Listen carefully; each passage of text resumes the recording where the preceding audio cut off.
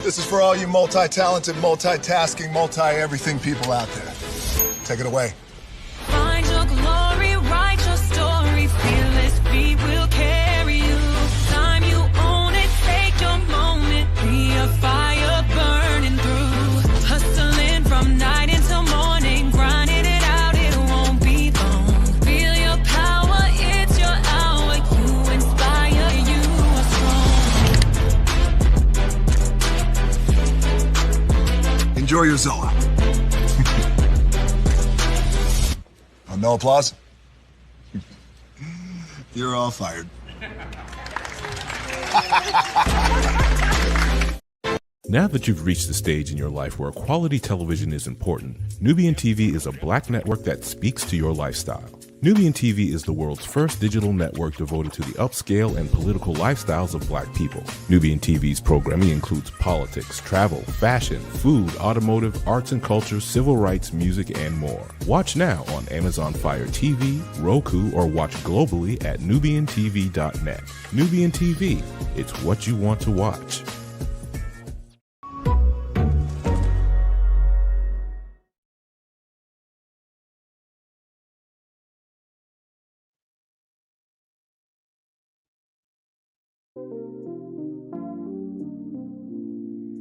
Well, thank God we ain't got to keep your soul in our life, child. What is going on with y'all people on this good old Saturday? Welcome in to another edition of the Never Ever Mets After Show. This is the Never Ever Mets Season 2 Reunion After Show. You know, I just got a feeling that this wasn't all that was talked about. I don't know, far be it from me to give my media opinion, you know, but just Gigi, what you think on that? Because it gave something, but it didn't give everything. Right. So we had already talked about there needing to be a 2-part live reunion, and this is why. Because you leave out so much when you just do it in just a quick, it's like a little quick recap that they did. Yep. This season deserved to be longer. There needed to be more, and I feel like when it comes to talking about what happened in the house and actually like the couples individually, I felt like there should have been more time taken for them individually so that they could actually speak on what really went on and how they felt. No, absolutely. I felt like it was rushed, and she just, you know, she asked like a little basic question, you know, for all of them. What did you expect? What did you get? You know, but I feel like there should have been more. Like there was so much more to this season, and I feel like the reunion should have given more to. Well, absolutely. And with all that being said, let's give more to this reunion. Higher is Wayne, low is available, but either way, we are live on tour, everybody. Welcome in. Glad to have all you here. I am Braylon. That is the beautifully gifted TG9 here, and we are live on tour to talk about this reunion. Child, we I think it was what? Season 2, episode 8 after show, Gigi, if I'm not mistaken, when we got into what Taronda's reunion host strategy should be. And what did I say on that show? Specifically about which Taronda we need for this reunion. Yeah, you definitely said we need that, you know, that Chicago style. We need that real Taronda. Mm-hmm. You know, that thorough Taronda. Yes. Which I feel like we semi got, but we didn't. Yeah, it was glimpses here and there, for sure. And there were parts where, listen, I respect Taronda's hosting style. Yes. And I know sometimes she has to work with what she's given too. But there were times where I was like, Taronda, you're wrong, girl. You're wrong. Yeah. And we'll get into it because starting off top with Alicia. Ooh, that she set the stage. Okay, she said it. She absolutely did. So for everybody who you watch the episode, we start off with everybody, Lati Dati and everybody here, and they come into it looks like a looks like a house off the ocean. But ladies and gentlemen, I want you to know that this was a set. Okay, listen. It looks like a set. Damn it. Okay, I'm just listen. Now they did have a foyer, right? But we also know in the world of television that there are foyers that, of course, when you look up, there's no ceiling, right, for the lights and stuff. But this definitely felt like a set. What did you think about that? Because it seemed like they were coming to Rhonda's home. I mean, we didn't get no context of where the hell were we, but yeah, it's definitely a set, it looks like, but I just listen, we're in season 2. Okay, we're gonna give them, love, grace, and space. yes, As my brother Braylon says all the time, you gotta give love, grace, and space. Yes, yeah, but because this is since there was no reunion for season 1, yep, and with the way season 2 has played out, I feel we could have done better with the decor. Just a little bit. We could have did better with their. No, go ahead. I'm sorry. No, I was just saying we could have did better with the decor. We could have did better with the clothes that they wear. Now the men, some of them were okay. Some of the women's dresses were okay, but I feel like wardrobe could have been better. Staging could have been better.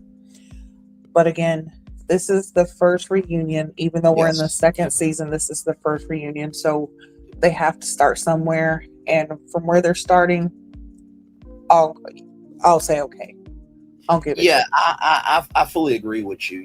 When you watch The Housewives, for example, on Bravo, when you watch 90 Day Fiance, 90 Day Fiance usually has the same set, because for those of you who may not know, there's these teams called set designers, right?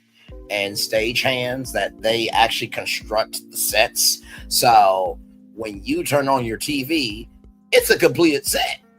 But what you don't see was this was all flat. That blue wall behind Rhonda had to be put up. The lights had to be put in. That art piece had to be put there.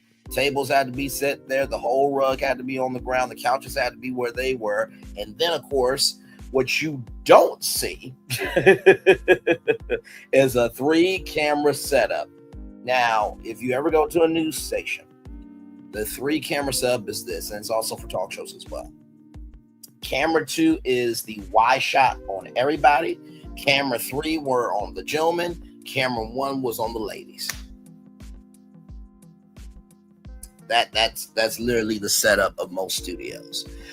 The only time it gets a little more complicated is if you have a jib camera, which shouts all the jib camera people, because that means you have a very heavy camera on your chest, which you have to have upper body strength for.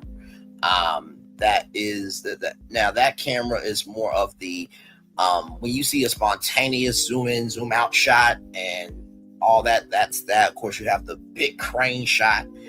Drones are being used more in live production. When Good Morning America went live from their new studio, they were on top of the roof and a drone, zoomed out of that shot. So just a little behind the scenes there. But go ahead. And just to add to what you're saying, when you said, the 3 cameras. So when you have your camera 1 and 3 on the male and female, that's when you also get your MCUs, which is like, your mid-range shots, your medium center, those close-ups that you're getting, those are from those 1 and 3 cameras, because those are the ones that are able to zoom in, zoom out, and actually kind of move frame if they need to. And as you said, that 2 is going to be that wide shot, so it's standard. It's just going to stay just how it is, so that you always have that frame. Without question. And shout out to the camera crew, because we will say, they was doing good. Okay.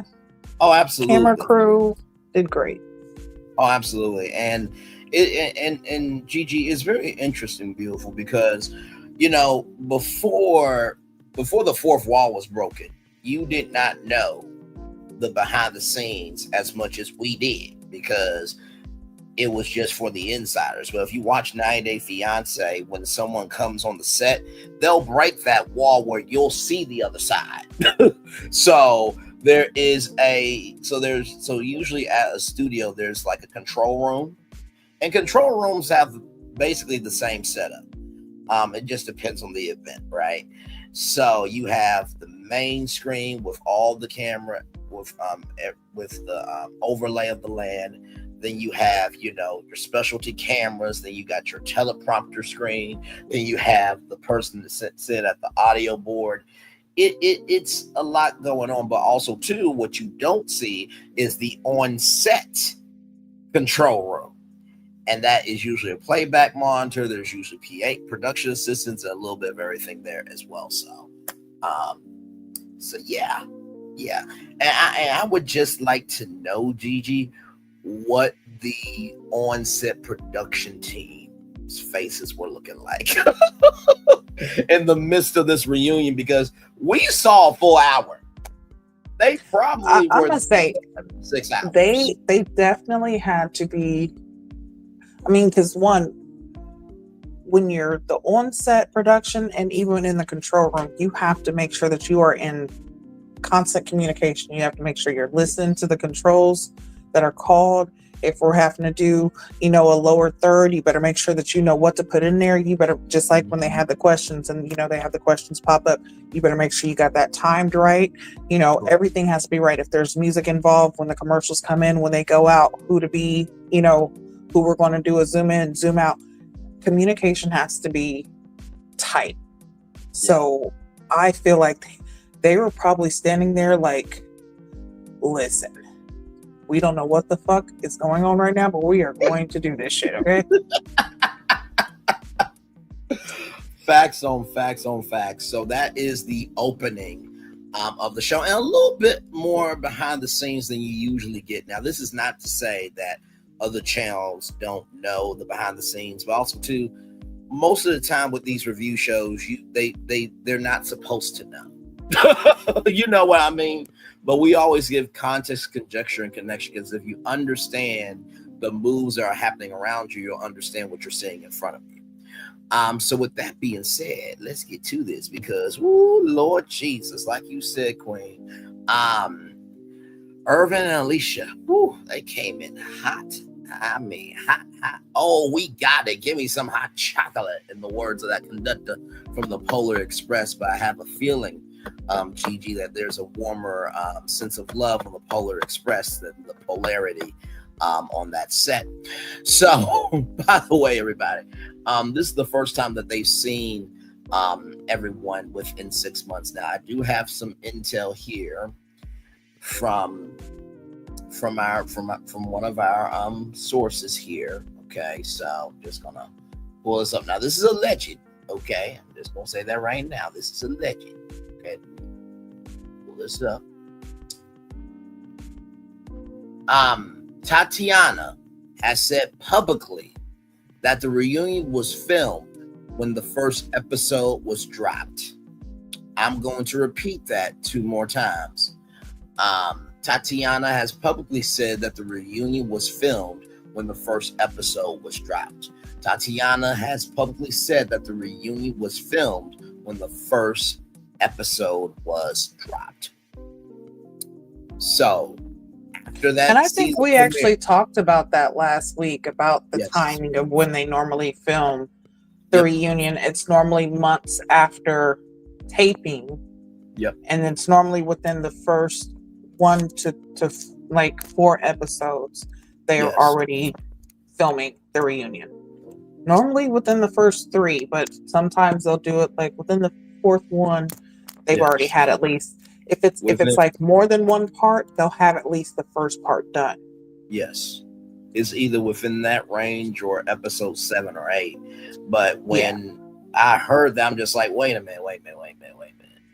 After the first episode dropped, y'all taped the reunion? So so how are y'all reacting? All of the 9 episodes. Right. How did that work? something is not sweet in the pineapple Dole Whip. Okay, just gonna keep it a book. Go ahead, GP. Yeah, because from a production standpoint,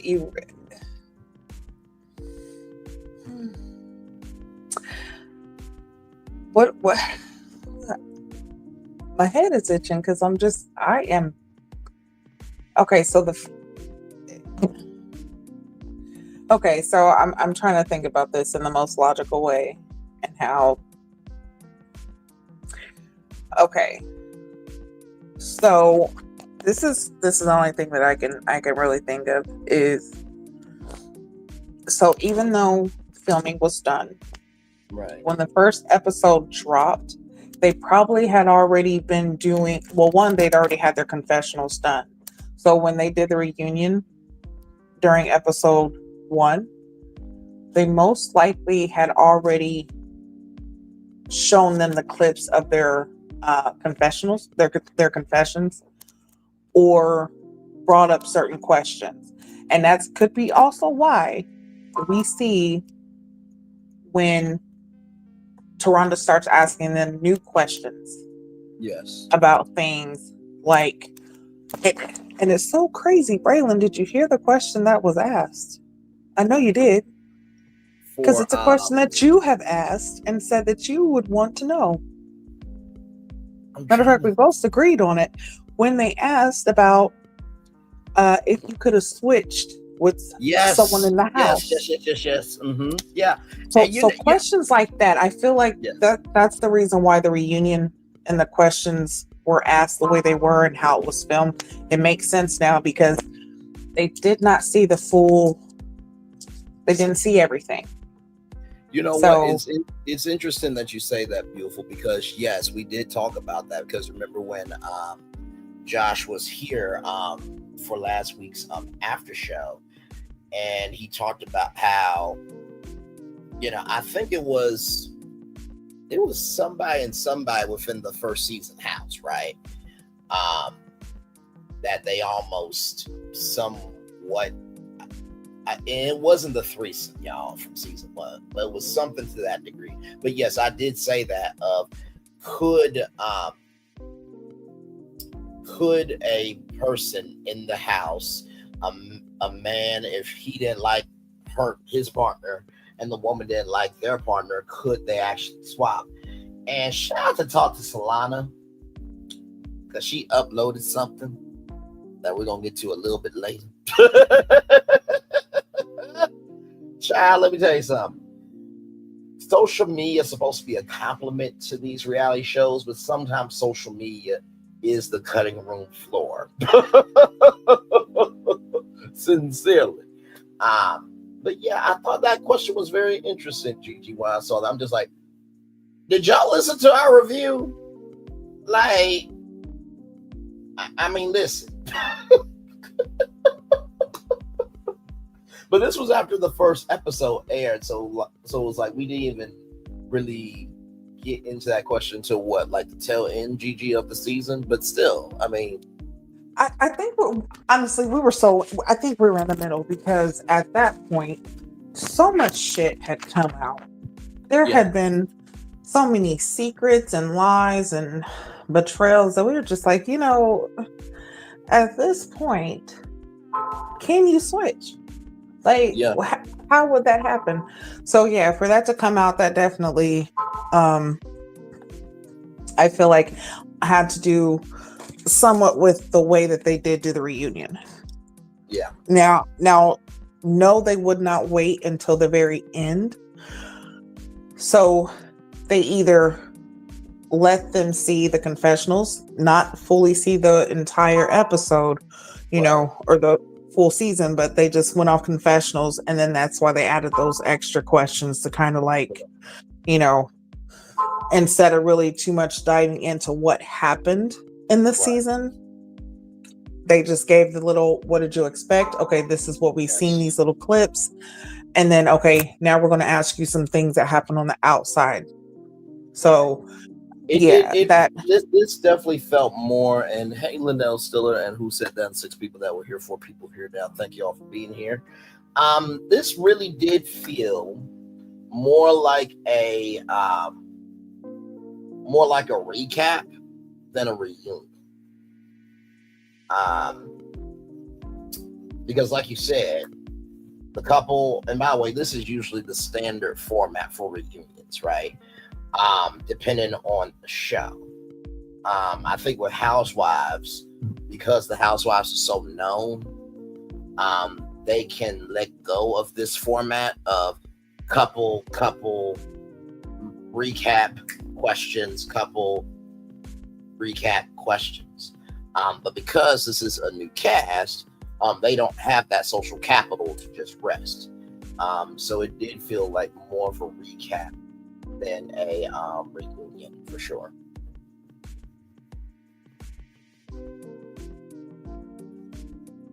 Yeah, definitely. So let's go ahead and open it up, because we started out on the reunion and Taronda gets into, Irvin and Alicia, because they were the first to leave. They left early because of the different differences that they had within themselves that just caused the friction for them to even work as a couple. And Irvin did say hi to Alicia. And he Lord did. Jesus. And Tried he to did. be simple. Tried. Listen, and when I say, if y'all have followed us throughout this season, Alicia has caught a lot of shit. Yes. But you also know the way that she has been on the show made her very, very easy to dislike because of her attitude. I'm trying to think of a good word. Now, when it comes to the Bravo reunions, they will be up at 5 o'clock in the morning. And what do you need at 5 o'clock in the morning when you're doing a 5 or 6 or 12-hour day taping a reunion? 12 hours for a good day, 14 hours for a bad day. Oh, you need coffee. But what's the word? Combative. That's what I'm looking for. Yes, some combative coffee. Alicia probably took for sure. Just also with combative. She definitely must have ordered her coffee from Jessica right before. She had a special blend. Jeez. And it's crazy because the comment that was said, basically, so Taronda was asking about the house and, like how they felt. Like I said, she asked them all the same thing. What did you expect going in? Yes. What did you think? Yes. And of course it was going to be a difference between what her and Irvin both seen. Yes. Irvin was in. She definitely was not. And then, the terminology that she used, telling him that she felt unsafe. Right. And Taronda asked, what did you mean by that? Correct. And I want to add this context, and I'm going to throw it right back to you, beautiful. But this is the recap here, right? So they have this in picture,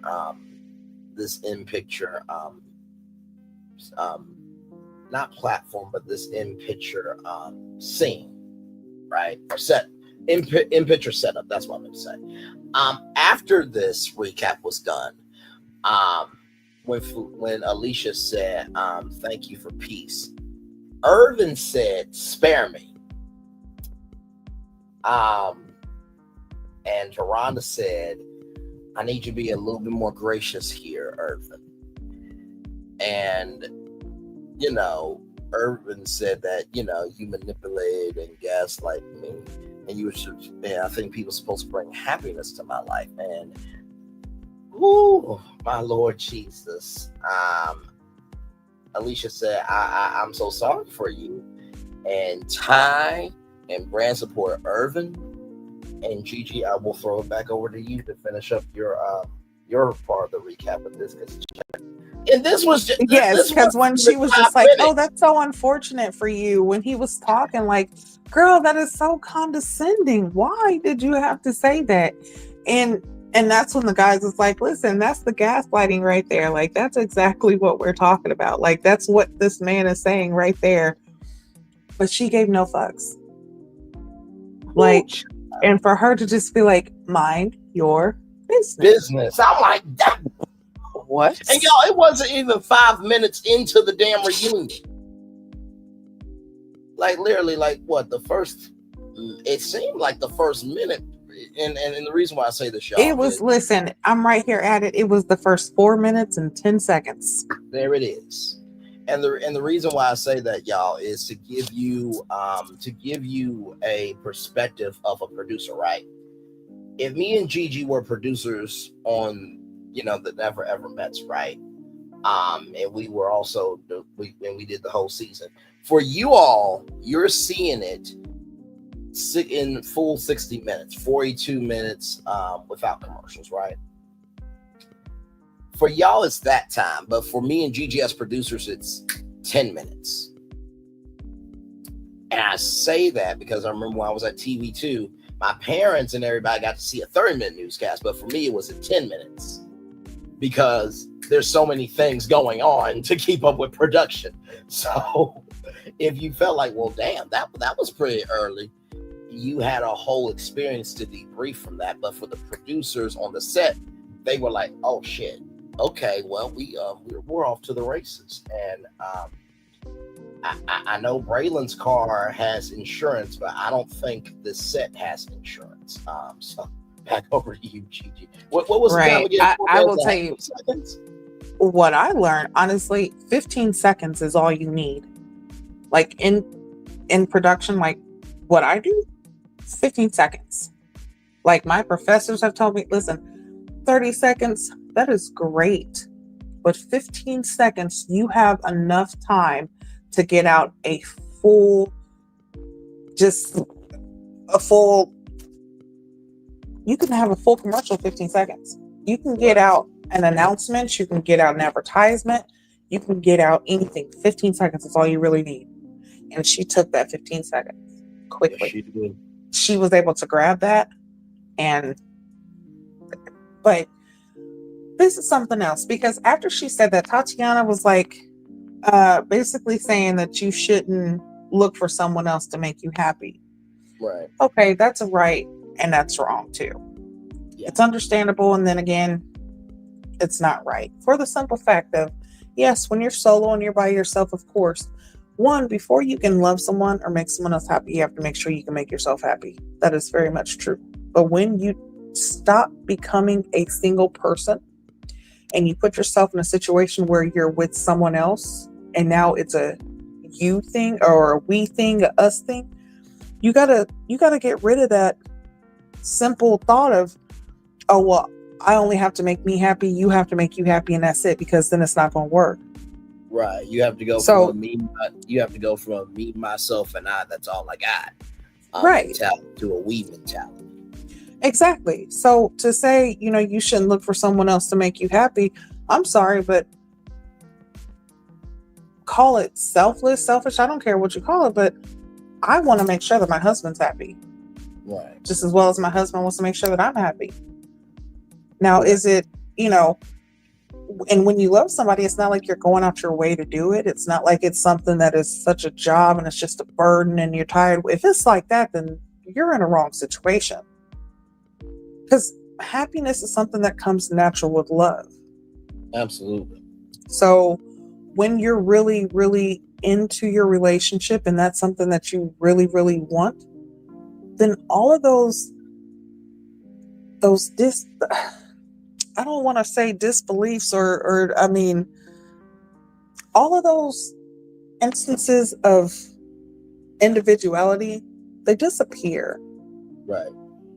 But like I said, if it's something that you feel forced, then that's not the right situation for you.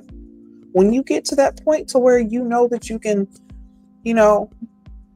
just wake up and you're just automatically happy because this person could have thought enough about you that they know that you like coffee in the morning because you have to get up 7:00 in the morning every morning and they make sure that you got coffee. Right. Or I'm gonna tell you, this is something simple. I'm honestly, I'm a simple woman. I am so simple. And my husband knows that I'm simple. And that's what I love about him. Because he'd be like, babe, you want Jamba Juice? And I'm like, oh my God, you love me so much. You know I love Jamba. Like simple shit. You know what I'm saying? Like that's happiness to me, because he knows that it makes me happy to get Jamba. Right. He knows it makes me happy when he feeds me. He's like, babe, you want to eat? What? You just love me so much. Because you just fed me. You know what I'm saying? So, no, I so feel yeah, it. that individuality of that you can't make or expect a person to make you happy. That's bullshit when you're in a loving relationship. Factual. That's just my opinion. And you know, no, and to that point, that's how, and it's interesting because I think this season, even though it's only the second season, I think it's been, hey, Justine Bell, welcome in, my friend, good to see you. I think it's been more of Hey, a open interpretation of questioning this season than the first season. Let me know if I'm wrong, Gigi, because those type of general questions have been more in this season than the first season, because when that scene happened in this reunion and Tatiana spoke, she was saying that from a general context, from you have to be for you. But then, like you said, it goes in and out of this experience of, okay, the show is over, but you're still a part of the show. So, and then of course, Jay, right message, wrong messenger, listen, said that, he didn't feel happy, but she didn't make it any better. I'm just like, Lord Jesus. Okay then. Well.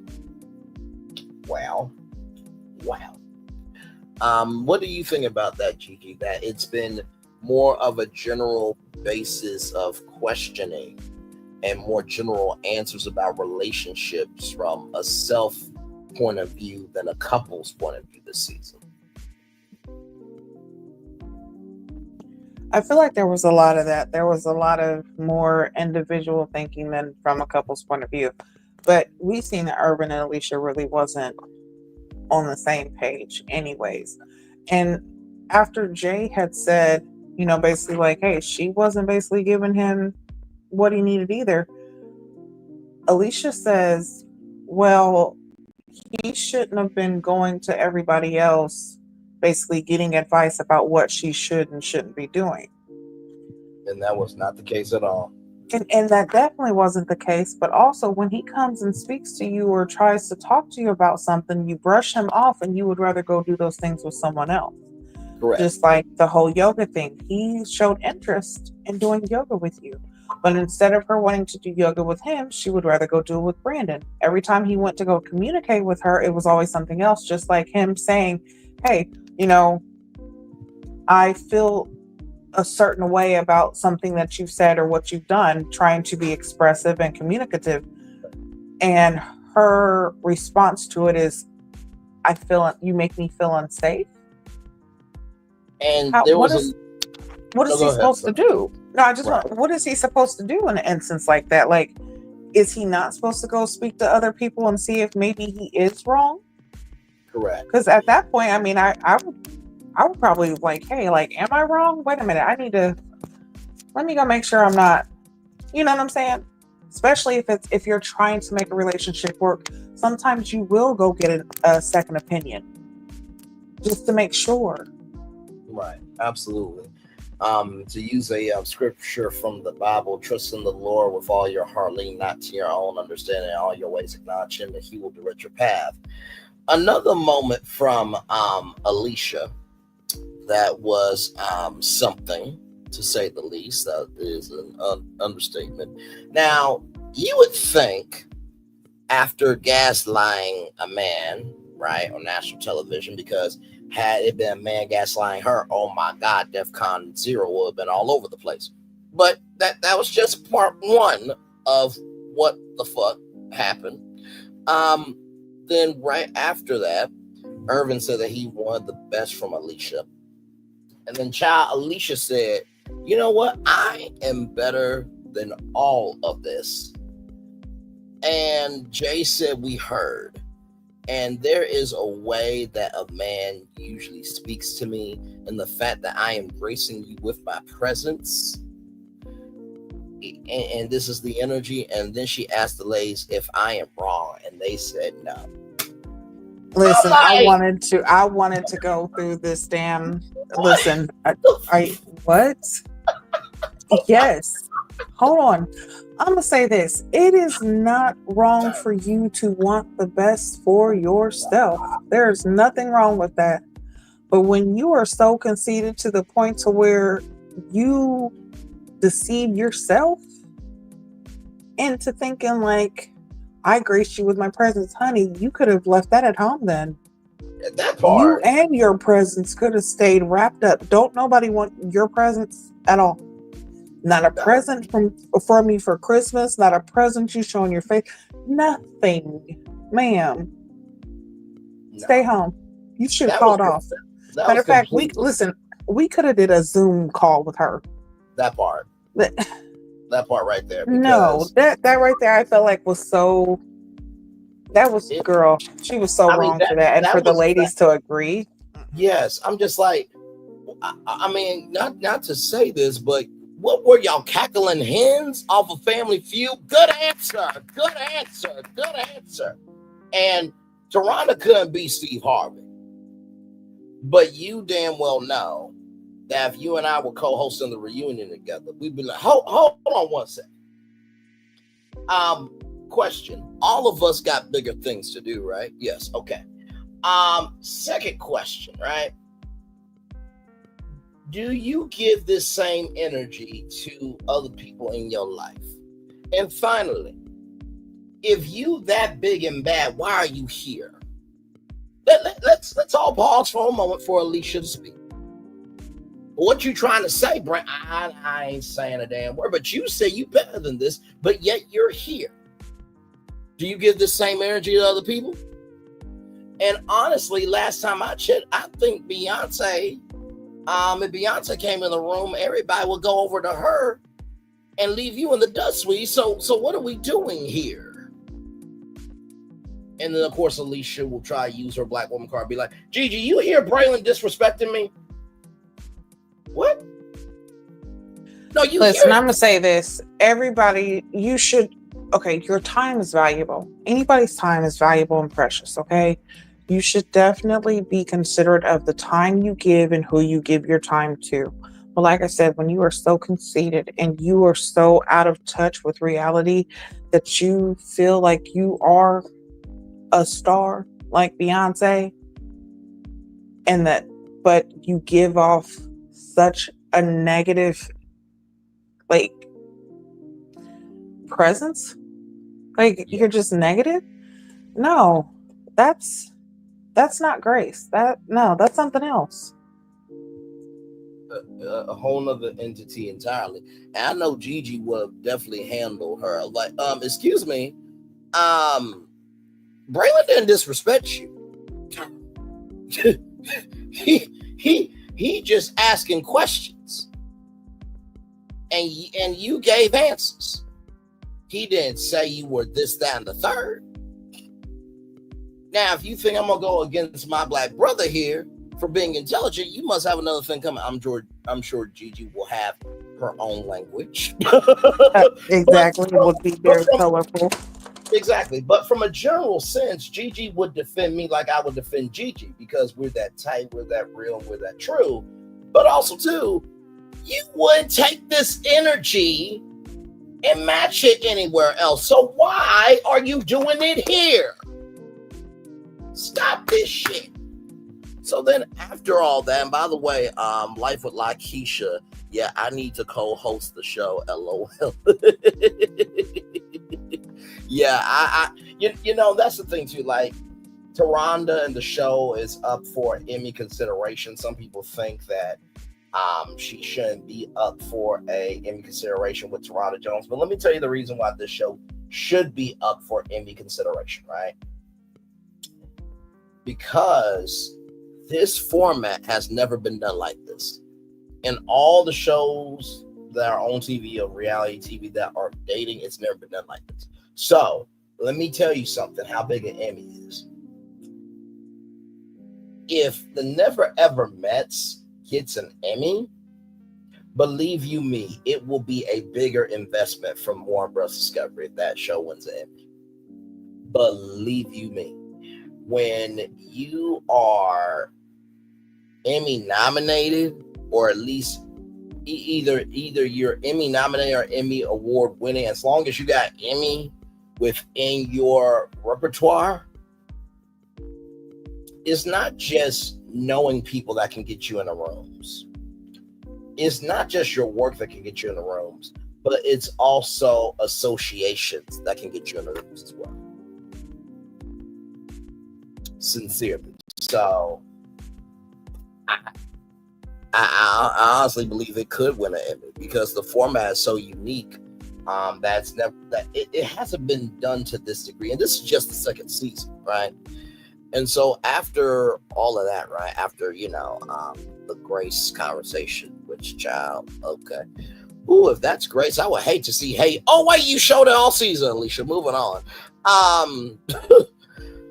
So Alicia said, to your point, Gigi, that she felt an energy shift, that she felt aggression. And this is the first glimpse of Chicago to Rhonda. When she said it could be nervousness. And Irvin said he saw red flags. And Rhonda held Alicia to account. And then Alicia apologized. But here's the thing, though. And Gigi, you let me know what you think, gorgeous, as you often do. I feel like Alicia did that because she was caught up in the words of Usher. She didn't mean shit. What was your take on that part of that was so sarcastic. She was so sarcastic.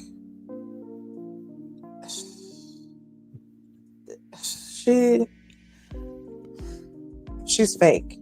That was sarcasm. She did not mean that. She was just, I mean, it's good for her to say. If she really did mean it and she was trying to take accountability, that is great. Where was that at during the show?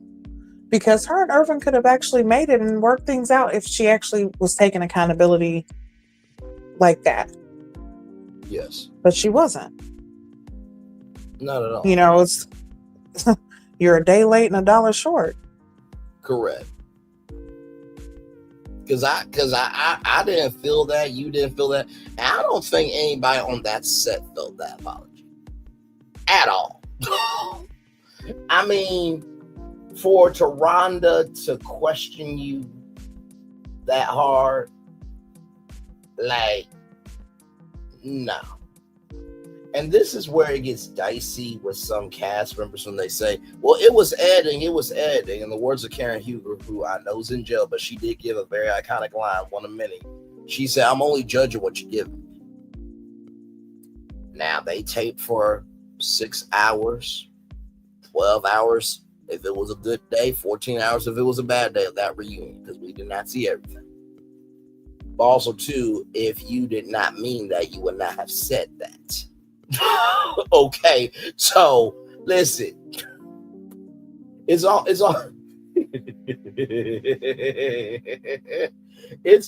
like if I was live from Disneyland for Disneyland Magical Friday Night Live on ABC, and there was a person that stole a turkey leg on camera, and they're in the Disneyland, jail center, and they're like, I didn't steal that turkey leg. Then who was this? That was my brother. Really? Really? Because your brother was at the Mickey Mouse suite at the Disneyland Hotel. Shit. And then you get upset with them. What y'all added? Sir, that was you who stole a turkey leg on national television. Like, you can't keep blaming other people when you the one who did the dumb shit. And that was Alicia. She stole turkey legs of doing what she wanted to do all season. And now that the fudge has come out, she's upset about it.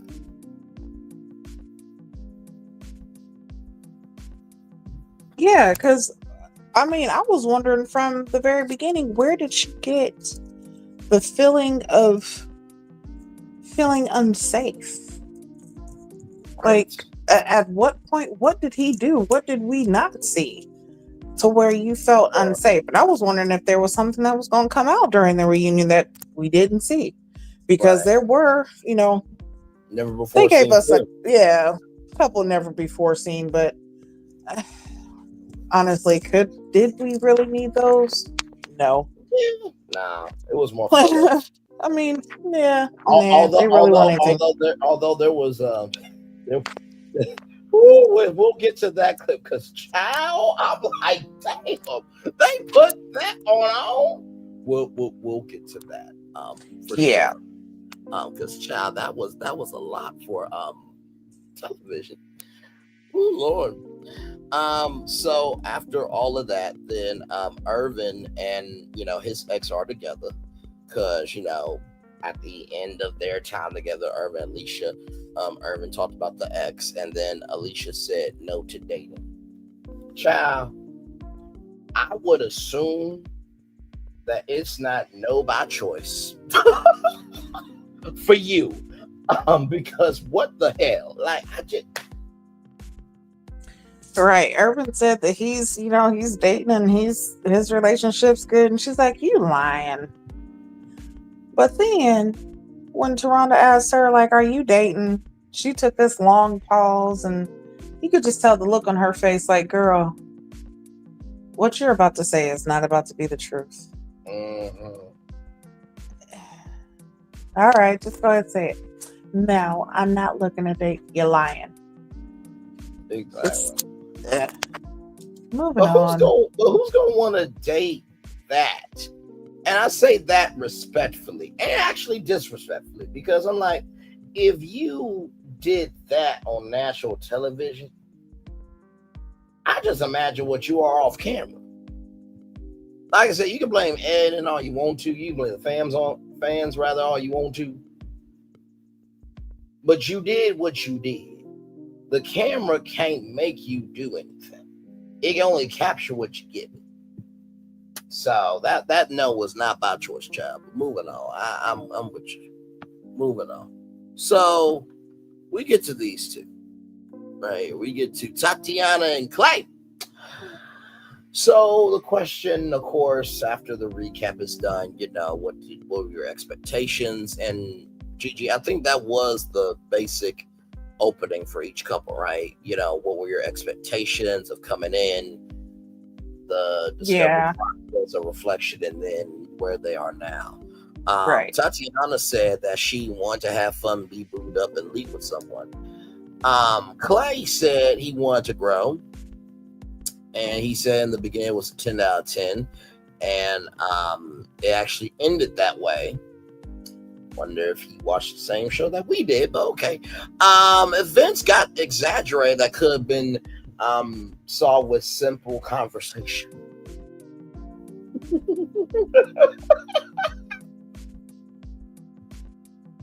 I'm like, did Clay and Alicia go on a date after the show? Like, what the fuck is this shit?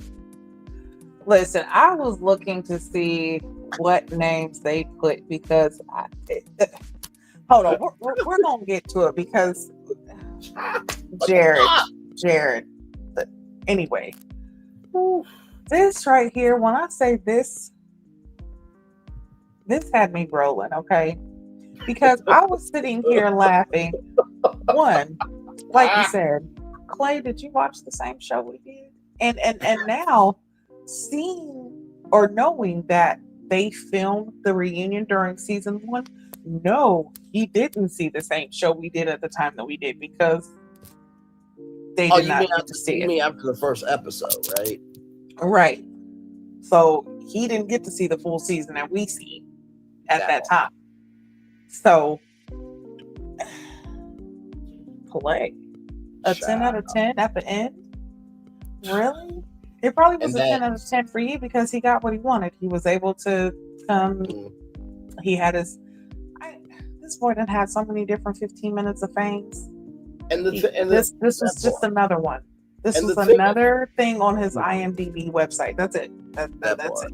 And the thing that really got to me, Gigi and everybody, was not only that he had the black Bassy, black Poxy, and black imagination to say it also ended that way, but things got exaggerated that could have been solved by simple conversation. When you didn't want to conversate to begin with, okay. All right. Okay. If it could have been solved by a simple conversation, I'm married to Jill Scott. What the hell, bro? What the actual hell? Could have been solved by a simple conversation, but yet you didn't apply the solution to your own shit. Okay, child. Right.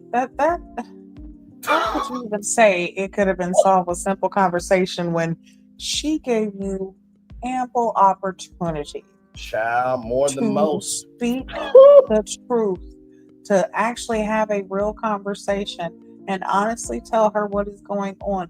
She gave you those openings and you did not take them. So what do you mean? How? What? You know what?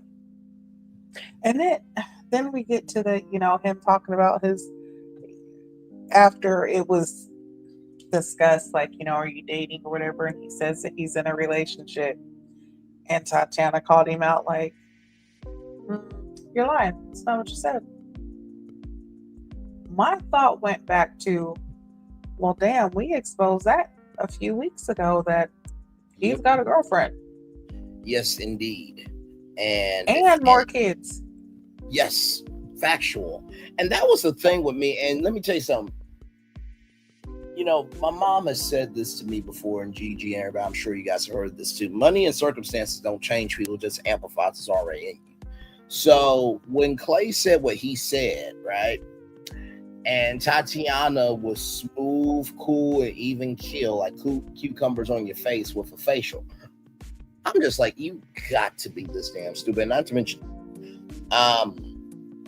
let's see here. By the way, never before seen footage of the hug. Kiki thought that Clay played in her face. And then child Alicia,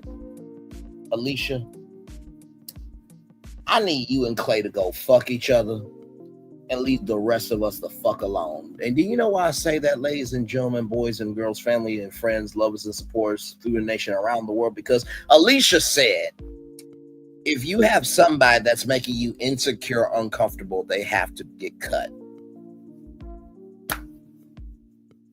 What?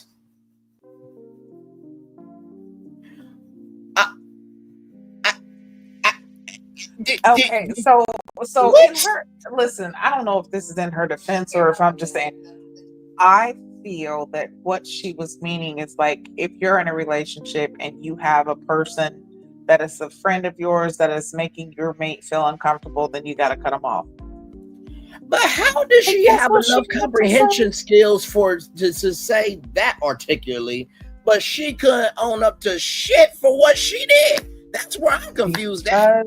Right message, wrong messenger. Because she didn't really like Urban. When talking about somebody that she liked, whether it be Brandon, Jared, somebody not even on the show. True. Her tone and her communication skills and the physical touch and all of that would have been completely different, because she would have been attracted to that person. She was not attracted to Urban, so everything that he said and did, it made her more upset. It made her distance herself more because she really didn't like him. Correct. That was a play. She didn't like him. But she would feel like that if she was in a relationship with somebody that she liked. But no, I agree with you, beautiful. I just that moment just kind of threw me off. I'm like, wait, like you said, right message, wrong messenger. Right. Okay. You know what I mean? By the way, I know we're just getting started here. We're almost in the first hour. Do we have any comments early on with this reunion? Oh, let me tell you, the comments are already yes.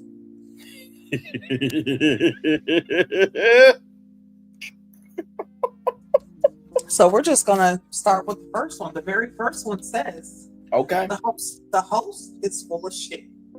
Hush, he has an opinion, but let the lady say whatever she wants. Alicia is a piece of crap talking about Mind your business. She's toxic and a gaslighter and a professional victim.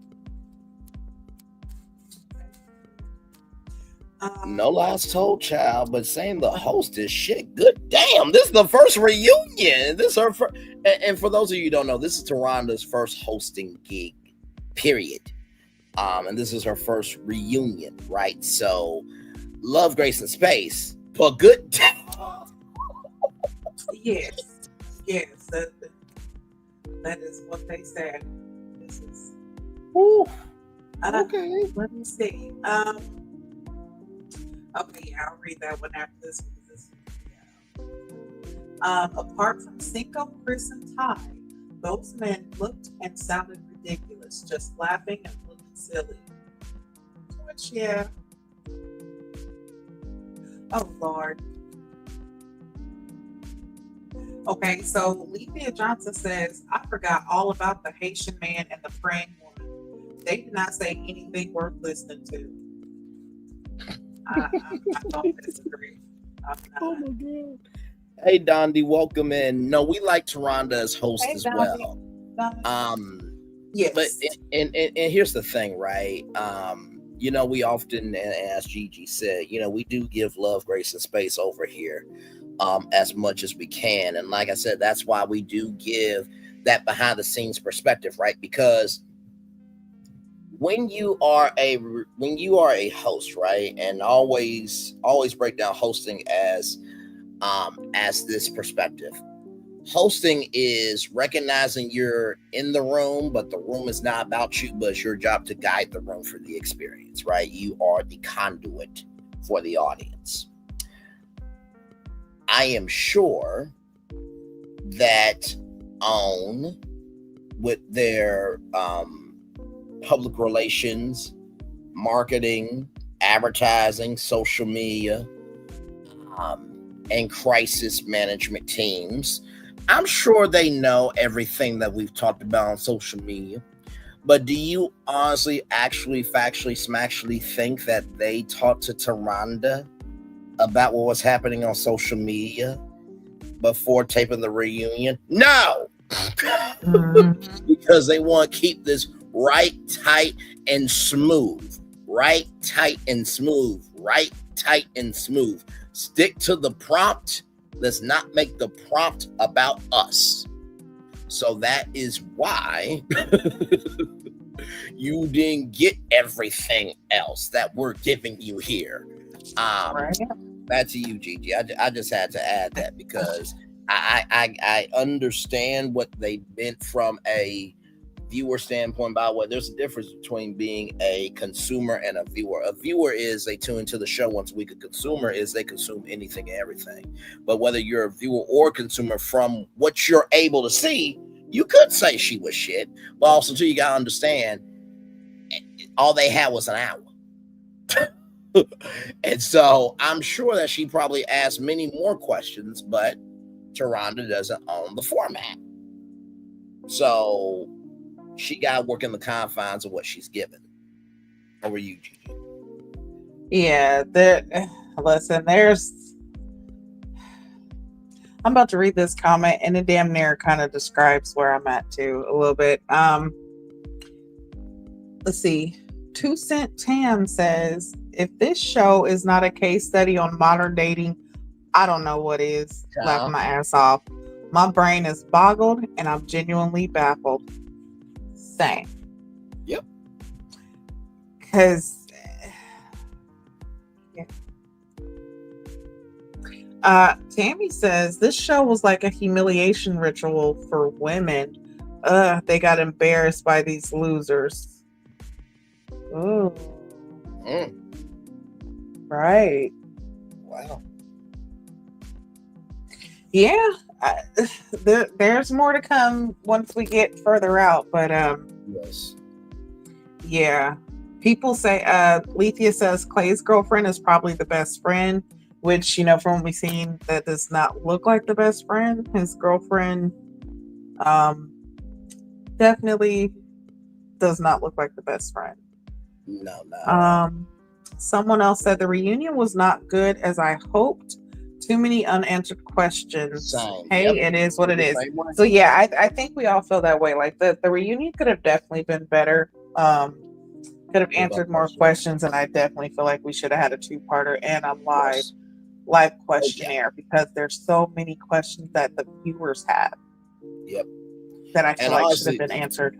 And honestly, to tell you the truth, even though Taronda may not have been able to have a co-host to be that good cop, bad cop, the fans could have been that bad cop very easily.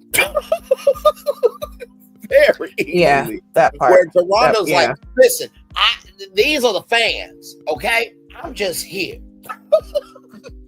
Which, honestly, if you use that defense, you're going to be damned if you do, damned if you don't, because you're going to be damned if you do ask those questions, because you're going to be like, well, good damn, aren't you prying a little bit too much? But then if you don't ask the questions, you're going to be damned if you don't. So with the fans, it would have been a good conduit, for sure. And by the way, I think it was, and Gigi, help me out here, because when they talked about the hug, right? I think it was Ty that said the hug was out of proportion. It was some voice off camera. We weren't able to see the voice, but I thought Ty said that first. And then it was Chris who defends Tatiana. Now everybody, I want you to keep that in your mind, okay? Keep that in your mind, because I won't get to that a little bit later. So then they do a hug vote. Brandon, Chris, Ty, and Irvin all believe the hug, accelerated the mistake. All the ladies voted for the hug, accelerated, except Brittany. She was kind of, she threw her hands kind of from side to side. I'm just like, Britt, really? Is this what we doing, child? Really? Because you were in a whole relationship where you could give two damns about your connection, but yet you if you had a connection that you really cared about, they did that same thing, you would have that same energy. Okay, child. Okay. Right. And there were even a few of the guys who was like, yo, that's not right. You know what I'm saying? Yeah, that hug was a little bit iffy, a little questionable. Mm-hmm. But yeah, I see how Brittany was like, yeah and no.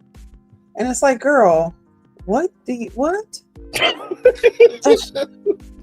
Girl, worry about you and Ty, please. That part. I'm just like, so you can't see just right is right, wrong is wrong, but yet everything's got to be right in your world or it's wrong in your world. Okay, child, moving on with your ass. But Tatiana gave a bar though. He wants peace, but he is the drama.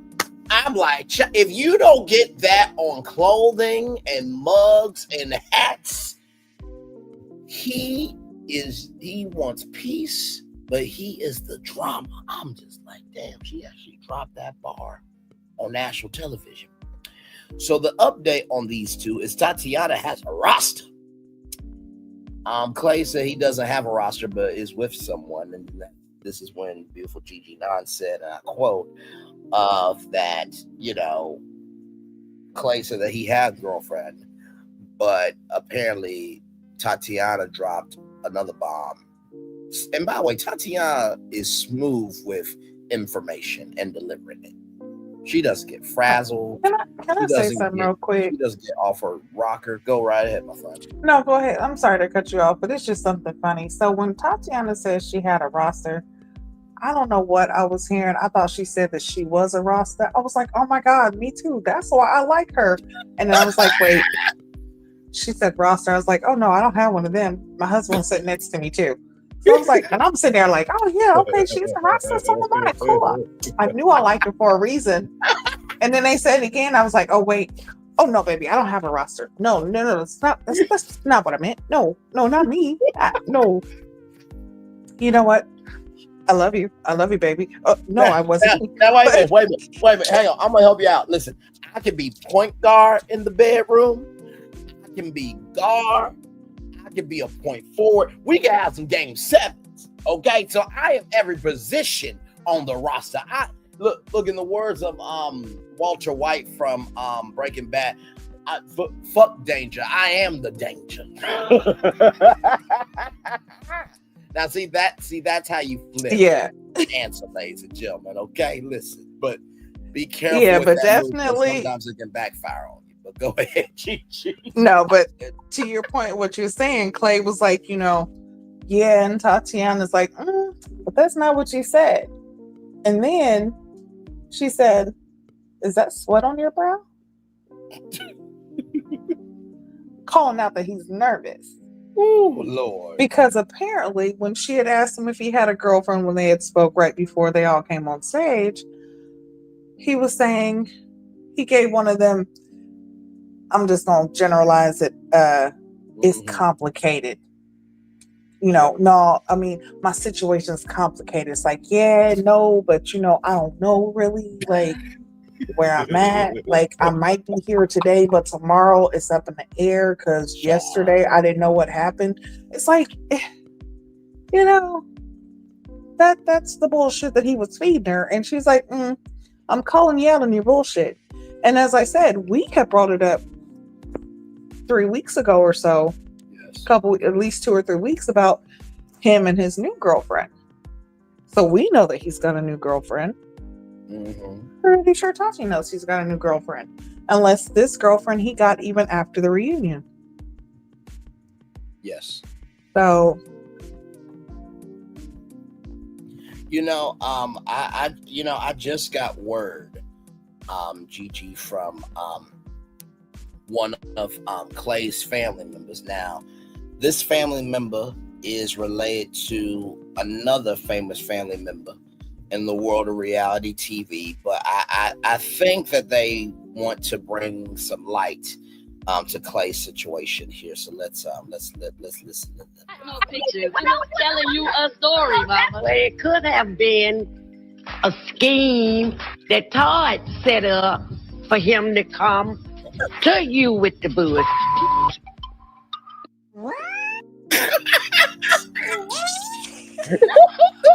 maybe it was a scheme for Ty to come to you with the bullshit. Exactly. That is exactly what that was. Yes. Jesus. So, thank you, Aunt Bertha, for giving context, conjecture, and connection on why Clay was doing too damn much all season long. It was a scheme that Clay set up to come to us with this bullshit. Jesus. Yeah, and Donna D says, come to find out, the Hugger and Clay were on a whole dating show together. Yeah. Yes. Supposedly dating each other. That hug was a little much. It absolutely was. Yes, it was. There's no way that you should let another woman wrap her legs around you, whether it's 1, 2, halfway, a quarter way. I don't even care if it's just a little bit. Don't even kick your foot up in the back. Like, none of that should be happening. Especially if you are there with your woman. That is very disrespectful. Oh, absolutely. Without question. And listen, I get the fact that if you are best friends, y'all have y'all handshake, y'all have tradition, blase, right? For example, y'all know I bring up Nzinga Amani a lot on our channel here. Her real name is Nzinga Amani Lee. Nzinga Lee, Miss Lee, if you're nasty, but that's neither here nor there. But listen, if me and Nzinga happen to work on a show together, right? And, we're in a text chain, we, call and all that stuff, and we have a good friendship, that's what it is. But if we're at like the BET Awards after party or event function, and she comes up and, jumps in my, tries to jump in my arms and looks at me longly in the eyes, stop it.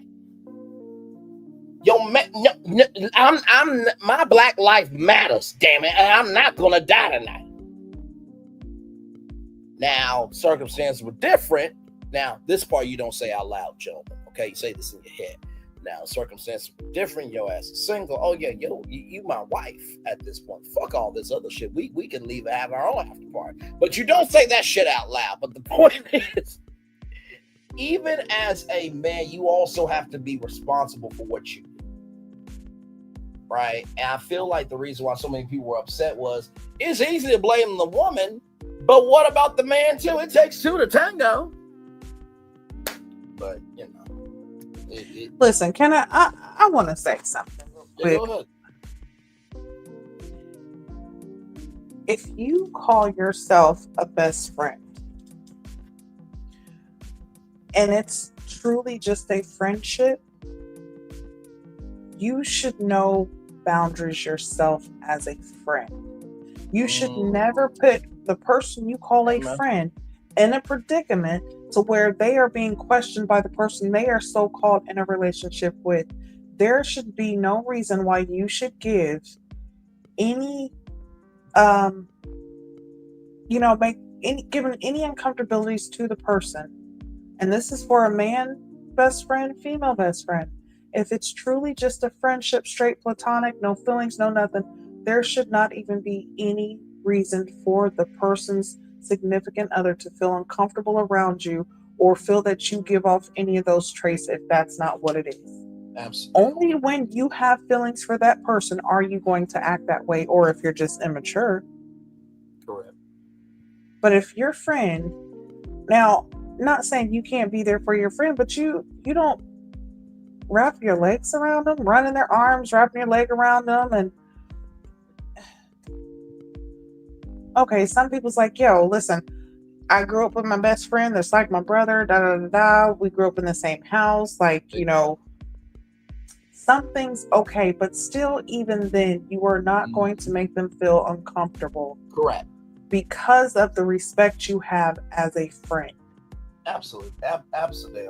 Without question. Like, and it's all within the confines of how you move, right?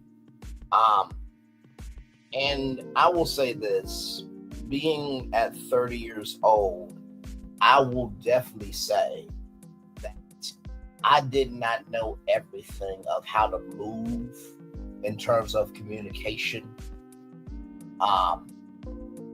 From a soul-to-soul aspect, I think that in your 20s, you communicate from a person-to-person aspect, but as you get older, you start to communicate with a soul-to-soul aspect. Now, you cannot, now put it like this. If somebody just want to be a hater because they don't have the capacity, capability, comprehension, the brain cells from a brain to understand soul, that's on them. But let's just say that, you know, me, Gigi, Solana, and Q, we all doing the Ray of Love live after show on the Open Boyfriend Network, which, by the way, own unique content, so we're available and ready to go. But we're going to need a paycheck, though, because we don't do this shit for free. Because look, anybody can be talented, but it takes somebody to be gifted. But with that being said, if we poke at each other, right, it's going to be to a line where it's still within the confines of friendship. You know what I mean? Now, there are people that are possessive over relationships, right? But the way me and Gigi kid on each other, we kid on each other within the confines of what we do. I'm never gonna be out of those confines where her husband would be uncomfortable, right? That's not only on Gigi's part, but that's also on my part as well. And it never works out for any time, space, or frame of thinking that one person should just be responsible in a situation. Because at that point, if it's just one person being responsible for everything, then how did a situation come about? But that's neither here nor there, but need to be added to the timeline there.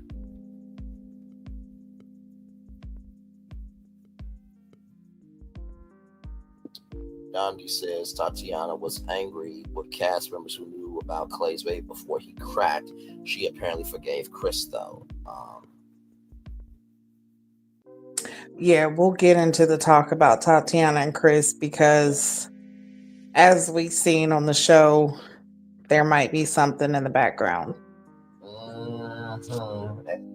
And somebody, I don't know who, but somebody on that set got a little pissed off about free will. You know what I mean? But we'll get to that. And like I said, Gigi, I hope everything that I just said made sense, because I think sometimes people look at, especially, with content creators and, people in Hollywood or Hollywood are like, wait a minute, how can y'all joke about, sex or relationships or this, that, the third, but yet y'all still cool? Well, it's because, for one, this is a job. Being able to be this smooth with commentary, being reflective with understanding society, but also to giving enough soul to be entertained, that's a job. That's a gift. Either you have it or you don't. So when it comes to, going back and forth, just know that just because people do have a smoothness with each other doesn't mean anything is going on. That just means that they're both about their business. You know what I mean? So. Yeah, and Jay had actually mentioned that when they were talking about the hug, about Tatiana being more upset about the hug than what she even was about the baby. Right. Which I don't know if that, if that's really it, because I think she was mad about both. But yeah, that hug definitely sent her off. Absolutely, without question. So then we got Brittany and Ty right here, y'all. Brittany and Ty. Now we actually do have the clip here, which we'll bring that clip up here in just a little bit. Brittany, Brittany's expectation was to meet Ty, get to know him, and boundaries, right? And Ty's mindset was catered to him, where he would do the same for her as she would do for him. And so apparently Brittany ironed clothes and massaged him, right? And Ty is he's a very extrovert person. And Brittany said that they communicated about boundaries before, and Tarada, and I thought this was a good point that Tarada said, that with these exercises and what we're doing, there should be lessons here that you are learning about boundaries. That if she communicated those, that should have been respected. And with that, one of the things was this. Let me pull up the clip, and you guys will see it here in just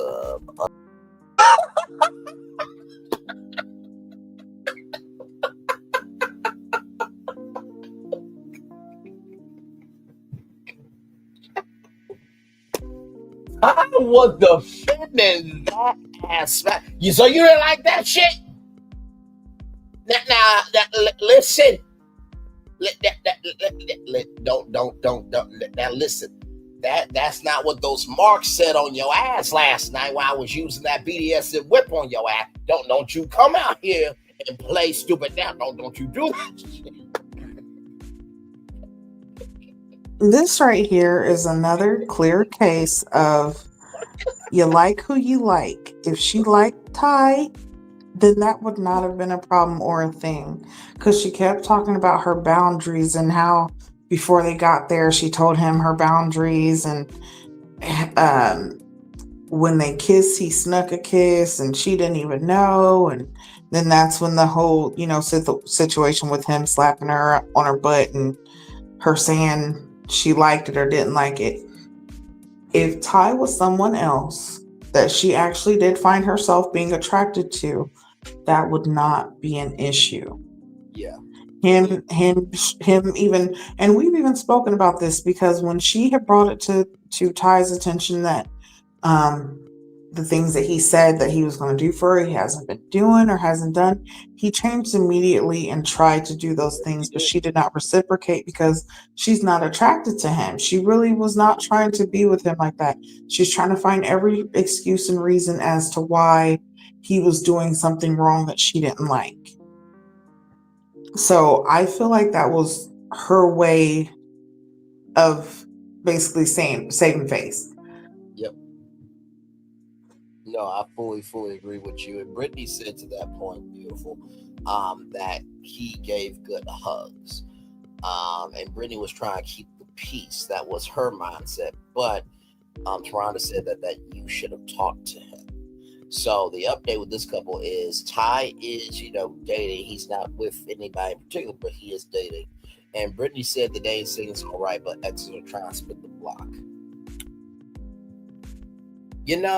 I am kind of glad that for the family and friends portion of this Gigi, we have not had anybody's ex come to the Never Ever Met's house. Now, I'm sure as the seasons roll on, somebody's ex is going to come through. Yeah, it's bound to happen, I think. But now was it when they talked to Jay, or was it at this part where Taronda had asked Jay what the problem between her and Brittany was? Yes. And Jay said she didn't know. Yep. Jay said that basically when she came in the house, she just bypassed saying anything to her and went straight to Cinco. And she said that that's how she's been basically, and brought up the fact that she drinks a lot. And when she drinks a lot, she gets touchy-feely. Mm-hmm. So, Charlie also said that Jay didn't say hi. Yeah. Cinco had to defend Jay allegedly. We're saying allegedly because me and Gigi weren't there. Neither were you guys. Neither were any of us were there.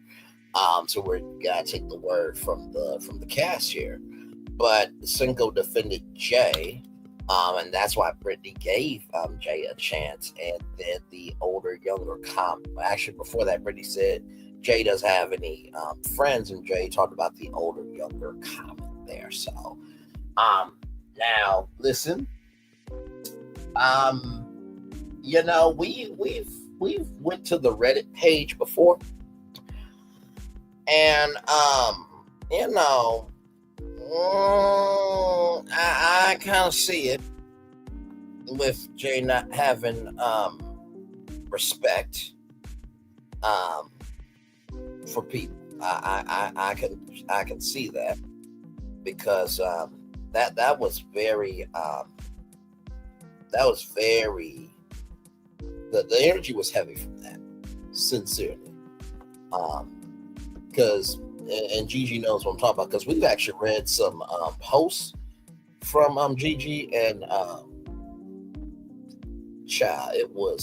and there are actually more speaking on Jay and her being so amped up, because she was definitely more vocal, especially when it came to Brittany.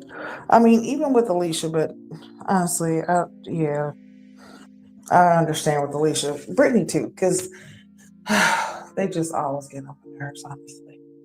Mm-hmm. But yeah, Jay was definitely coming in hot. For what reason? Don't know. Yep. Absolutely. So I think that was it with Brittany and Ty. Then we get some never before seen footage. Child, this right here.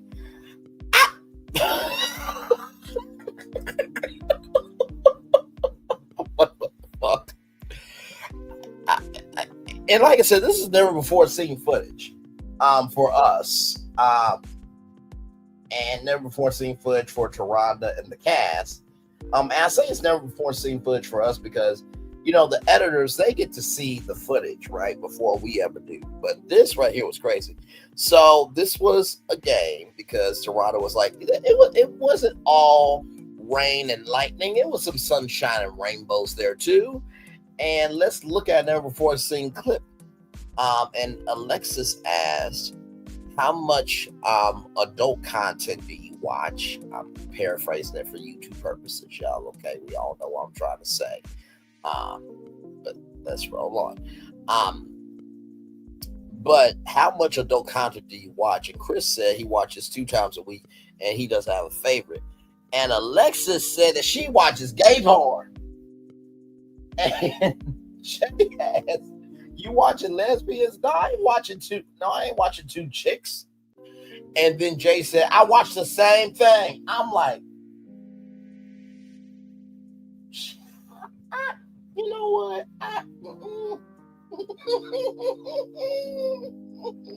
Well, let's just say it was a consensus throughout the whole table because all the ladies agreed.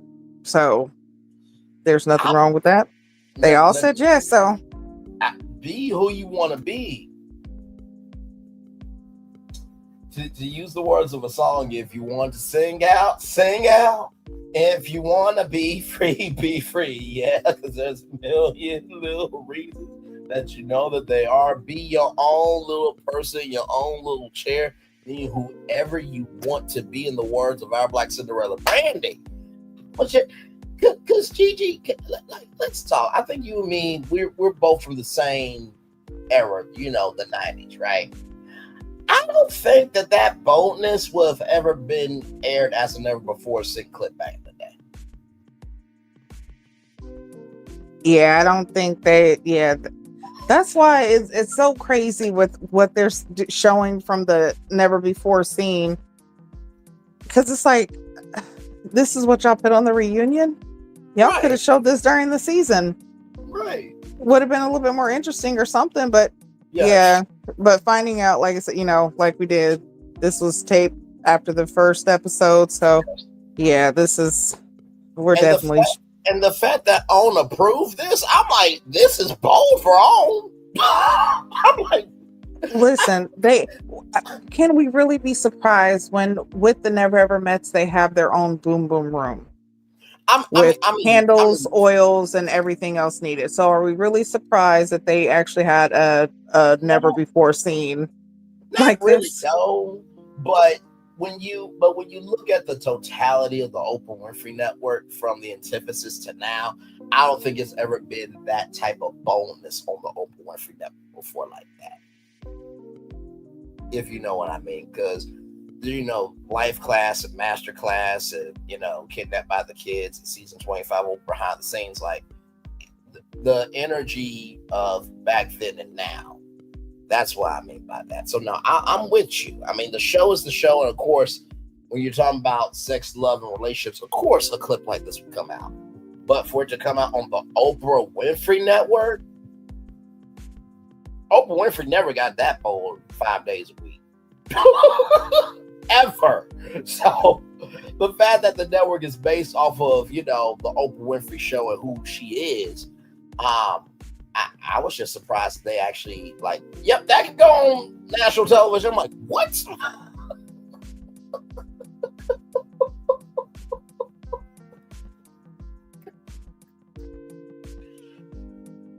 Oh my gosh. But does that make sense, though, Gigi? I mean, but then again, think about Ready to Love and what we've seen on Ready to Love. True. Very true. No disagreement with you there. It was just the boldness of it. You know what I mean? I'm not, and by the way, y'all, I'm not prude. Believe me, I like what the fuck I like in terms of thick women. So slip and slide, okay? Listen.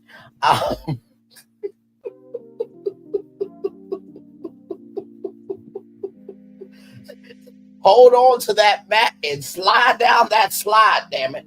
But that's neither here nor there. But the point is, though, to your point, I do agree with you about Ready to Love, right? That show is that show. But I don't think we've ever seen I mean, that was aired just straight like that. You know what I mean? Because usually, for those of you who don't know, with how networks, approve content, right? They do an episode order. Also, too, they gotta review the footage. So it's the fact that was actually approved.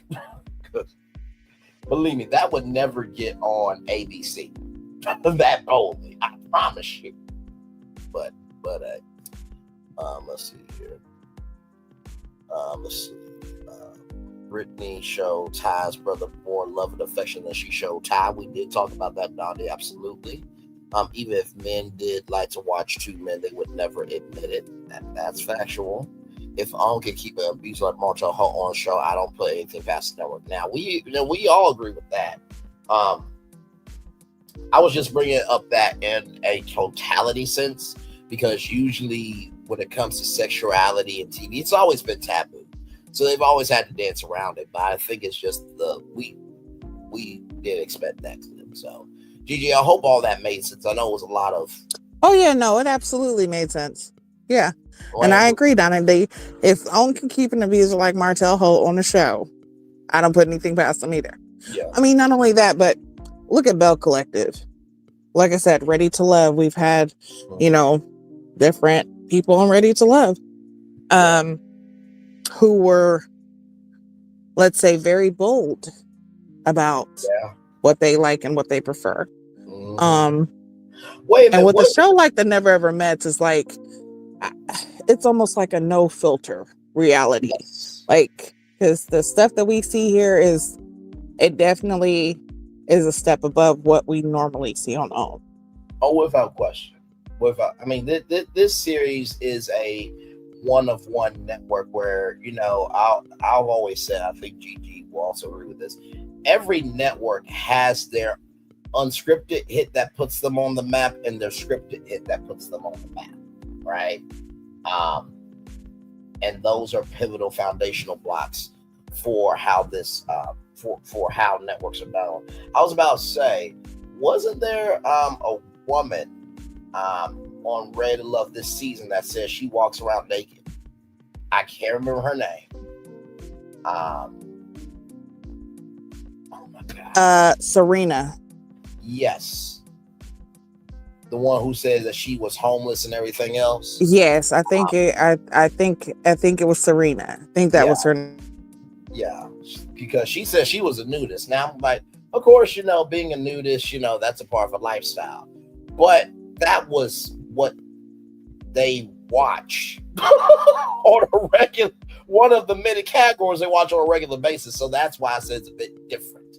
But thank you, Gigi, for always showing love to me, because sometimes when I'm in my media brain, sometimes it is some rambling, but you have to understand, being the media nerds that we are, there are levels to the boldness that can be approved and not approved for airing. So the fact that got aired was just surprising, because it takes a lot of approvals to get that bold on TV. But that's neither here nor there. But with that being said, does lead us into the game, right? So Taronda asked some questions here. Who was the peacemaker that managed to keep things calm at the house? And Cinco got it with 7 votes. And there was 1 vote for Jared. And Jared was like, my man. I'm just like,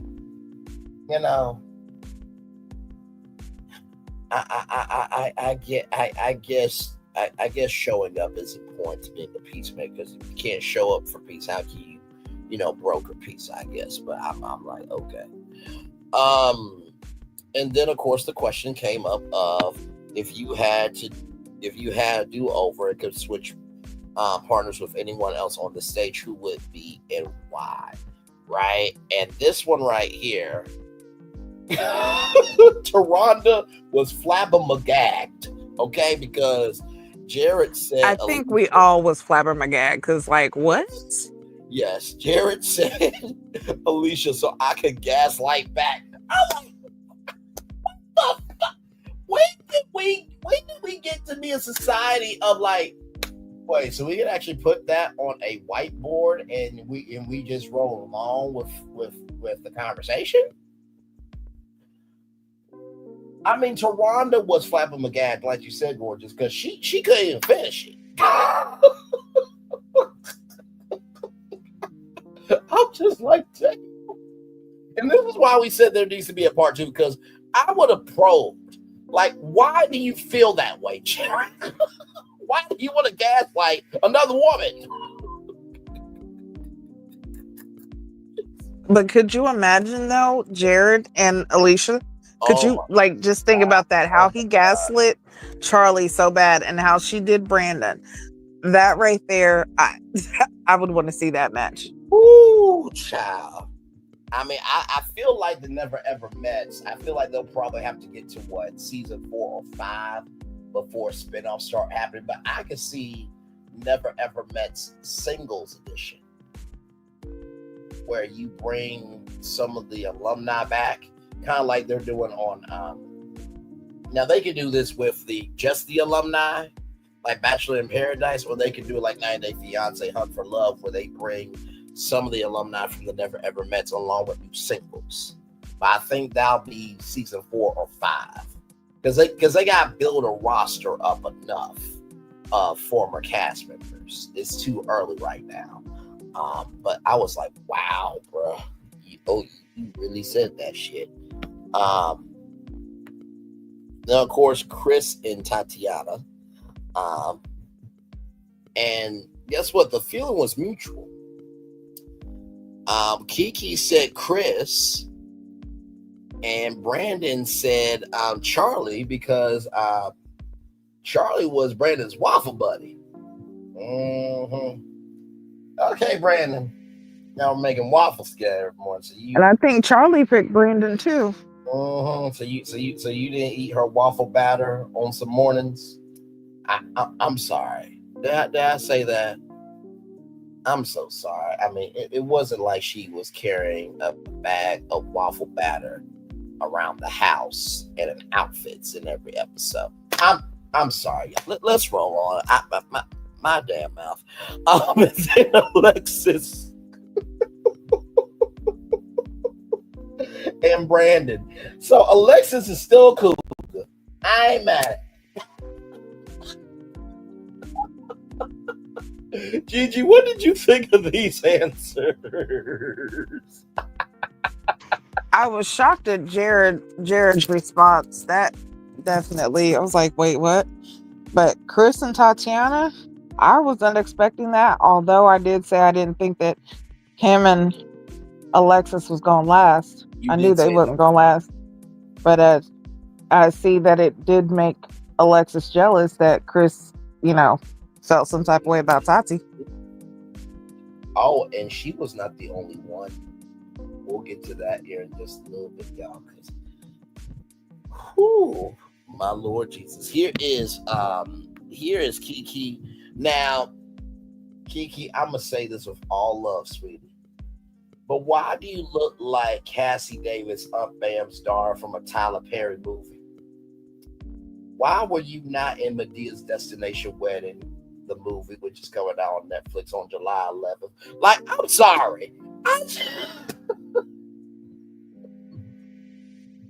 By the way, shout out to Cassie Davis. She is a legend in acting, okay? She was on Living Single, so we love Cassie Davis. But that was the first person I thought of, Gigi, because Kiki looks like an auntie child. She really looks like somebody's auntie, though.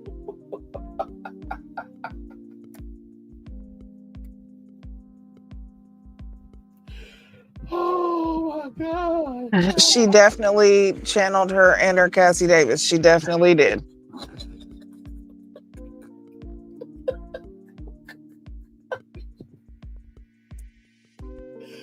Oh my Lord. Okay. Oh my God. Okay.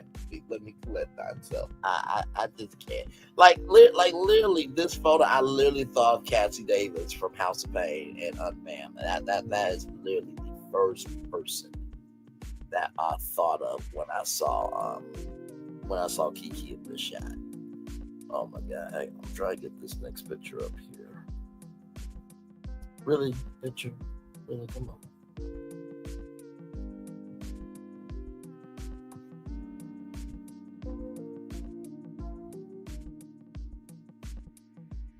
Y'all give me a moment. This is freezing up on me for some odd reason. Oh my God.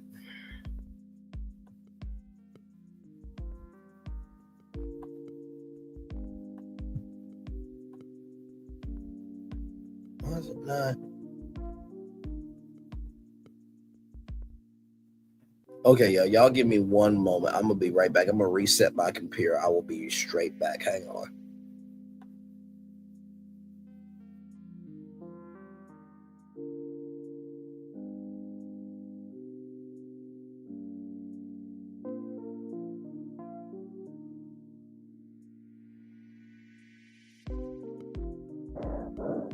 Yeah, so it wasn't until the second question, or the question after this about Charlie and Brandon, but yeah, I was actually kind of surprised that people chose Chris, but if she did do it, that she would choose Chris. I didn't think that she would have looked at him like that, but I mean, I guess out of all of them, he would have been the best person.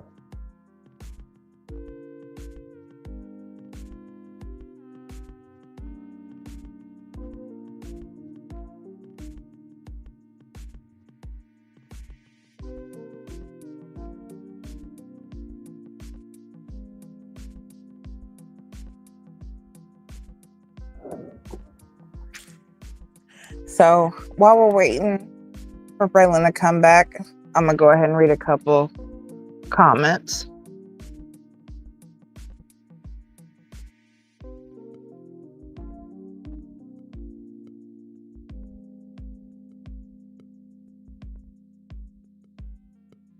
Let's see. So Infinite Rhonda says, I knew Chris and Tati was going to connect. Tati is feminine, and when led properly by the right man, she can be submissive, and Chris is a traditional man. I hope it works out for them.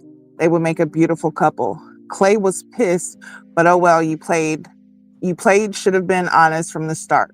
Cinco and Jay, not going to work. It's either Jay way or the highway, not going to last for long, especially if she's not trying to visit him in Japan. She talking about she don't like long flights. Girls most likely would be paid, which yeah, they probably would pay for her flight, her hotel accommodations and all that. But says, and she could bring her son. She just has too many excuses. Brittany wasn't feeling good, and she knew it was it. Brandon is corny. Now you want Charlie. This is such a mix-up. Hey, everybody. There's so much going on. My laptop froze up, so if you can recap it for me, gorgeous, because I was trying to get to the next slide of Brandon and Charlie, but I think you were getting onto the other couples, right?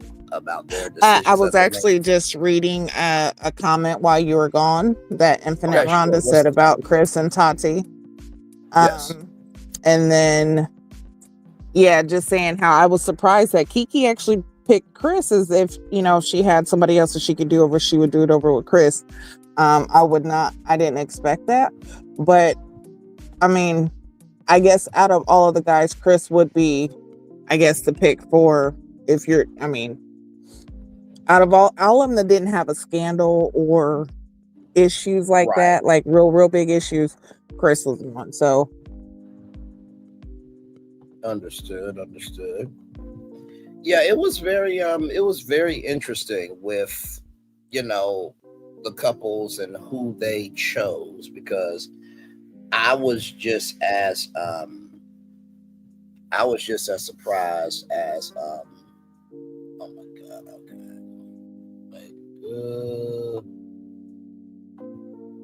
Sorry, I'm not technology is technology. Hang on, let me get back to my notes on my notepad.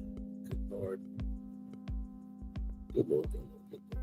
But no, it was very interesting because I did not expect Chris either, you know what I mean? But I think, like you said, through deductive reasoning, I think it was what it was. Clay, he felt away, right? And I think you mentioned this as I was resetting the computer, that Clay was upset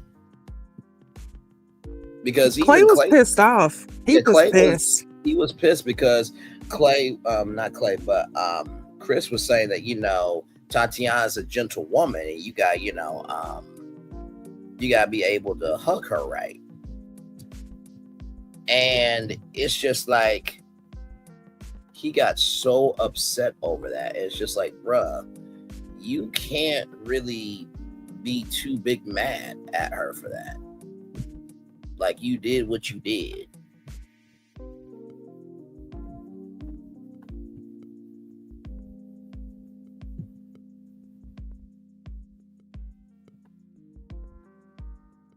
So I thought that was quite interesting. And then you got Alexis and Brandon here. I'm just like, okay then, girl. Go ahead. Yes, indeed. So then you have, after that, you have whose partner was hitting on someone else partner after they left the house, and we learned that it was Brandon and Charlie, right? Child, that was just. And that's when we find out that they were waffle buddies. Yes. Mm-hmm. Oof. Mm.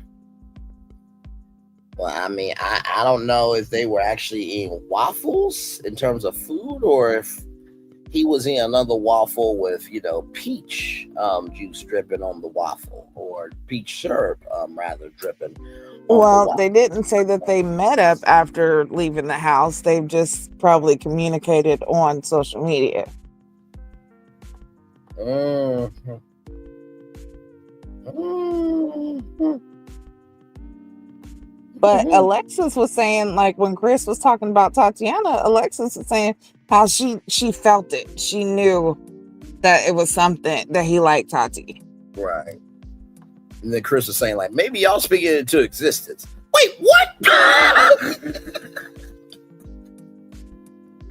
like, wait a minute. What are we doing here? I'm just like, wow, bro. Okay, then. My Lord. So then after that, you got Cinco and Jay, and Jay took some shots. She did. She talked about how, what happens when you handle things the first day. We weren't strangers that didn't know each other. This, that, and the third. And Cinco had to leave because there was a basketball tryout for overseas league, and that if he gets it, he will be a walk-on, right? So it pretty much was it was a good review for them. Not really too much with that. Oh no, I'm gonna say Jay was full of shit just for the fact of this man is telling you that he could possibly play, pro ball in China or Japan, and you're talking about you won't go visiting because you don't like long flights. Girl, the sacrifices. How can you say that y'all's relationship is so strong and you're not even really willing to make that sacrifice? And if this man is somebody that you say your son loves so much, why would you not let him see this man in his, in his element? Something that he could possibly, teach this young boy how to play ball or something. And that to me just struck me the wrong way. Yes, and not to mention too, it was a week after the show that he flew out to Chicago, and the family loved him, and everything in between, right? And like you said, Gigi, it's all about sacrifice, right? If you guys made it this far, then why not? You know what I mean? So I thought that was something as well. And not to mention too, speaking of sacrifices and this, that, the third, Alexis, felt away about, sex, right? So apparently there was some relations that happened with Chris and Tatiana, right? Not Chris and Tatiana, child. Alexis and Chris. So apparently Alexis' glasses fogged up. And then, child, Gigi, tell me why this reminded me of season 1. Remember when Josh said that apparently there was something that happened in the hallway? What is it with the never ever mets in hallways? Because Kiki saw part 2. And she said, I quote, I saw some things that I didn't need to see. I'm like, whoa. I'm like, well then, all right. Right. Cinco seen part 1 and Kiki saw part 2.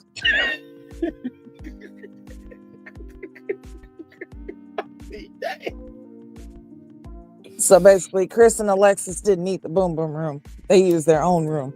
Yeah, that part. That part right there. Yes, indeed. Oh my God. I thought that was hilarious. I'm like, well, good damn. And then, of course, Brandon and Kiki, they had their exchange. And, Taronda asked the question about if she was more honest, would that have changed anything? And Kiki said she would have loved to be more honest. But Brandon also said that,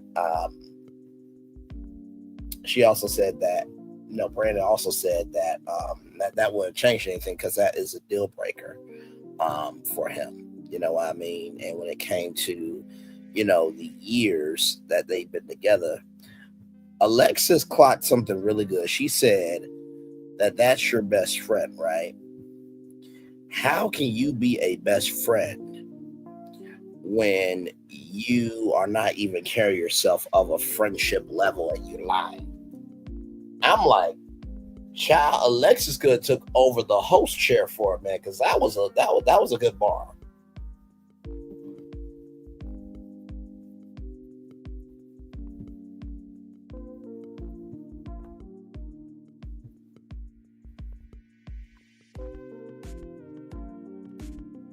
Gigi, you hear me?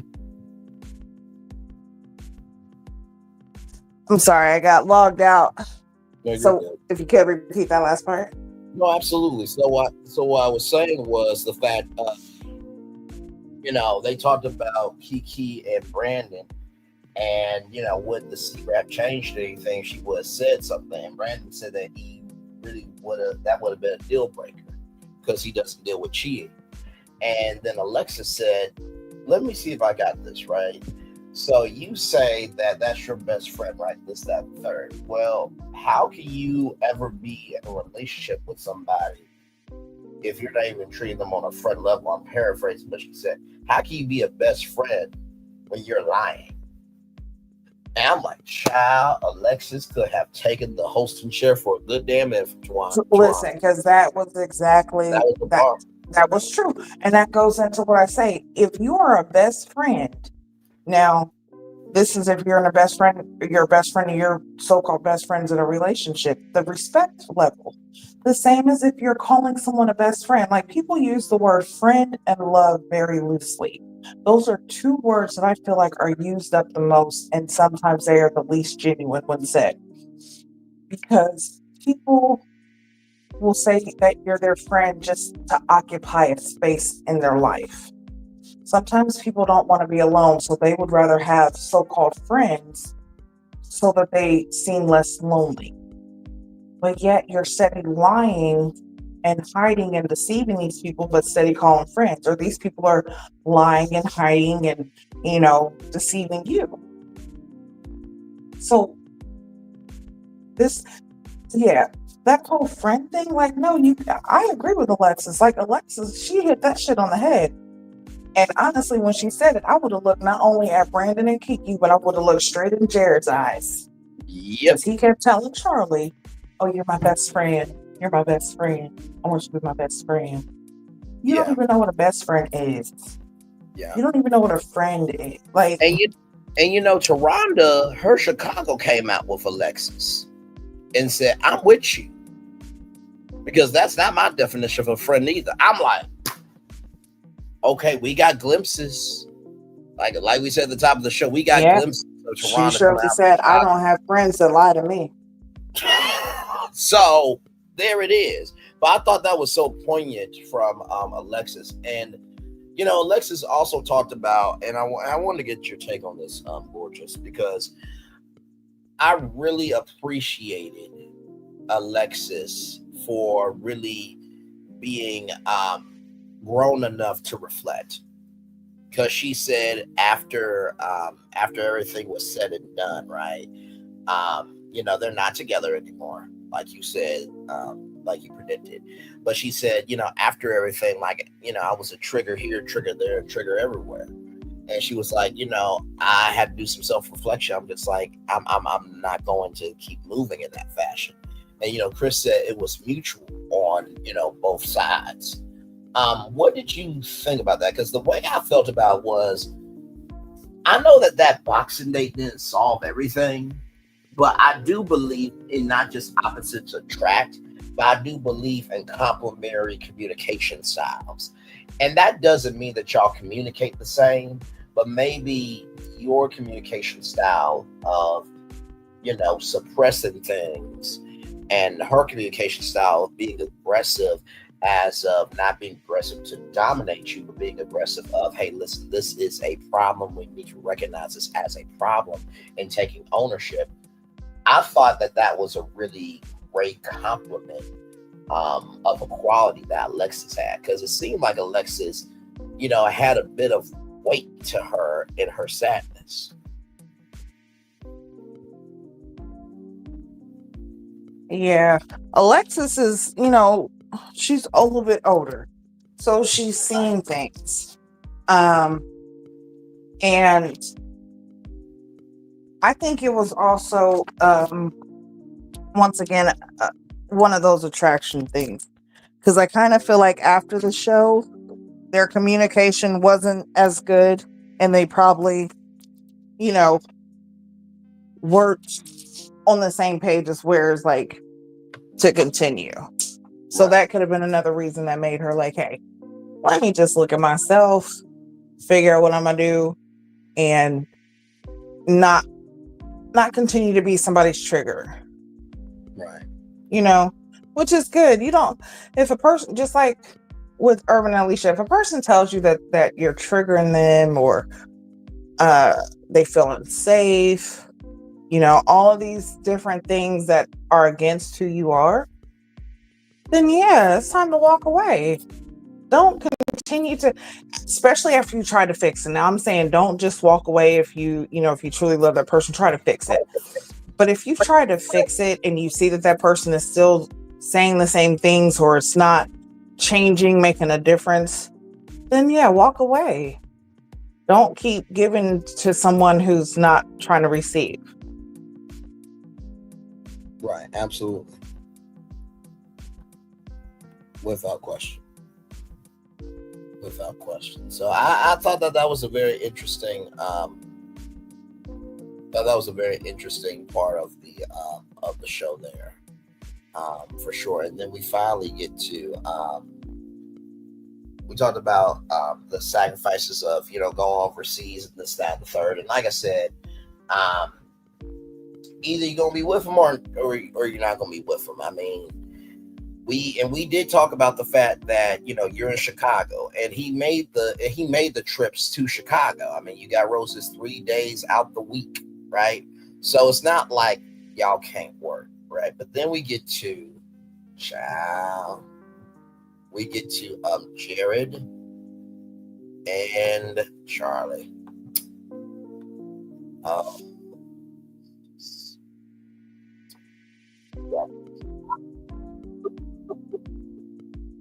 And it was like a final closure of a chapter, and that Jared was the coldest that he's ever been. Like, he said, it was nice knowing you. And Charlie stood up for herself and saying, listen, I never needed a man to take care of me. I ain't getting no child support. I make good money. I have my own home. And that Jared felt like, well, after The Secret, he was done. So in his mind, he felt like it was going to work out. And then, of course, the never before seen footage, which, hang on, let me see this real quick here. 1 second.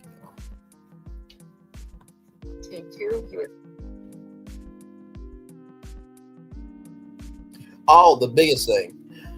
But besides the fuck, no, he said when this show airs, your whole account, his words, not mine, ladies and gentlemen, your whole account is going to go up. And you know what, Gigi, I think this was the first time we saw Jared humble, because he put a face palm to his head like, oh, fuck. Because like we said, it's never before. Right, seen. like, damn, I didn't think they was going to say that part.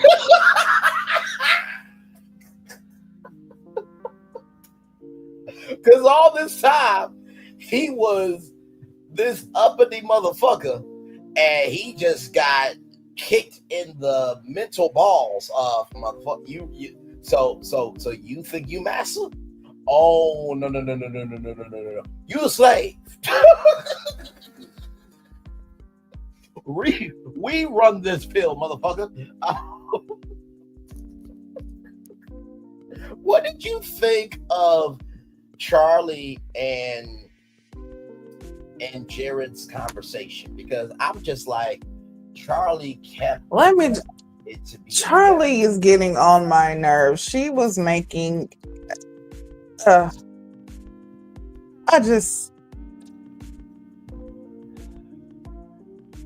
I'm gonna read this comment because this comment actually is like what I feel. Lethea says, okay, so Jared said, Charlie, it was nice knowing you. Charlie, I don't understand. Me just looking side to side like, what? Bitch, I understand. What? Girl, he just, okay, nice knowing you. But listen, I understand because he's like, nice knowing you.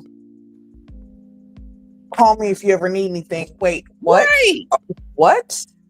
And everybody was like, wait, bro, what? And they was right. like, okay, what does that call mean? Me for nothing. And right.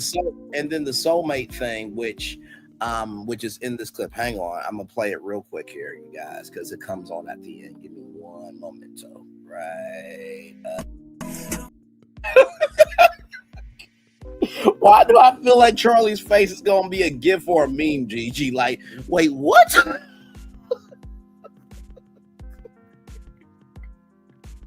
I'm surprised she's not already. Her and Jared both, because they are both just ridiculous. Ridiculous. Let me read this comment.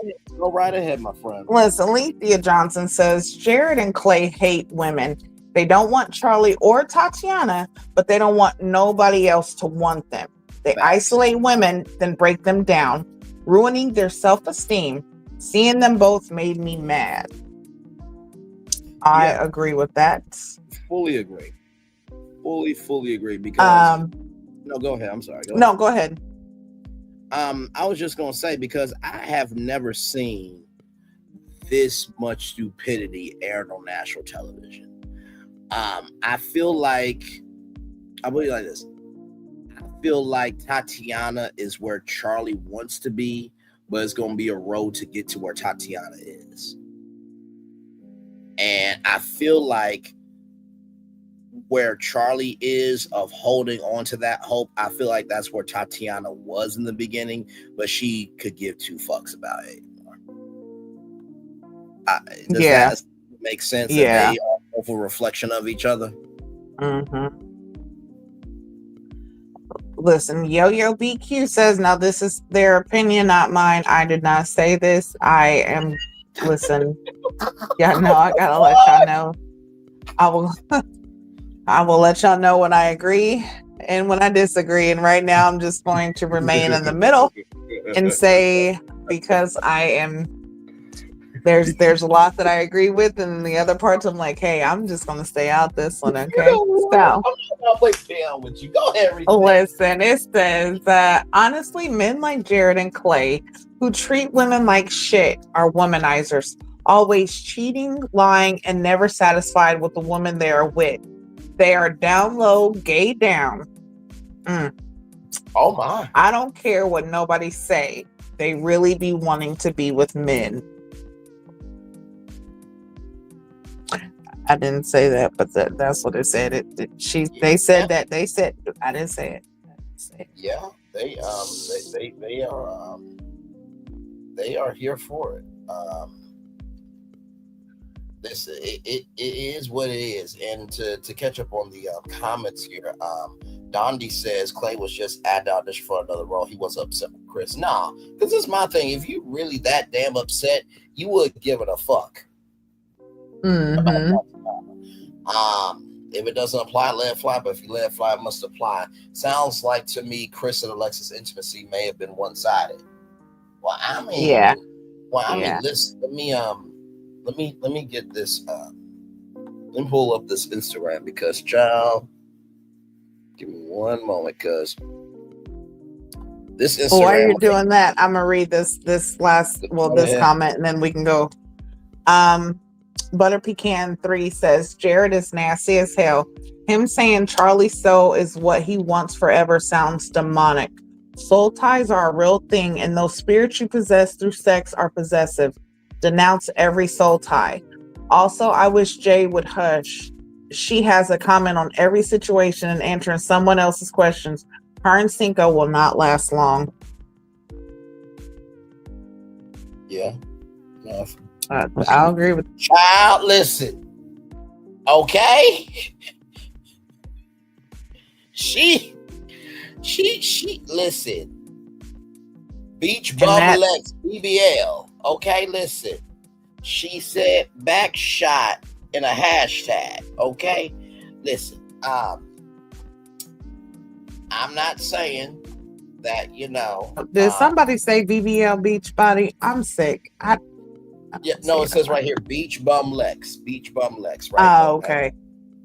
Wait, where is it? Okay, hang on. Whoa, okay, hang on. I think I zoomed in a little close. Hang on. How do I? Okay, there we go. All right, there we go. Okay. No, Beach Bum Lex right here. Beach Bum Lex. And then hashtag backshot. Now listen, I'm not saying that I could have assisted, the bags or nothing on that trip to Grand Turks and Caicos. And I am certainly not saying that I have hang on, where? No, not there. Not there. Nope.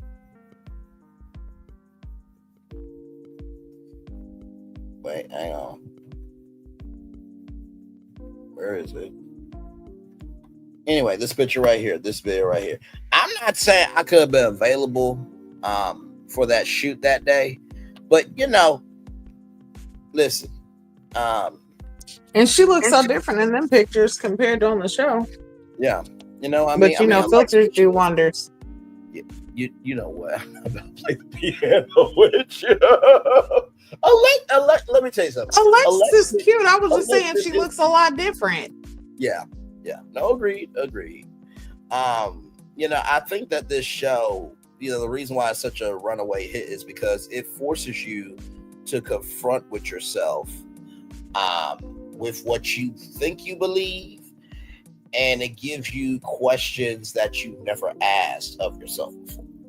Sincerely. Oh, okay. Wait a minute. This is Lexi. Lord, I thought this was Charlie. I was going to say, wait a minute. She actually looked black now. Okay, never mind. I'll take it back.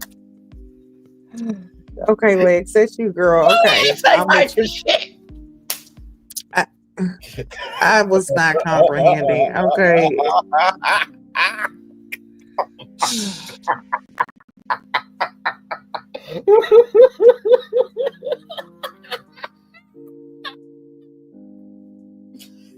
Did we mention we don't really rehearse not a damn word that we say on this damn show?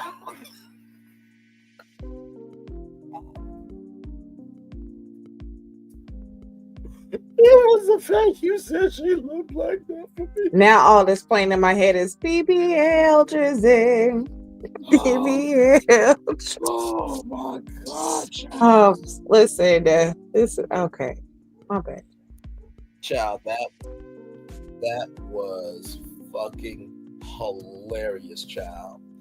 So, with that being said, a couple of things from the Ray to Love Reddit here. Here is Cinco and Jay, and Jay is not Jay, but Cinco is grabbing what's his. And Jay Smith said, "I'm trying to get like y'all." So there it is. Their attitudes work together, in my opinion. Glad it's over though. Child, you ain't the only one. Apparently Lex is a weirdo. Can my cat get off his lips first? I am screaming because you ready to pop her, goofy guy, for not telling you his secret to her. You was about to tell her to save her. So I'm guessing this was when it came to Chris. It says it's giving salty that Chris likes Tatiana. there. And then Jay on Twitter and Instagram here. Jay, we need some of the other girls. The other girls not giving us much. Give us all the looks. Roll your eyes, smack your lips when you walk in the room. Do your thing. Me say no more. Flips hair. They pulled me aside, told me to do the most. I did the most. You're welcome on. So to that end, we have hey, 6 likes. Thank you all so much. Voice is sounding good there. Of course, y'all know our good friend and family member. Talk with Salon, Dr. Ucha. We love her around here. Yes, we do. Our main man Q. Apparently, some of the cast members, Gigi, went live on IG and revealed some tea. But before that, though, because we're not ending the show just yet, y'all, because we are going to watch this because they actually give a lot of tea in this and shout Talk with Solana. But there's one thing we often do around here. It's our poll question of the week, everybody. Yes, indeed, here.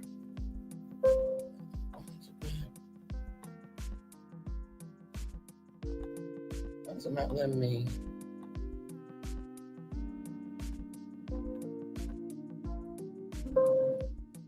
What in the hell? Sorry, I'm trying to type in the Oprah Winfrey Network, and it's not allowing me to do it here. Hang on. Yeah, and plus we still have to talk about Kiki and Brandon, right? Or was Charlie and Jared our last one? I think Charlie and Jared was the last one, I think.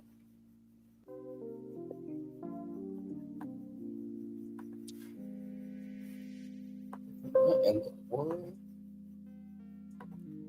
Okay, y'all, give me 1 second. Gigi, keep it down for a minute. Hold it down. Rather, I'm gonna reset my computer one more time because it's not letting me type in the link to the Oprah Winfrey Network website.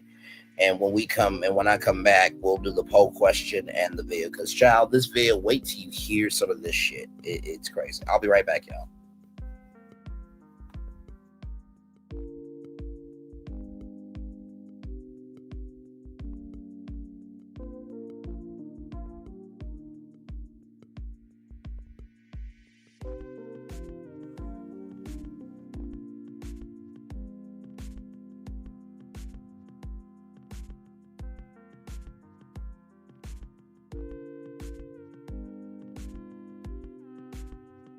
Sorry, y'all, just a second.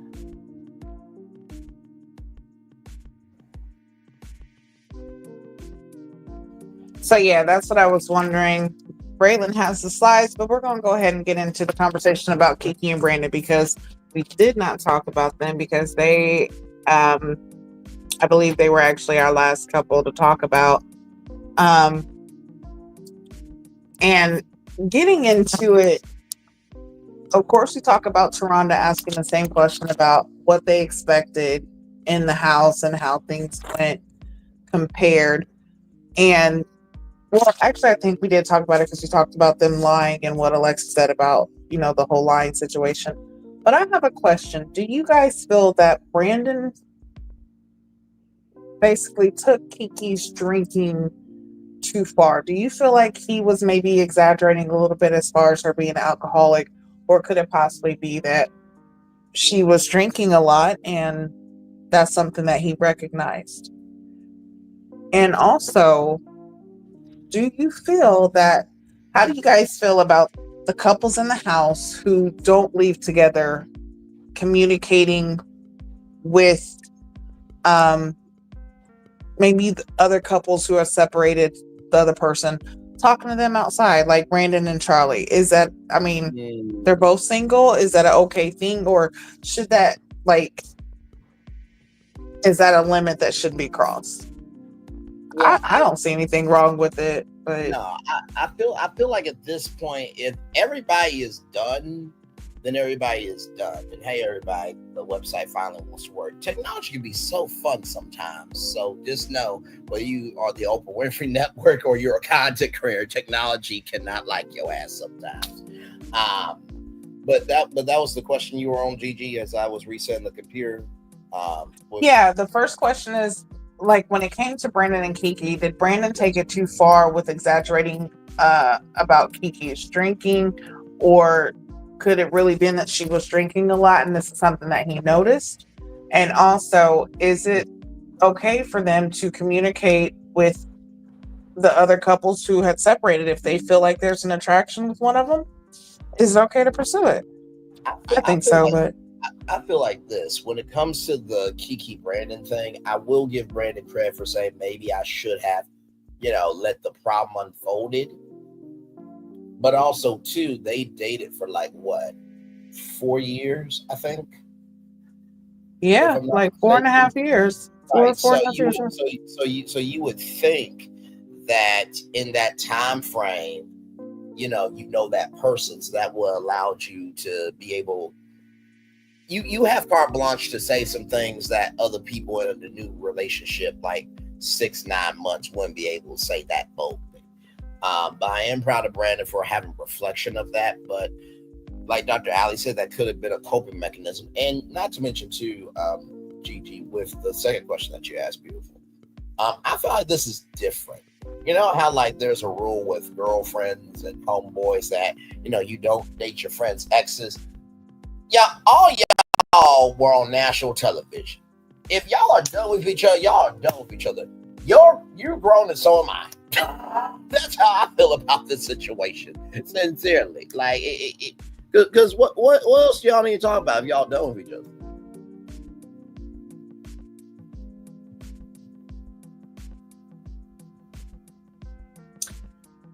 Right. I actually seen a comment, and I want to read this comment, and it actually has to do with Charlie and Jared. Okay, go right ahead. Because Charlie continues to, in a way, sometimes be contradictory. Like, so let me find it first. But when Jared was talking about, which I don't even know why he was even asking her about coming to North Carolina, and would she bring the kids and all that, knowing that he would not want those kids there. But still, she was saying how, I'm like, damn. Yeah, like, no, I wouldn't go because the kids, I can't, one minute you say the kids aren't a burden, and I'm not saying the kids are a burden, they're not, but they definitely will keep you from being able to do certain things that you want to do. But she keeps saying how she's, okay, you're not looking for a father for your children. I understand that you're looking for somebody for you. But again, when you're in a relationship and you are a parent, you have to make sure that the person that you are even considering being with or being around is good with your children. Amen. Like, yeah, you might not have everything revolve around that, but it's a big part. And a lot of times, yeah, listen, teenagers are totally fucking different because teenagers don't like nobody. It doesn't matter if you're the best person in the world. Teenagers just don't give a shit. Okay? That's like little monsters. But still, kids know a good person. Kids can tell if a person's good or bad pretty quickly because, kids are kind of sensitive to energy. So you definitely have to focus on, or regardless of what you say, your kids are still a huge part of the relationship, whether you want to admit it or not.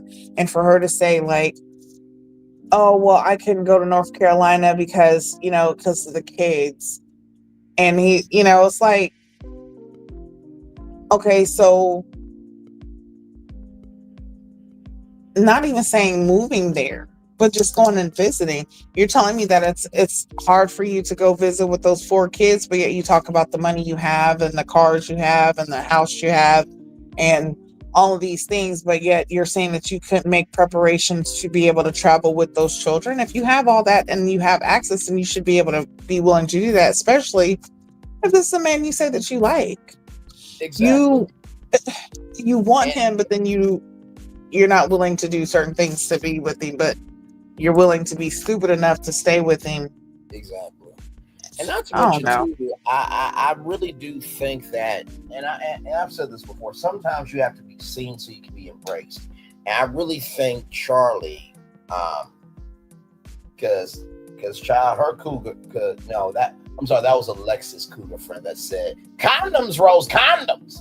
But to that point, I don't know how many friends Charlie has. I'm not saying this to slight Charlie's friends, but I don't think that Charlie has a friend like Alexis who can keep it a buck, stand on business, and not give a shit how you feel.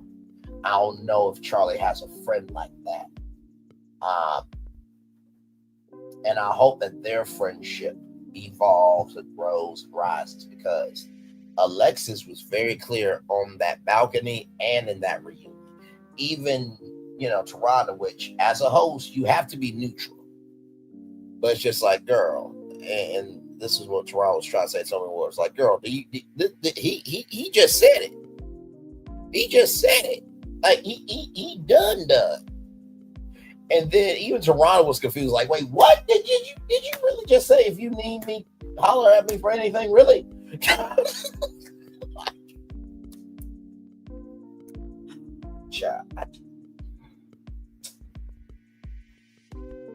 Listen, I want to read this long comment.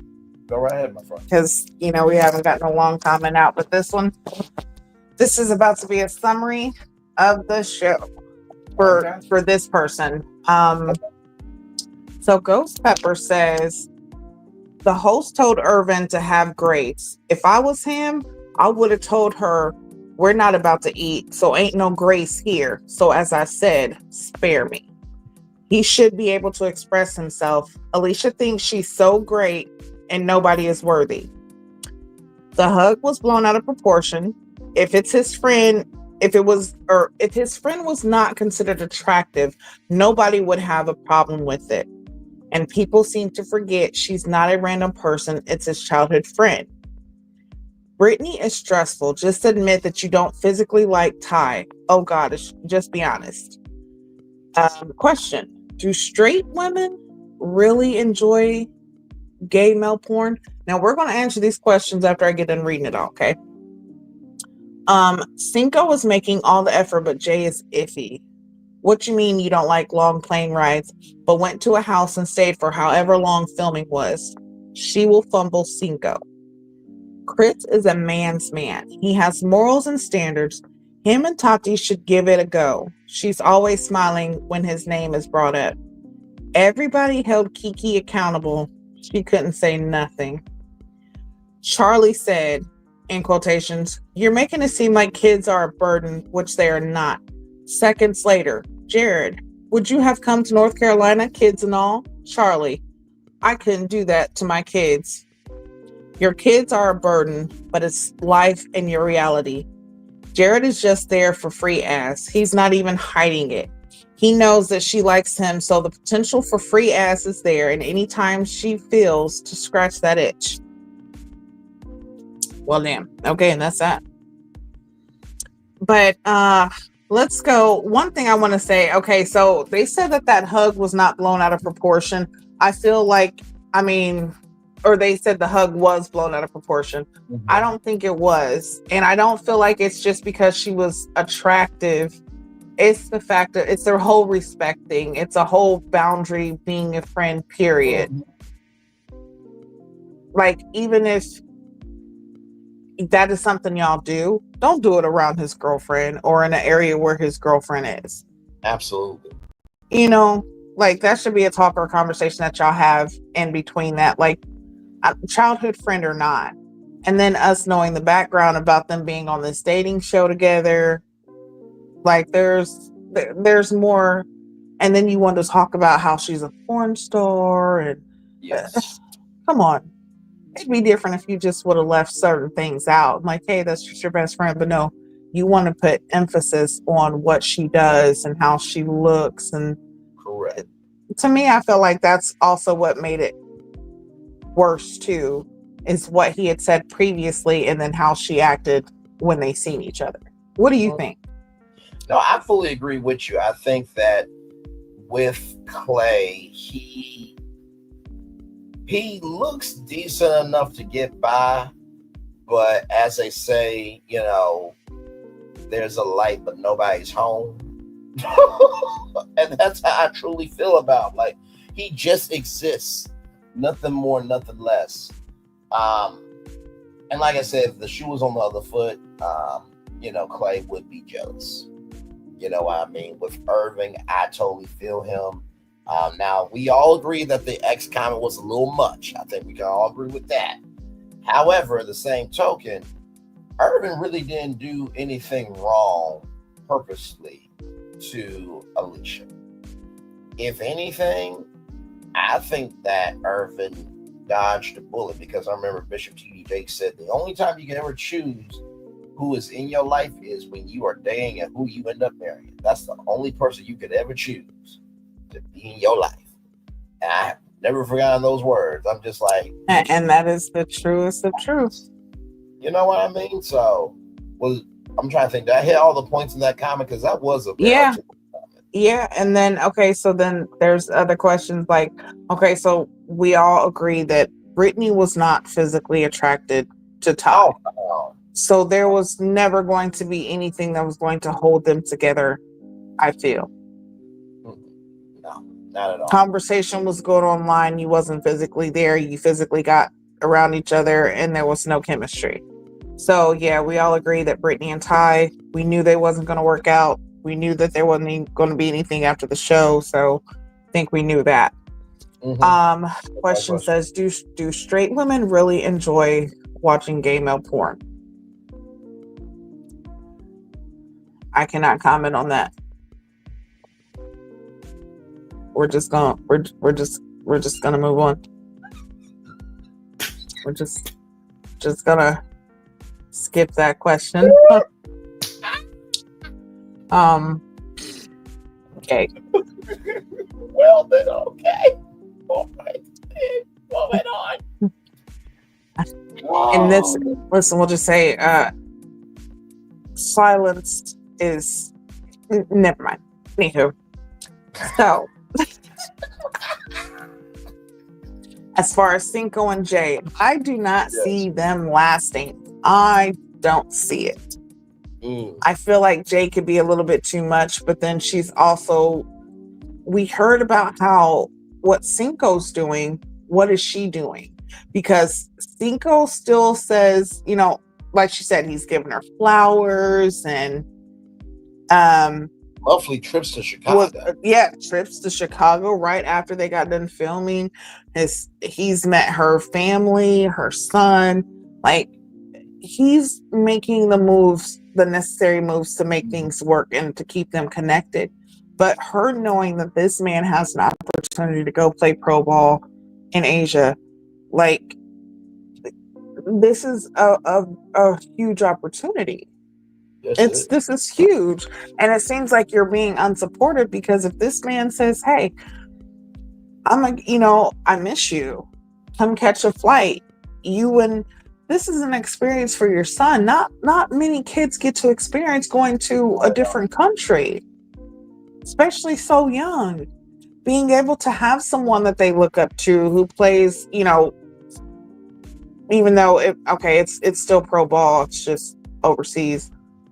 Right. But they do, and for the record, just to give context, because you do have Big Three basketball from Ice Cube, and you have the Undisputed League from from some former WNBA stars. So there are different leagues, and they're different. Season, yes. There's people who play NBA. Like, so some people don't know. Like, I have a cousin who actually plays in the NBA. Well, he did. He's retired now, but he played in the NBA. He played with Kobe. He played with Mike. He played with with Pippen, all of them. Like, so I've gotten to see things, and as well as with me being, into filming and music and different stuff, I've been able to see things. So, I understand how pertinent and how special it is for someone to be able to see things that maybe a normal child can't. Now, when it comes to the NBA, my cousin actually was traded for Yao Ming. So Yao Ming came, and my cousin went to China. Wait, the tall Asian Yao Ming? Yeah, Yao Ming. My cousin was traded for Yao Ming. Wow. Yeah. Wow. Yeah. Like, I mean, you guys can look up my cousin if you want. Bonzi Wells. He played for the Blazers and Celtics, some other. Yeah. So, yeah. So, like, that is something special, but it doesn't seem like Jay is trying to give her son that opportunity to have that connection. No. And I will say this. I think at some point in time, if y'all have been dating for this long, I'm on Oprah.com. Let's see here. Y'all been dating for 5 months. It's still new. But I will say this. I don't think you would have stayed for 5 months if you didn't think anything could develop from those 5 months. I mean, I think it was Jay who said that Cinco said, this is my last time around the block. So if you serious, cool. But if you not, let me move on. So when a man makes up his mind like that, he pretty much locked in. Yeah. And like, if he can come to you and let you know all type, that's what it is. And yeah, you should be just as locked in. But she don't seem, I don't know. She don't seem like she's as locked in as he is. And I feel like that's going to start creating tension, is because he's continuing to do. Yeah, he's doing, but what is she doing? Yeah. I don't understand that. You have to get past the point of, and please give me love, grace, and space when I say this, because y'all know how much we ride for the kids over here, and some of the stories we've talked about on Virtual Tour Live. That, ooh, child. There's the child's been at risk at times for saying what needs to be said, but that's neither here nor there. But you have to get past being a mother at some point. And I say, give me love, grace, and space for that, because you can never get past being a mother. But from this space, you've been with this man for 5 months, and you said that your son loves him. So usually how single mother works or single father works, if your kids don't like that person, that's a done deal, because the kids are a package deal. So if y'all already are this down the road, right, with the son, liking him or loving him rather, then that should give you more of an incentive to be at peace with this. Now, of course, there's going to be turbulence, but there's some moms and dads that they ain't got that type of commitment like that. Where we always say people make time arrangements for things that they want to care about. Single is willing to do it, but like you said, you so articulately as you do, beautiful. She's not willing to do anything. No, and then let's just think about timing, because they were dating 5 months, but that was 5 months before going on the show. Exactly. So you got to factor in the time that they was on the show with the time that it took for us to even see the show, which editing time could be anywhere, 30, 60, 90 days, could actually be 6 months. Like, we don't know exactly how long. Yeah, sometimes it's even a year. So we never know how long it actually took them. But from what we can say is, let's just go ahead and round it up, that they possibly been together for a year. Yeah. And her son is 4. Mm-hmm. He is young.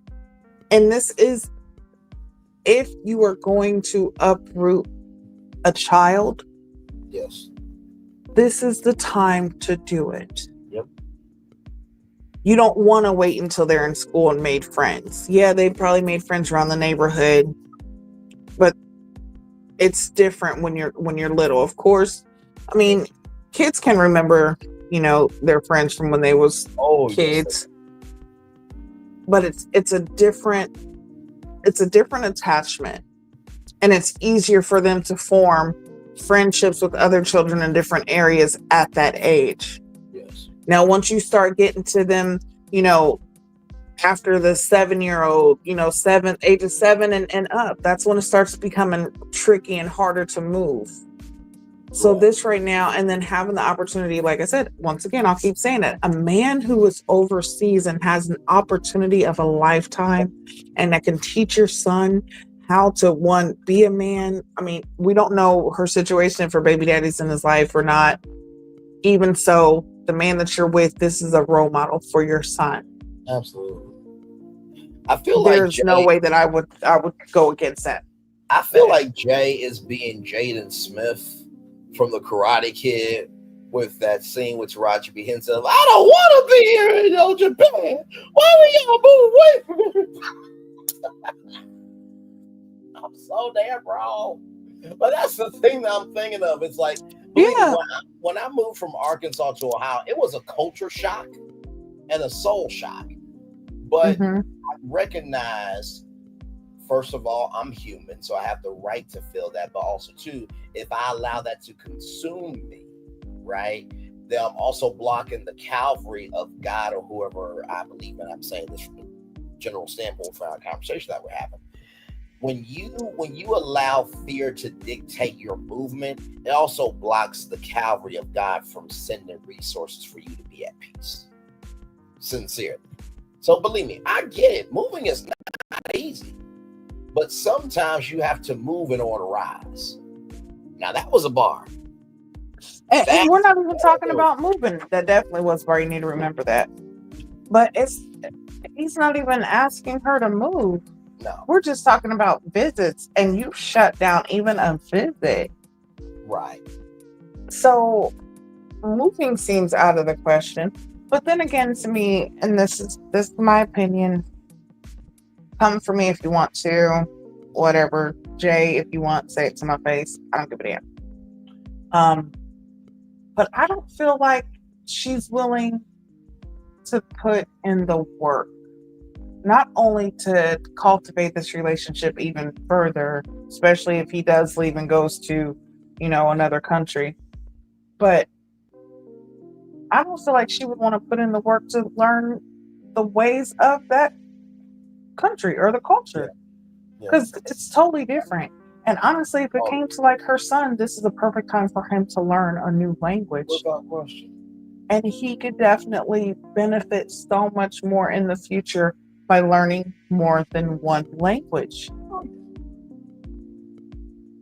And not to mention too, if you don't know there is of course research, but the world is so global that there are English speaking people in Japan. They do have, honestly, that is one of their curriculums is to learn English.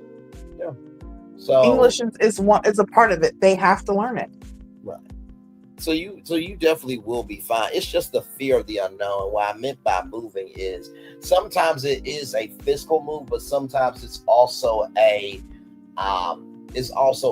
decision to make a move in order for you to get to the next level as well. So let me get the poll question up. Well, actually, before the poll question, let me catch up on the comments here.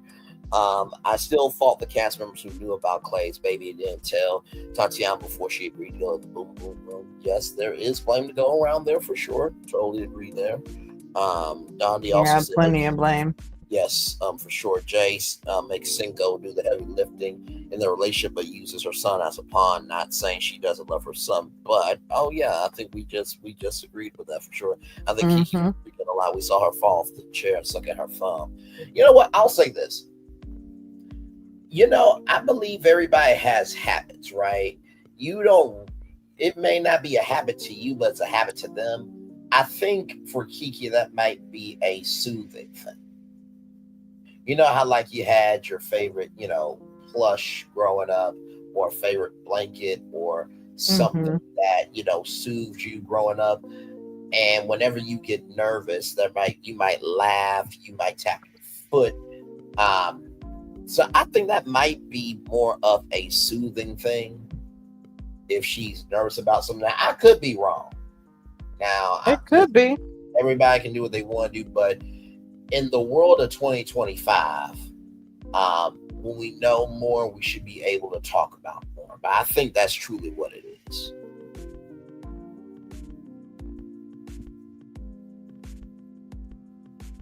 Yeah, I can agree with that. It definitely could be a soothing or calming mechanism for her to, you know, be able to deal with any traumas that she's had, or just, you know, filling that void of loneliness. That's her thing. Yeah. Now, her taking accountability about her ex and lying to Brandon, that's a totally different thing. Oh yeah. And child, wait till y'all see that video that Solana has on her channel. We're gonna get to that in just a moment. But ladies and gentlemen, this is the last poll question of the week. We have had 11 poll questions. We have been in shock. We've been in awe. We've been flabbergasted on some of them. And here's the last. What was the other one? Flabbermagagged. We've been flabbermagagged. Flabbermagagged, child. Listen, and we have been this season for damn sure. This is the last poll question of the season until season 3. Now, last time we actually got an early season 2 renewal as the show was airing for season 1. The season has officially ended, so no word as of yet of a season 3. The show is up for Emmy consideration. Now, if this show wins an Emmy, it definitely will be one of Owen's biggest shows. Actually, let me see.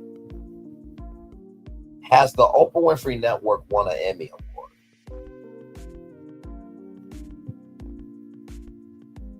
Okay, so they have won a Daytime Emmy Award for on Super Soul Sunday. So they have won a Emmy Award, but I don't think they've won a has the Oprah Winfrey Network won a Primetime Emmy Award?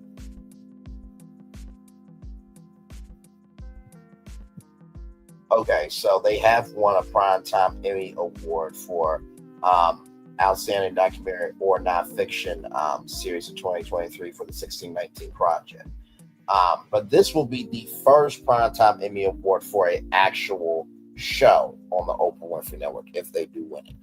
Here's the question, the final question of the season, y'all. Which couple's final decision shocked you the most in the season finale? Chris and Alexis, Brandon and Kiki, Jay and Cinco, or Jared and Charlie?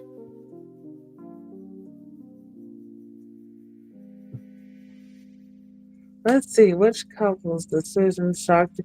I think we have this last week, because I think the one that shocked. Let me see. What was the question for last Let's week? see.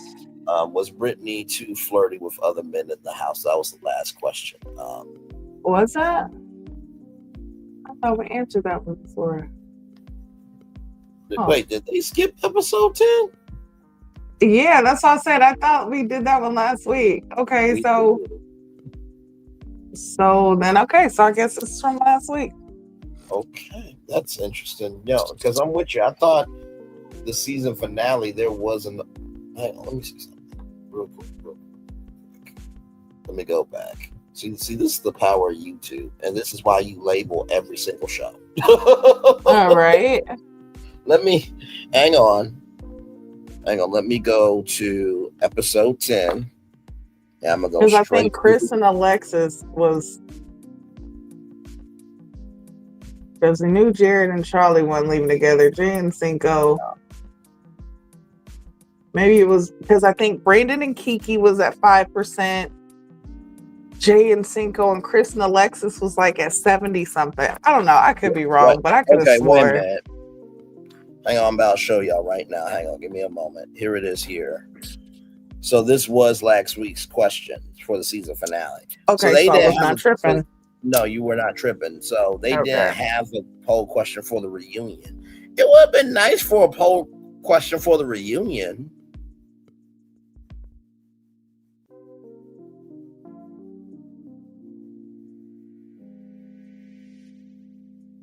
Well, I guess we can answer it again, because I thought we picked Chris and Alexis. I think they were the top one. Yeah, I think we did do Chris and Alexis, yes. So we can do them again, I guess. Matter of fact, let's go ahead and see if there's a difference between last week and this week. So Okay. what was the percentage for last week? So last week here, hang on, let me play it here. Go back. Okay, let me turn this up. Really, technology? That's what we're doing? A blank result?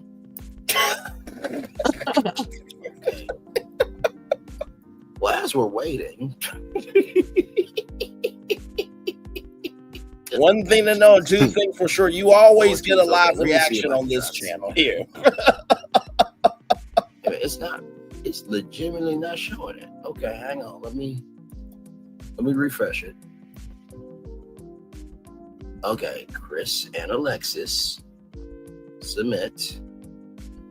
Okay, here we go, y'all. Y'all, you know what? Y'all, Charlie and Jared did not show up. Damn. Nobody was surprised at all. America said, fuck this shit, we're out. No thanks. I'm about to get the fuck up out of here. Fuck this shit, I'm out. I swear to God.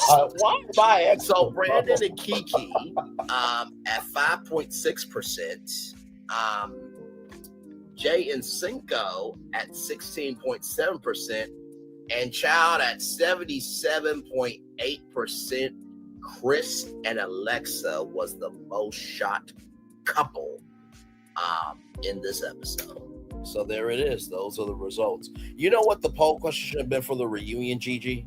What? Out of the couples, if they would have swapped, which couple do they believe would have made it? I feel like that would have been a good one. Reunion question, because it's basically kind of the same question from this one, but just remixed. Yeah.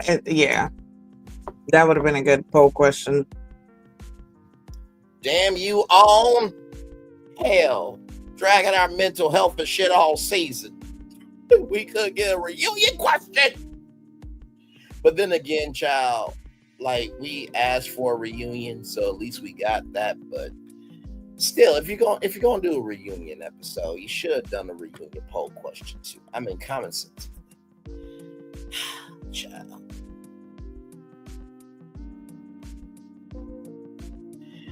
I think which one did you say? You said Chris and Tatiana, right? Would be that would make it. I think Chris and Tatiana would make it. I think there could be something there. You know what I mean? I could even see there being something with Brandon and Charlie. Yeah. Yeah. And you know what's funny, because somebody said, "Oh, you know, Charlie is kikiing," and Taronda said, "Everybody calm down." I'm like, Taronda, this is when you take an inch and let that thing be a mouth. Just be still. Let them talk. Let them be grown. Let them utilize their faculties to communicate. But it's all love, though. Okay, y'all. So here is our good sister Talk with Solana.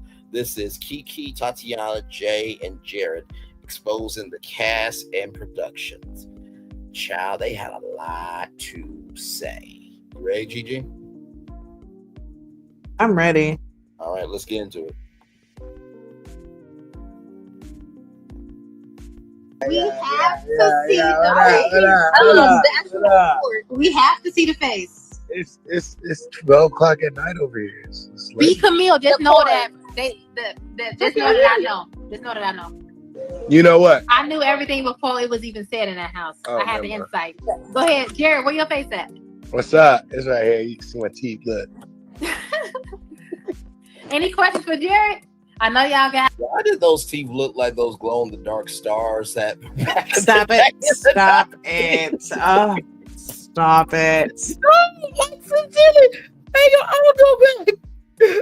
go back. It was even said in that house. Oh, I had the never mind. insight. Go ahead, Jared. Where your face at? What's up? It's right here. You can see my teeth. Look.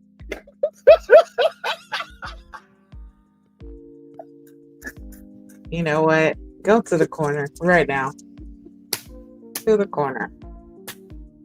What did the house is my fault? What did he the one who showed his teeth on Instagram with 22 people watching?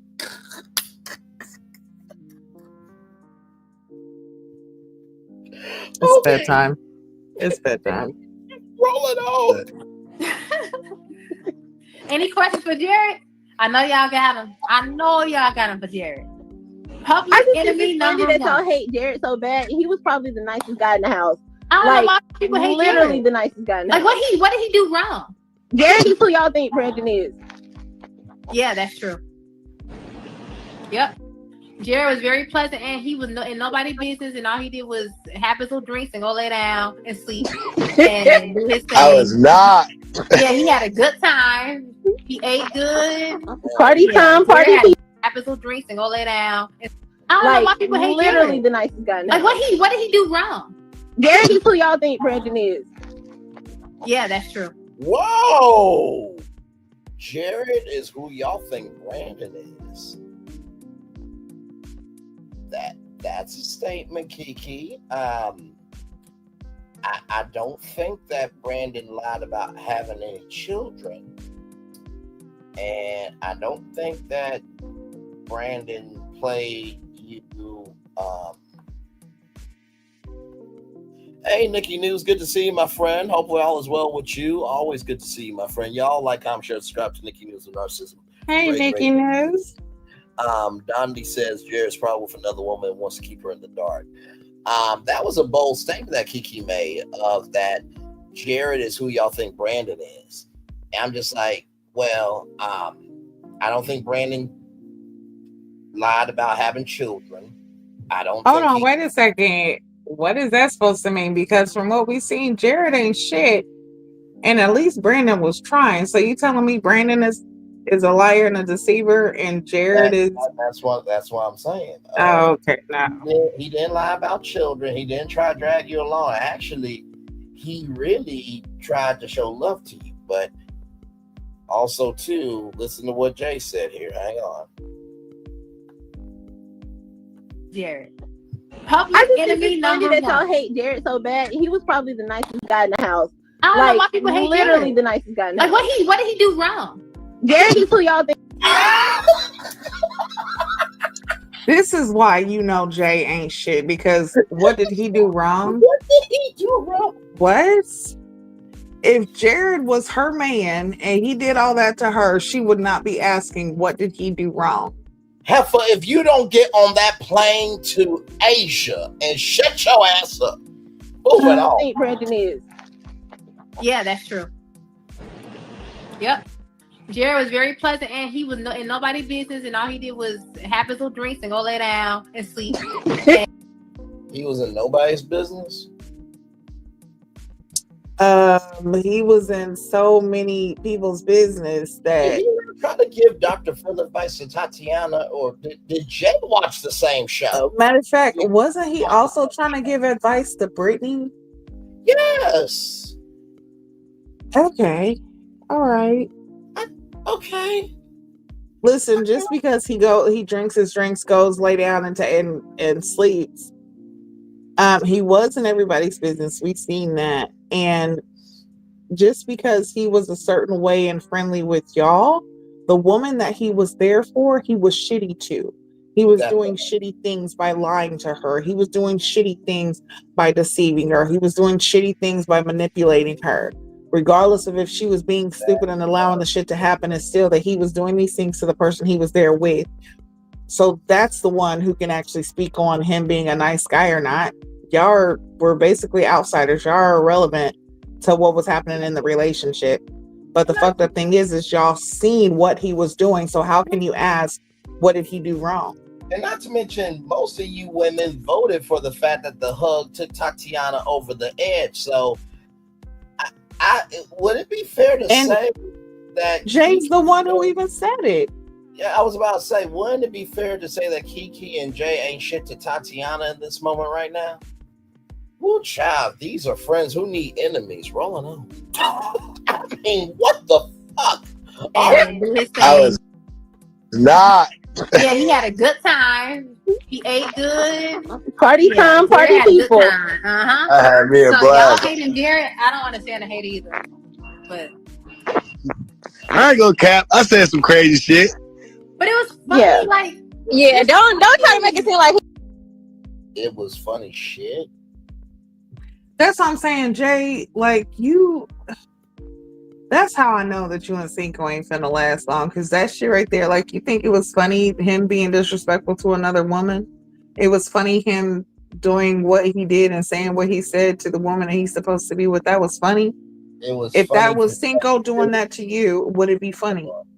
Was it funny when he put down an alleged yes, but when he put down a fuck no? Okay, child. Yep. Cinco, I will just say this. Jay is a low-key Sienna. You need to run. Yeah, honey, you definitely need to run because she's one of those. She will hide her hand. Shut that part. he was an angel. He was an I ain't gonna cap. I knew what I was doing, but look, I seen it as look, they gave us the opportunity to go. Gonna cap. I knew what I was doing, but look. Don't try to make it seem like he was an angel. He was an Oh, don't make it seem like he was angry. Yeah, I ain't gonna cap. I knew what I was I doing. was But gonna say Tatiana was not agreeing with that shit. I did not hear her agreeing with him. Yeah, that's why I had to play it one more time. Opportunity to go and do confessional, so my ass, I was gonna confess to everything that I was thinking. I feel like I did it the right way. I did too. It might not have been what people wanted to hear, but I gave the man's perspective on a lot of things, and a lot of people didn't like to hear it. So Wait a minute, Gigi. How many? We've done 11 after shows together, right? Yeah, for this season. We did Jared do what the fuck we do on the show. I didn't realize that there was a companion show that aired right after at 9/8 Central, only here, #on Keeping It Real, or you can go Discovery Plus to see the companion show. Did you know about a companion show? I Because didn't. I think you and me were supposed to host it, apparently. Because what the fuck? Jared, just perspective on the show? Okay. Oh goodness, Jared. If that was the case, me and Gigi are missing 11 checks for $10 million for each episode from the Oprah Winfrey Network, if that's the damn case. That part. Tax free. I need my residuals. I need where's my money? Where is my money? Bitch better have my money. Pay me what you owe me. Because what the fuck?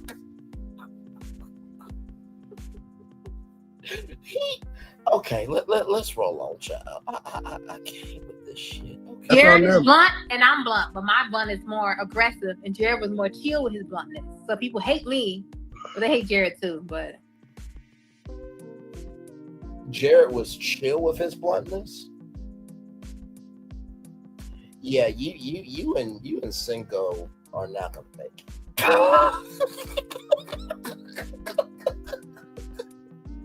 And recognize, y'all, this is on their own personal Instagrams. This ain't Own's Instagram, okay? They ain't gotta do no more fluff for the show. This is on their own, ladies and gentlemen. Okay, Kiki is just mad that Brand won't put up with her stuff. That part. Dondi also said Jay must not have watched the show Revisionist History. And then if Jay and Kiki knew about Clay's babe before she and Clay went to the boom room, I'm surprised she's not mad at them. We know Jared knew that part. Rolling on, child. Yeah, I feel like we can appreciate that you didn't, pull a Clay. It wasn't like a wolf in sheep's clothing, I guess. Yeah, just one way. To be honest with y'all, when me and Charlie were leaving the date from the little pottery place, I told CG right then and there, like, hey, I want to tell her right now.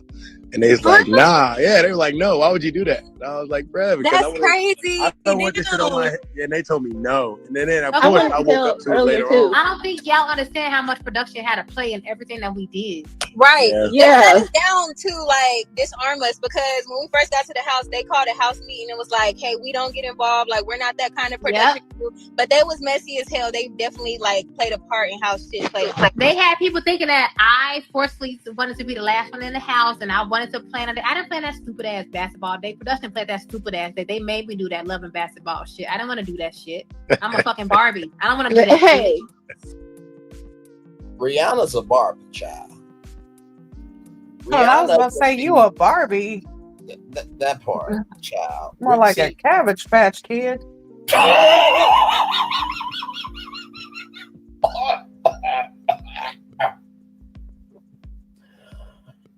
You know, this Gigi, heifer is a Garbage Pail Kid, and she talking about a Barbie. I just came up with a new word. You ready? What? I am flabbermachoked right now.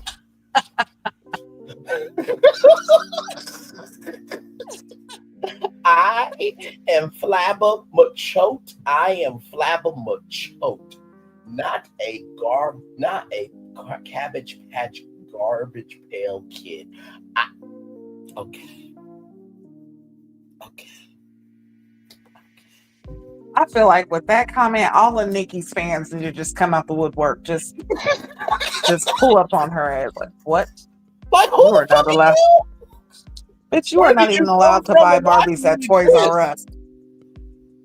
Oh my God. You can't go to Five Below and buy a Barbie, the Dollar Tree, Family Dollar, Dollar General, Walmart, Toys R Us, Party City. Wherever they sell dolls, you are not allowed in there. I mean, the Toys R Us jingle is more beloved than Jay's existence. And, you know, Rihanna's a Barbie. Because guess what? She can be the homegirl in Barbados and then go host her own gala to raise money and still be for the culture and treat everybody with respect. I feel like if I ever met Riri and she said, hey, I know Gigi 9, I know Braylon Lee, or I know this content creator. I'm like, wait, you watch? And she'd be like, I don't care that they got 3,000. I don't care they got 500. Riri is a Barbie. You, what? Let's roll on. This is just delusion. In the words of Nene Leakes, this girl is delusional. Same with Dave and Buster's. The hell? I'm like, wait, same with Dave and Buster. Okay. Now, time to get some production behind the scenes too, okay? Sometimes, I'll put it like this in the words of Unreal, which if you have not seen Unreal, it was a fabulous show that was on. Oh my gosh, yes, it was such a good show. On Hulu. And you know what's funny? Sarah Gartrude Shapiro, Gigi, she is the executive producer on Matlock on CBS. I had no idea. If I wouldn't know, I wouldn't watch it. But I commented on Unreal because let me tell you something. Unreal really took swings in the world reality TV through scripted television before it even came to the real world. Like the first Black Bachelor, the Confederate Bikini, before the world we're in right now. The sexism and the undercurrent of go along to get along, but if you caught up, you're on your own. That brilliant social commentary. It was on Tubi the last time I checked. But I bring that up to say that Rachel said the best definition of producer. A producer takes people, puts them in a situation, and then she creates circumstances for things to happen. That's what producers do. Now, I'm sure that production has a lot more, you know, and me and Gigi have both said this show is definitely more invested in. Okay. So I'm sure that Dave and Buster's was not just the only option. Okay. We're sure of it. But even with that, you got to go to Dave and Buster's on their dime.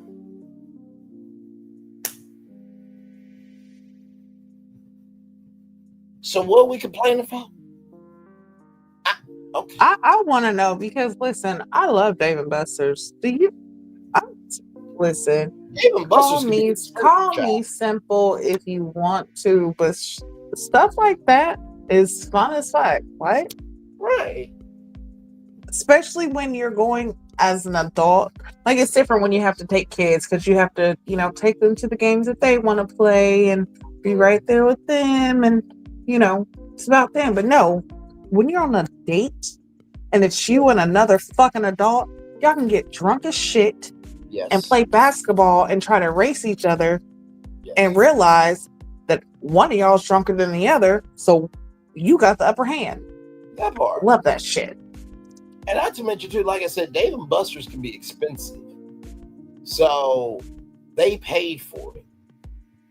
Yeah, that's just like the women who say they won't go to Cheesecake Factory on a first date. Listen.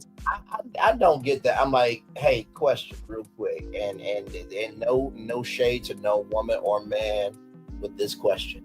But if you are more concerned about going to the Cheesecake Factory than the fact that he or she is not an abuser when your last relationship could have had some DV in it, some of y'all's focus is fucked up and it is way off. Okay? Now, if it does not apply, let it fly. But listen, it must apply. How are you going to say that you want a man to take you to or you won't go with a man if he take you to Cheesecake Factory when your last man barely even took you to McDonald's because he didn't even have enough to even order off the value menu? Come on. Nah. Child. Yeah. Can you imagine? I mean, thank God that they only went to Dave and Buster's. Could you imagine if they, because Oprah, and I wish the Oprah Winfrey Network would utilize Oprah's power just a little bit more often. But can you imagine if they went to Disneyland and Kiki said, I didn't want to go to Disneyland. They made me do it. Speaking of somebody who's never went to Disneyland, the park that started the theme park industry, I would love to go on somebody's dime that I didn't have to pay for shit. I'm rolling on. Yeah. Casting team, y'all. Captain team needs a team meeting and needs to be ringed at. You did your job, but child, you gave a lot of people a headache this season. Roll on. And now people think, oh, she's this person. No, I don't want to do that stupid shit. They did that. It'd be cute. You guys are both tall. But I ain't gonna lie. It kind of work. Jared, have you been able to free yourself from Charlie yet? Baby, I was free after the first night. No, that's Fuck you. That's crazy. Well, asking the other villain, how did you feel about our couples coupling up? Oh yeah. Kiki asking the other villain, you do realize that you saying that just adds fuel to the fact that Jay is a villain. Okay, child. I thought it was cool. I thought it was cool. Everybody's an adult. Yep. Yeah, I wasn't pressed about it. Okay. Yeah, I wasn't pressed about it. Shit, she was pressed about it because she lost out on Brandon. Like Jay said, you can't hate the player. I say it all the time. You can't hate the player. Shit. He just playing the game. Exactly. That's why I told you can't be mad at Jared. What did he do wrong? He said that stuff. He went along with it. He kept it P. He having a good time. Why y'all mad at him? He being a man. You know what, Jay? Jay is being a man too. Jay is just a man because I'm telling you, the way that she acts, that's why I feel like, girl, when they asked that question, when they was talking about if you've had sex with multiple people in a day or whatever, girl, yes, and you did that shit recently, and you're probably still doing it now. Because even when they was talking, when her people came and she was basically telling Cinco, like, if I say it, you just trust it. I don't need to prove nothing. Yes, that was to the passwords of the phone. Yes. Yeah, that right there just shows how she is. Jay's a player. Why would she go over to Japan if she can have revolving dick where she's at? That part. She's not gonna chase him in. And the further he is away, the easier it is for her to do what she's gonna do. That's why she's saying that, because her ass is playing Cinco like a fiddle. And once he really realizes that she is no good for him, he'll walk away if he hasn't already. To use some lyrics from auntie that should still be here but who is in heaven. Where do broken hearts go? Do they find their way home? Roll it up. Tati, I want you to pull over. I don't like that you're doing this and driving. He did the smart thing. Like, he got his bag. He enjoyed himself. I wish Clay would have did that. Because, like, nigga, why are you trying to fucking go home? Like, let's get our fucking money and then we don't have to talk no more. Like, it's not that serious. It pissed me off so bad when y'all went home. But also, too, like, I get that, but also, too, a bag shouldn't be everything. You know what I mean? Like, Jared got to the bag because he didn't give a fuck about Charlie. Okay? Now, if Jared cared and was a decent person all the way through, then you can use that logic. But Tati, I gotta push back on you. I still love you, and Gigi still loves you too, and you definitely are more beloved than Jared. But like, no.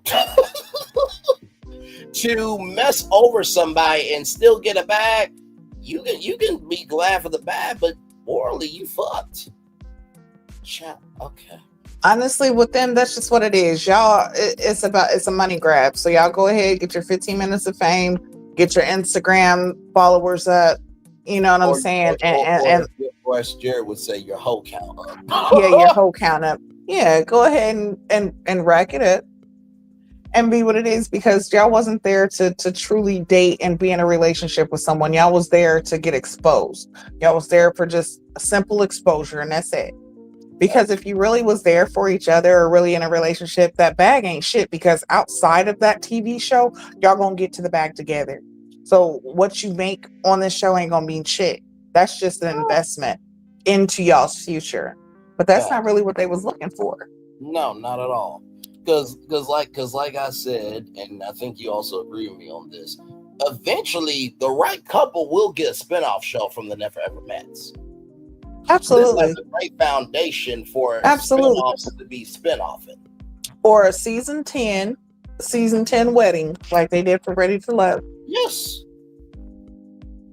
Without question. So, child. Jerry, you have a good question. Oh, and by the way, y'all, this is real. Okay, we don't make up anything to exist on social media. This is all real. Okay, let's get this straight. So they can't say it was Taronda. They can't say it's on. They can't say it's Bum Murray Productions. They can't say it's me and Gigi. They can't say it's nobody in their life telling them what to say. This is all them. Here we go. Have a good time. You said I have a question? Jared, I want to know how you give wise advice like a healthy partner, but don't want to be in a healthy partner, or whatever the hell they say. You don't want to be a partner. Oh, not you disrespecting the virtual audience. Let me go back and ask the question real quick. How do you give wise advice like a healthy partner, but don't want to be a healthy partner in a relationship? Gigi, how many seconds did that take for me to be a good host? Well, I mean, that's the difference. You're a good host. She's just a good hoe. My bad, y'all. That's in my opinion. Good damn.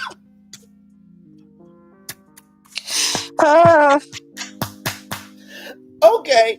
Roll it on. Partner, or whatever the hell they say. You don't want to be a partner or healthy. Oh, well, when I am in a relationship, I'm a very healthy partner. I know exactly what to do. Wait a minute, now him choking.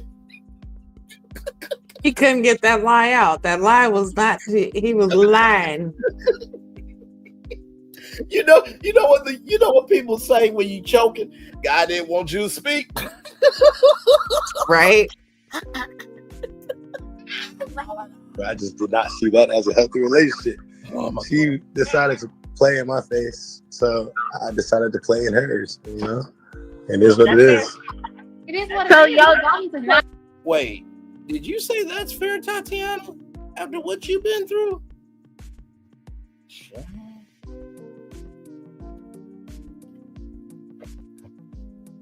Okay. Okay. Okay. I hate him. He didn't do anything wrong. So you decided that after the kids? Nah, like think about it this way. All right, so if we would have went on the show, and like I said, I went on the show only thinking I had a secret. So if we would have went on the show and I would have told her and she wouldn't have had no secrets, y'all would have seen a completely different Jared. I'd have been okay, down. So you would have been trying to make it work? Exactly, yeah. I had nothing to be upset about. Okay. And I would have felt like my whole time there, I would have had to have been like playing catch up. Like I had something to prove, you know what I mean? So I would have been completely different. Yeah. Okay. I would have been like Clevasse, but I would have been true to it, you know what I mean? So you basically are willing to be a chameleon. Yeah. And just blend into what is comfortable to you, but not just full-fledged color that you carry yourself out to be. You know, hang on one second, because I did bring up a chameleon, and I do have a very good friend that, you know, he definitely knows about accidents, because Jared and Jay and Kiki. I'm not gonna be too much on Tatiana because people actually like Tatiana, but for Jared, Jay, and Kiki, this is my friend Terrence Howard, and he sells Allstate. I want you to listen to what he does for people like y'all. And every day, man. But here at Allstate, we're in every day, man. But here at Allstate, we're in charge. I know you guys are tired of taking it from a talking gecko, man. A verbalizing lizard. A manipulating reptile, man. Come on. Ain't nobody got coverage like us, man. I have absolutely no idea who hands you're in right now. But if you let us handle your insurance, man, you'll be in good hands, man. Let all stand, man. Go ahead and let it stand, man. Let it stand, man. A manipulating reptile. Look at that. Oh my goodness. Accidents happen every day, man. But here are all very harsh. I don't know who handed you in, man. I can't. Oh. The hands of Allstate is more secure than Jay, Kiki, and Jared. Damn it. And Terrence Howard doesn't even do Allstate commercials. I love Terrence Howard, but that is one crying brother. Like every movie, he's got to cry. Like, but he is smart as hell, though.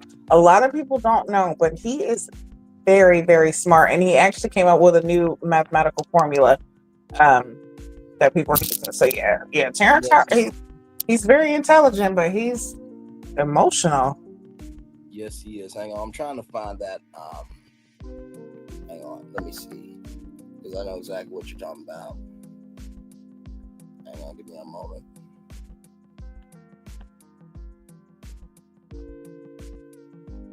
I think this is the clip right here. Okay. So, you know, now Terrence Howard, Best Man, Hustle and Flow, Empire, this man's a motherfucking ass legend, okay? But the way that Terrence Howard speaks is the way that Jay, Jared, and Kiki are speaking. I just want you to listen to this and then we'll roll on. I've made some discoveries in my own personal life with the science that, you know, Pythagoras was searching for. I was able to open up the flower of life properly and find the real wave conjugations that we've been looking for 10,000 years. Why would I continue, you know, walking on water for tips when I've got an entire generation to teach a whole new world? That's a big remark. Yeah. What do you intend to do? Well, let me put it this way. All energy in the universe is expressed in motion. All motion is expressed in waves. All waves are curved. So where does the straight lines come from to make the platonic solids? There are no straight lines. So when I took the flower of life and opened it properly, I found a whole new wave conjugations that expose the in-between spaces. It's the thing that holds us all together.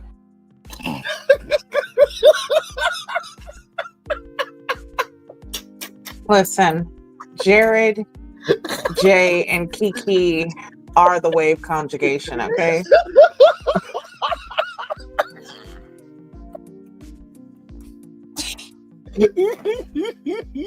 More like constipation, but Right. they're there.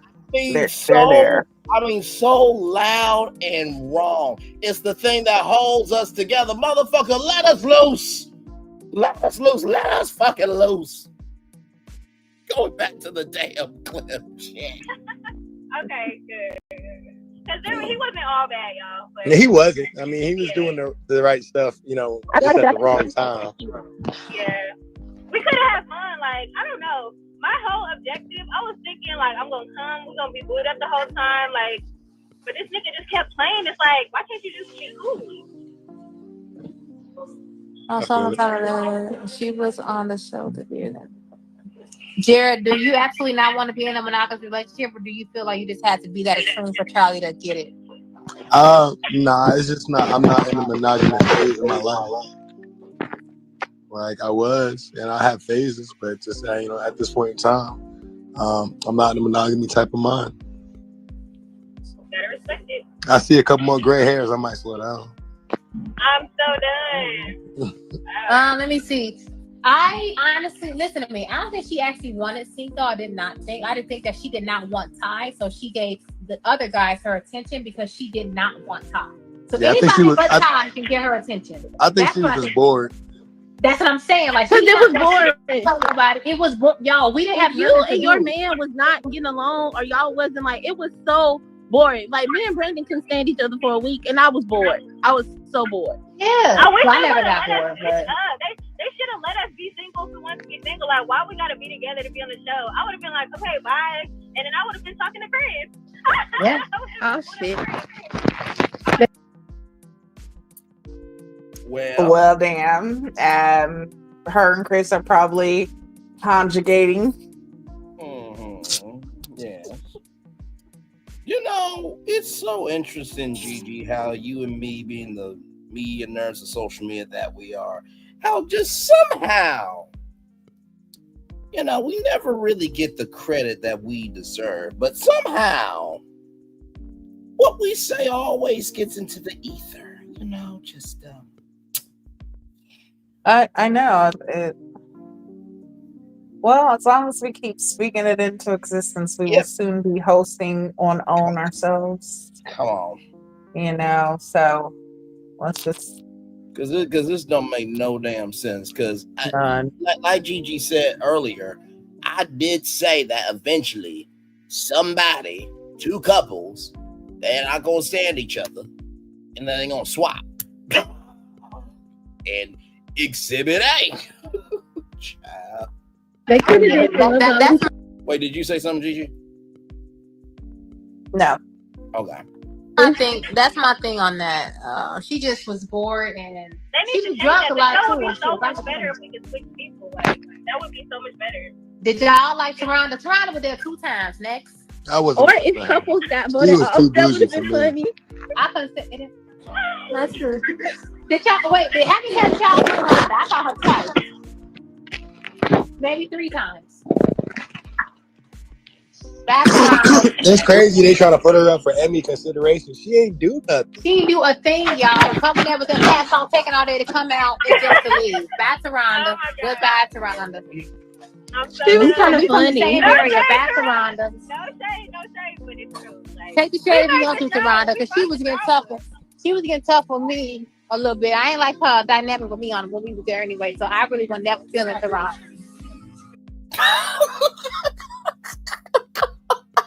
Jay wasn't feeling nobody that had pushback for her.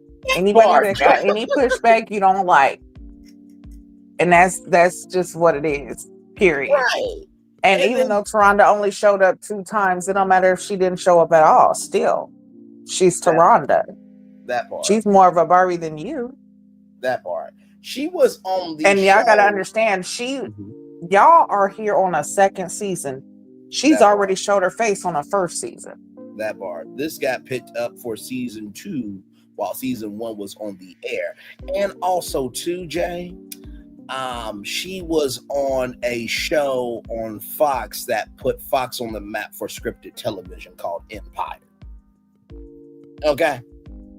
So she don't really need the show. But yet you went on the show. And Jared, you said that Tarandra was too bougie. You can't say who's bougie or humble at all, motherfucker.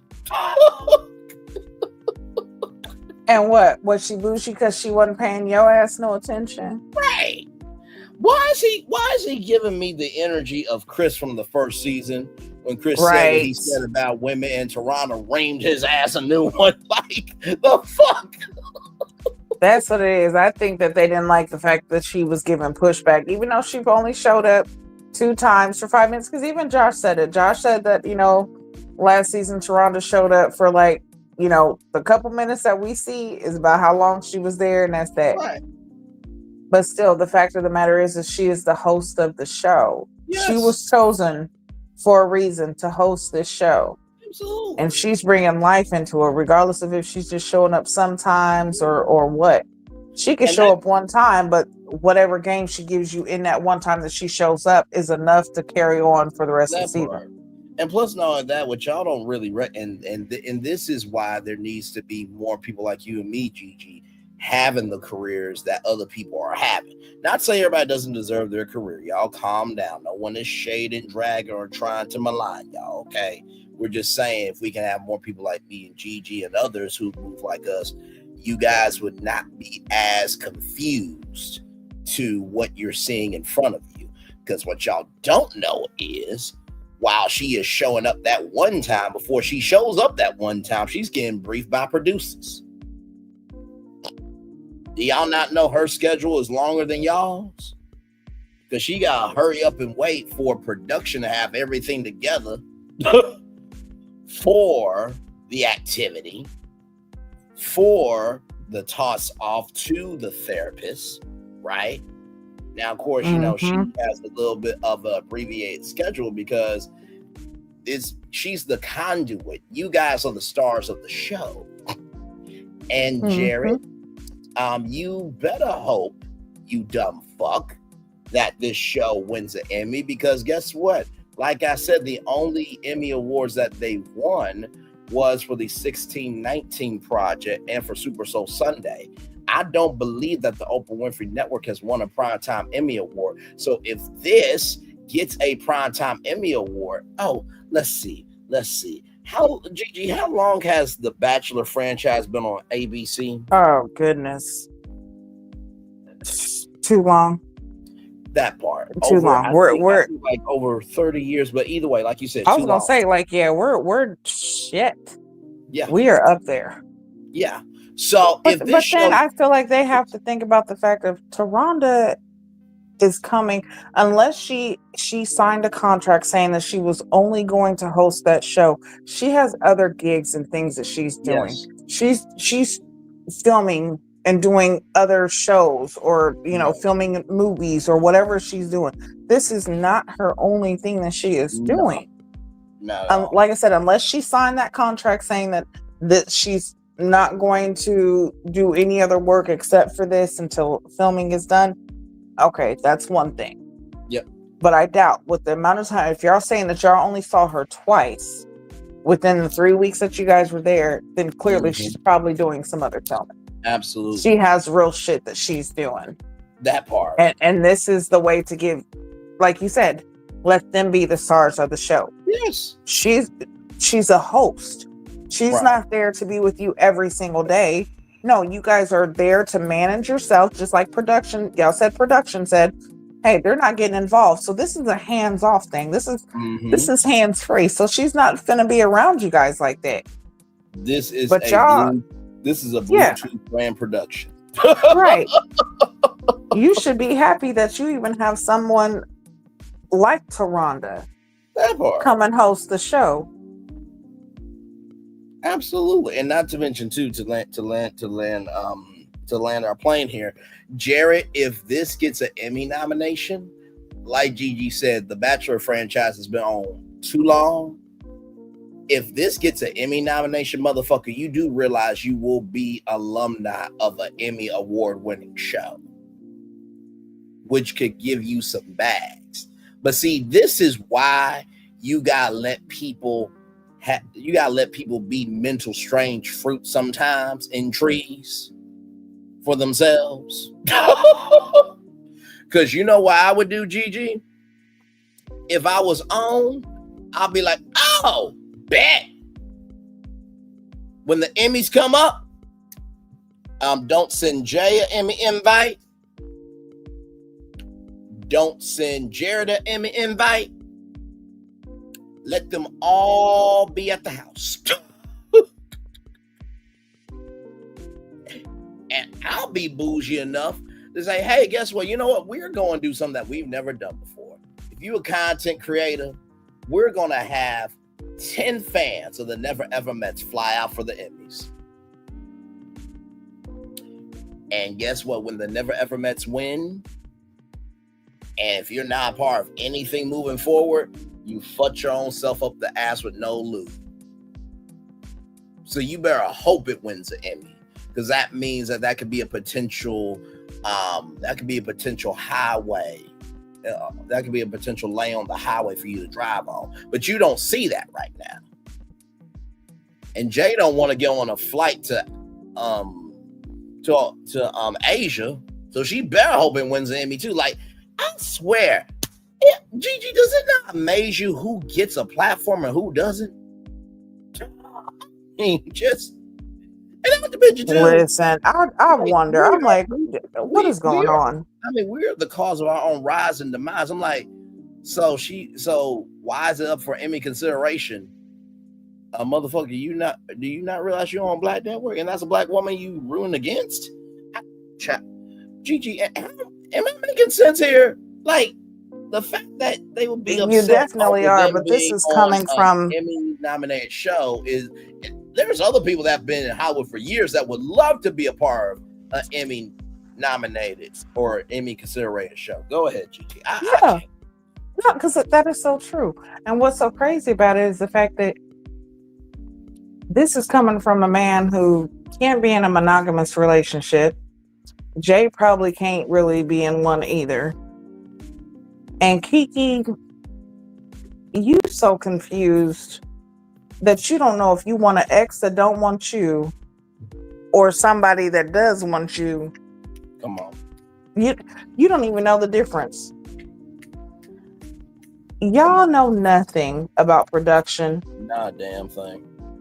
Or even what it takes to be nominated. To even be nominated is something to be proud of.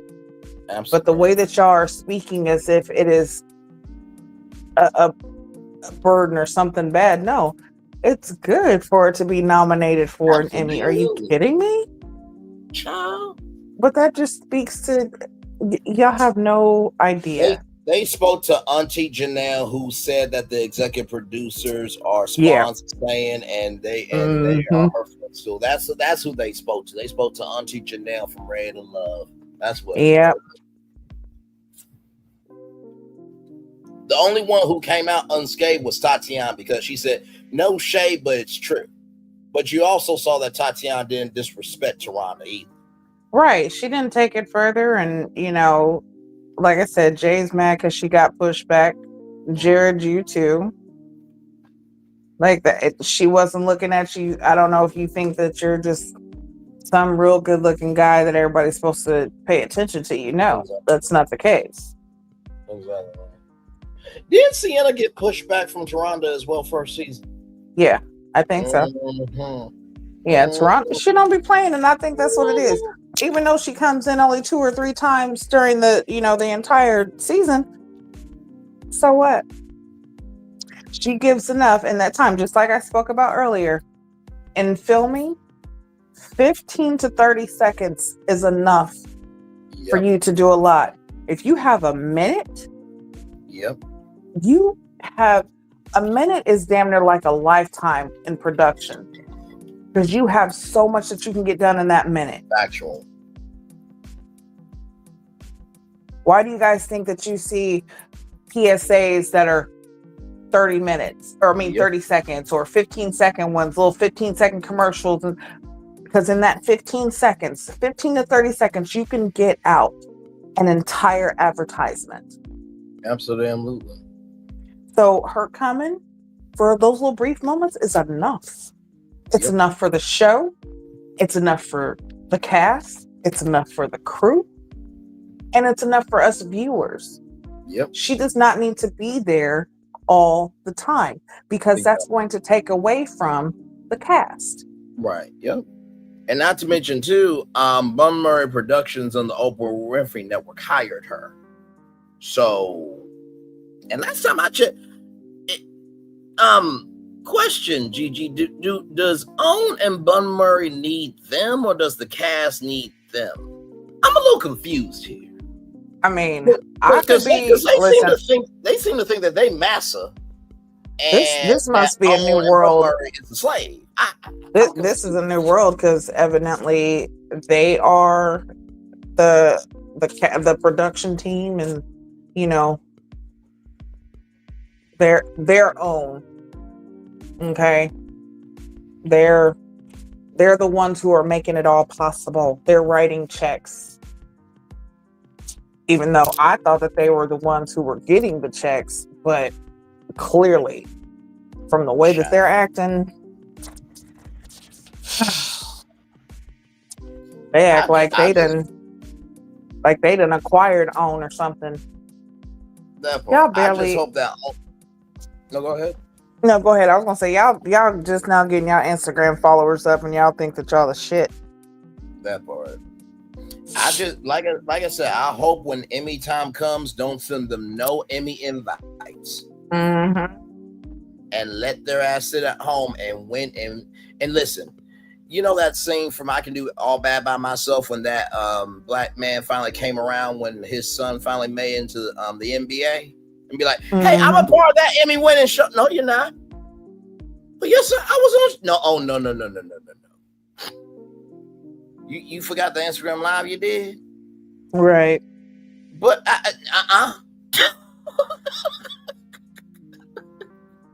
in the words of DJ Cal, congratulations. You played yourself. You played yourself. Hey, my people hit your people. Okay. Once it's open. 1, 2, 3, 8. From the show. Hello, my child every week. My auntie said she watched us every week. Hey, auntie. Let me see. Ty was giving granddaddy vibes. Ty was really cool. They just wasn't ready. They weren't for each other. Yeah. I did not like Ty in the beginning because Ty came at me like in the beginning. Yeah, he came for Kiki But the men had like a romance very early on. But I don't know. I don't know. Ty was cool. But I like Ty. Just wasn't. Yeah, I know. I really like him now. But like the first couple of days, I was like, Ty, what the fuck? Like, he did. He came for your neck. I remember. Like, yeah. When we was at the table, remember, like when BJ had walked off. I feel like taking this mic. Yeah. Look like Alexa. He was tired real hard. I don't remember that. You just take my phone charger? Yeah, I'm coming right here. You're fine. You might not have been there, Jay. What is that? You might not have been there at the table that time. It was me, Brittany, and somebody else. Oh, and Alexis, right? Yeah. And he was just like, Ty was at my neck. Oh, yeah, he was. He came for you. Alexis had to come for you too. Remember at the end with the food? She did, even on the reunion. Now that is one thing, but Alex always took up for the guys. Like I did too, though, but she was kind of male centered. But people said the same thing about me. I don't know. I feel like I don't know. I don't know.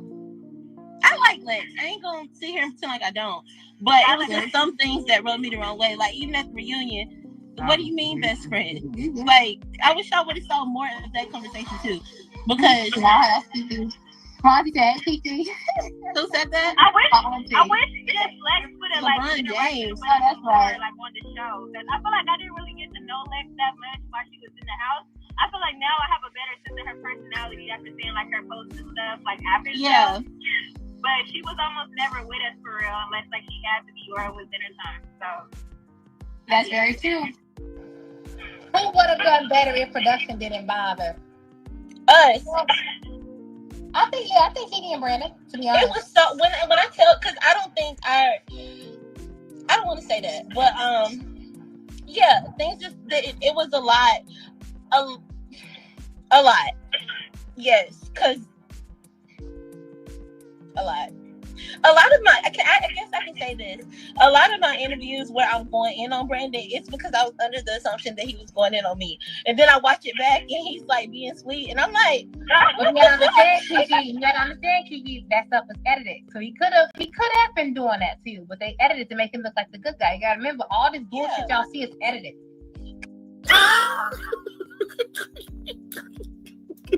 Braylon, how many times do we have to tell them?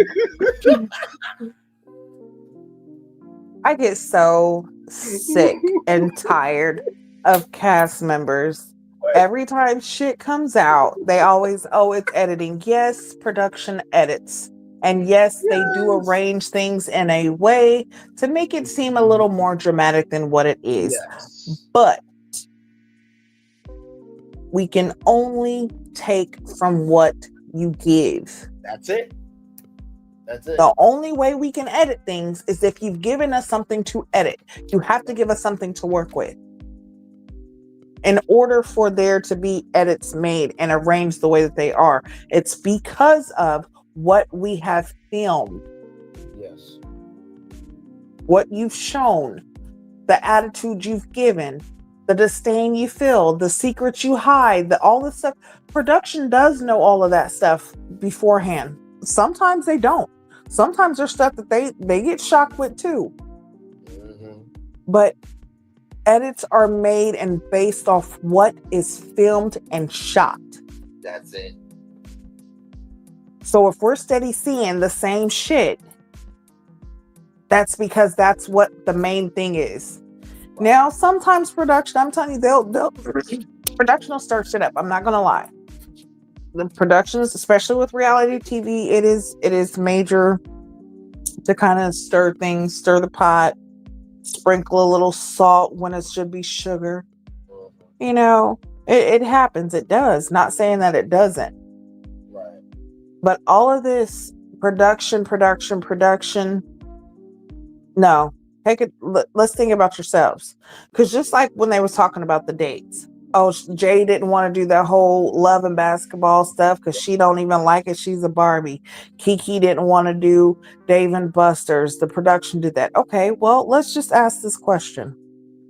If it wasn't for production at that time, would y'all have taken the initiative to take these men out on dates yourselves? Come on. What would you have done in place of what production paid for? That's what I want to know. Y'all talk about how bad production is, but yet y'all are not talking about what production has done for you. Mm-hmm. So, no, absolute facts. Because the thing that really gets to me is that with what you and everything you said was so beautiful and wash you off the gorgeous. You can say Brandon was this, that, and the third, but also too, production ain't gonna fuck up and not make the confessions correlate to what they've captured. Right. So, like, no, y'all can't do this. And so let me see if I got this right. So Jay can't stand the host, but yet she was in the editing room for this season. Was she an editor? I mean, hang on. Let me pull up the clip, and this is what we're gonna do, class. Okay, this a midnight class. Okay, this online school.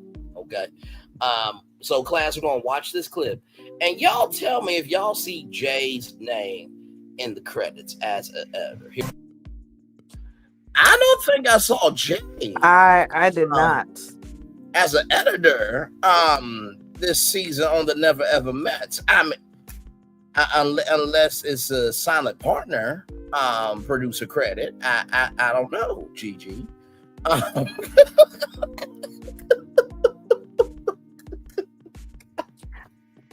Listen, I wear glasses, and I know I didn't see it with or without them on. That part. Child, I just can't. Dondi says Jared doesn't believe in monogamy. I think Terrence smart. I think Terrence Howard thinks he is smarter than he is. We also get to see Toronto's unique outfits, not unique in quotation marks, child. I wonder how much Toronto makes for doing this show.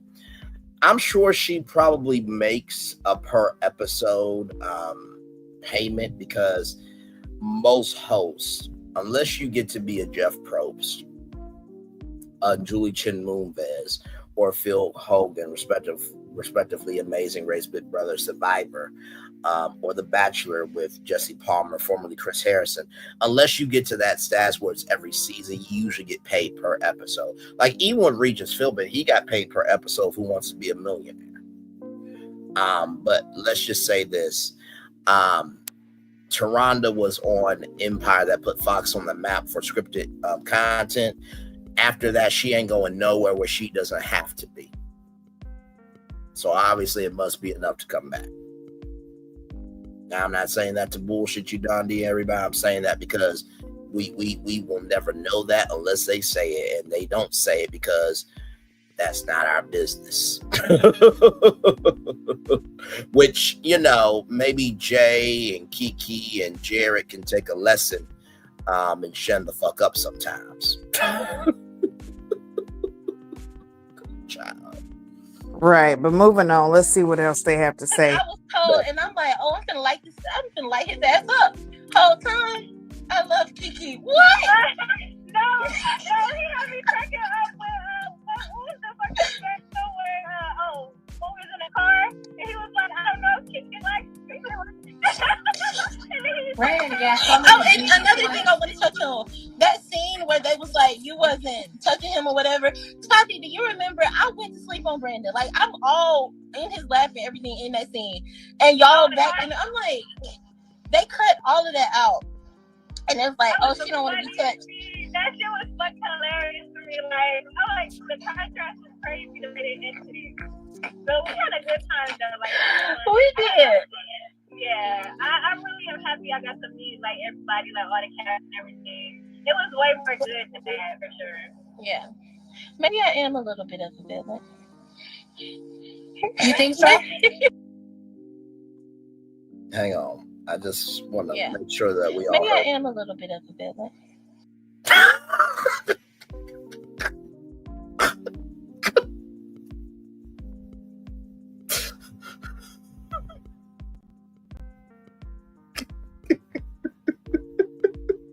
This is where production is the parent, and they say, you know what? I'm not mad. I'm not disappointed. I'm just mentally tired.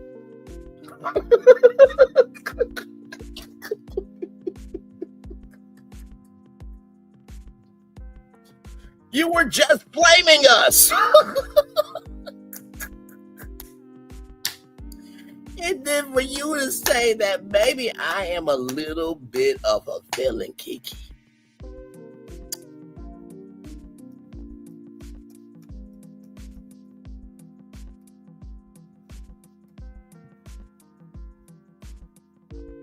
Gigi, you there? Oh my God, child. Yeah, Kiki did.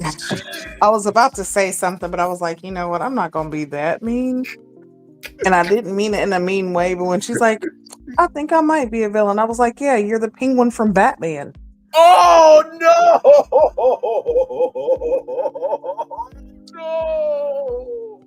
And listen, I'm going to say this now. It's not because of her size. But if anybody's ever watched Batman and the Penguin, then you'll understand.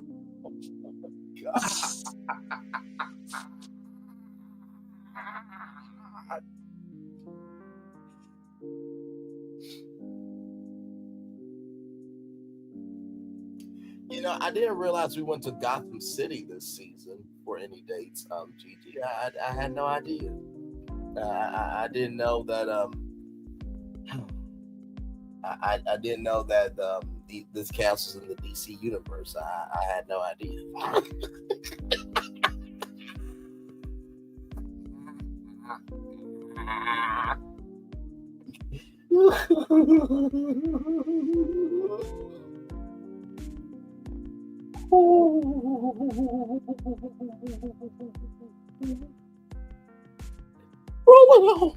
Listen, sometimes I get a good feeling.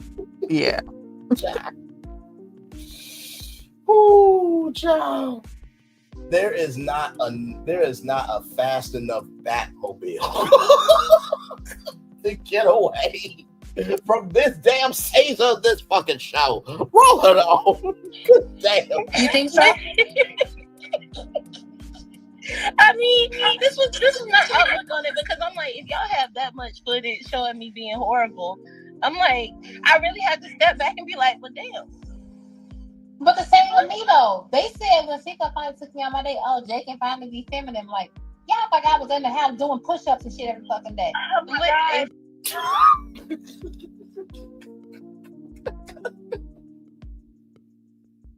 You know, I just imagine that the nieces and nephews, they just avoid Auntie Jay at family. Oh, you want to speak? No, that's okay. But you love her though, right? You forced me to love her. You know, it's like that scene, Mama and Daddy, when, you know, Lois Griffin has that pal to Meg's back and says you better go say hi. That's my relationship. Because y'all Hold on. You should not have paused it right there, because that face. And like you said, she one of them aunties where, like, you like, your cousin's like, hey, yo, you know, Grady having a party. Oh, that's cool. Who all gonna be there? You know, it's gonna be, you know, cousin Ray, Devin, Taylor, Auntie J. Oh, I ain't going. That part. Like, damn. And then they always try to get you to like reconsider. Like, no, look, she been cool. She really ain't been on no mess. I'm telling you, she ain't been tripping out lately. No. Listen, if she do, we can leave. We gonna leave it. If she trip out, we gonna leave. I promise. And here's the gag: she hasn't done no mess with your ass.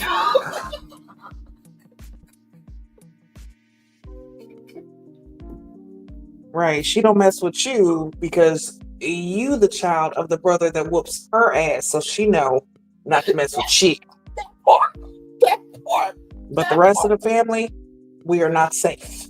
That part right there. And by the way, y'all, I will say this, and we have said this many times over. I think that me and Gigi, along with our main man Q and Talk with Slime Dr. Lucha, I think we are some of the 4 best people when it comes to reviewing reality TV.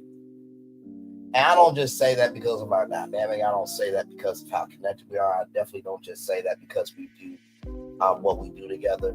Sincerely, we give as much love, grace, and space as we can, because we know beyond this is just a space and time. And even Josh told y'all last week, after Gigi left, he was like, no, you and Gigi, y'all have a vibe. It's cool in the gang in so many words, but also too, y'all take it for what it is. And we can't get mad at you because you're reviewing what you saw, but you also try to see us as well. And really, here's the gag: Kiki will get somebody before Jay keeps sinking.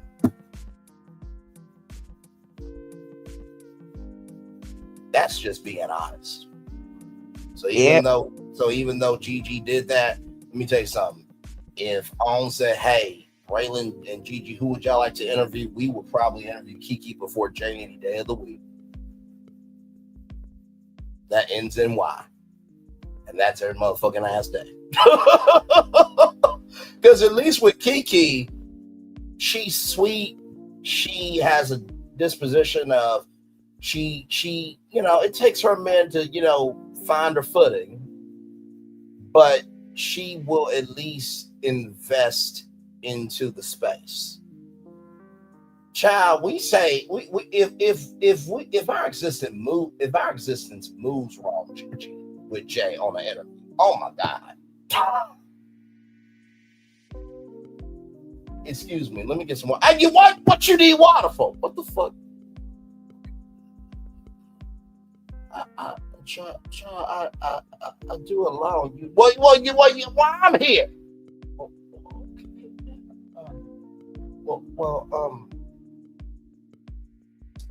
Okay. Gigi, how much? You should know how much time we got. Well, bitch. Listen, our panel is open for interviews with any of them. Yes. Jay, Kiki, Tatiana, Clay, Chris, anybody who's on the show, if you feel like you want to grieve, air your grievances, you want to be heard, you feel like there's something that maybe you've heard us say that you feel like you want to, correct or come say.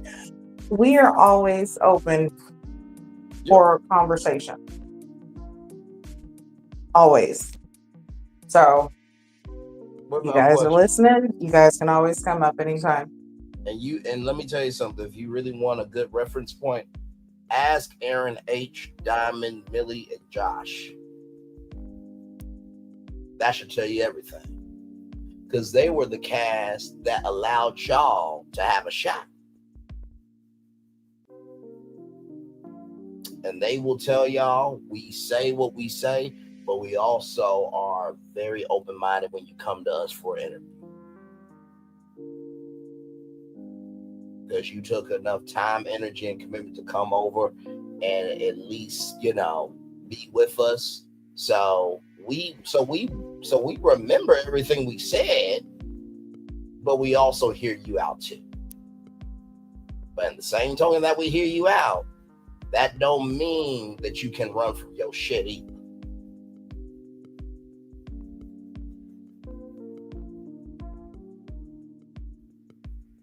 Ciao. That part, but moving on.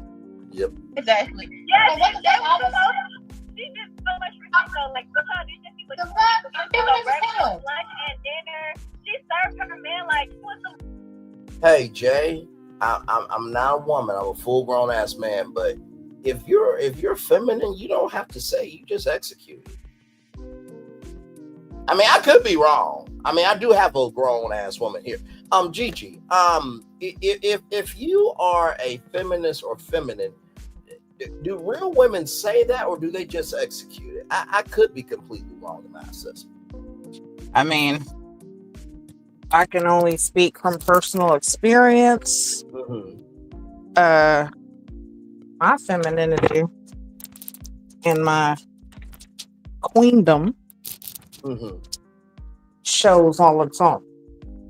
I don't have to say nothing. I don't have to do nothing.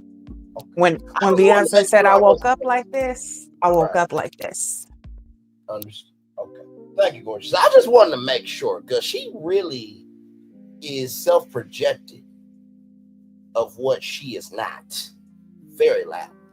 Okay, hold on. It's just women in the house. So But y'all think I'm so much to the point. Exactly. Oh, he found he's sick of her being so now he want to see her feminine. Like, y'all, fun fact about Jay and her cooking. At first, I feel like, I don't want to say all the women, but I know some of us was annoyed because it's like she cooking for the niggas all the time. And then I feel like once she started cooking for me, like once I realized that somebody was gonna cook for me if I just shut up, it became such a non-issue. And y'all, when I say we had nice dinners, they didn't even show. We thought it was gonna be a lot of my cooking on the show, but it just made some like I cook dinner every night. I'm like, y'all, I cook. I did cook a couple times, but for like me and Brandon. But I feel like, why would you need to when there was Jay? And I enjoyed it. That's why I had solid intention.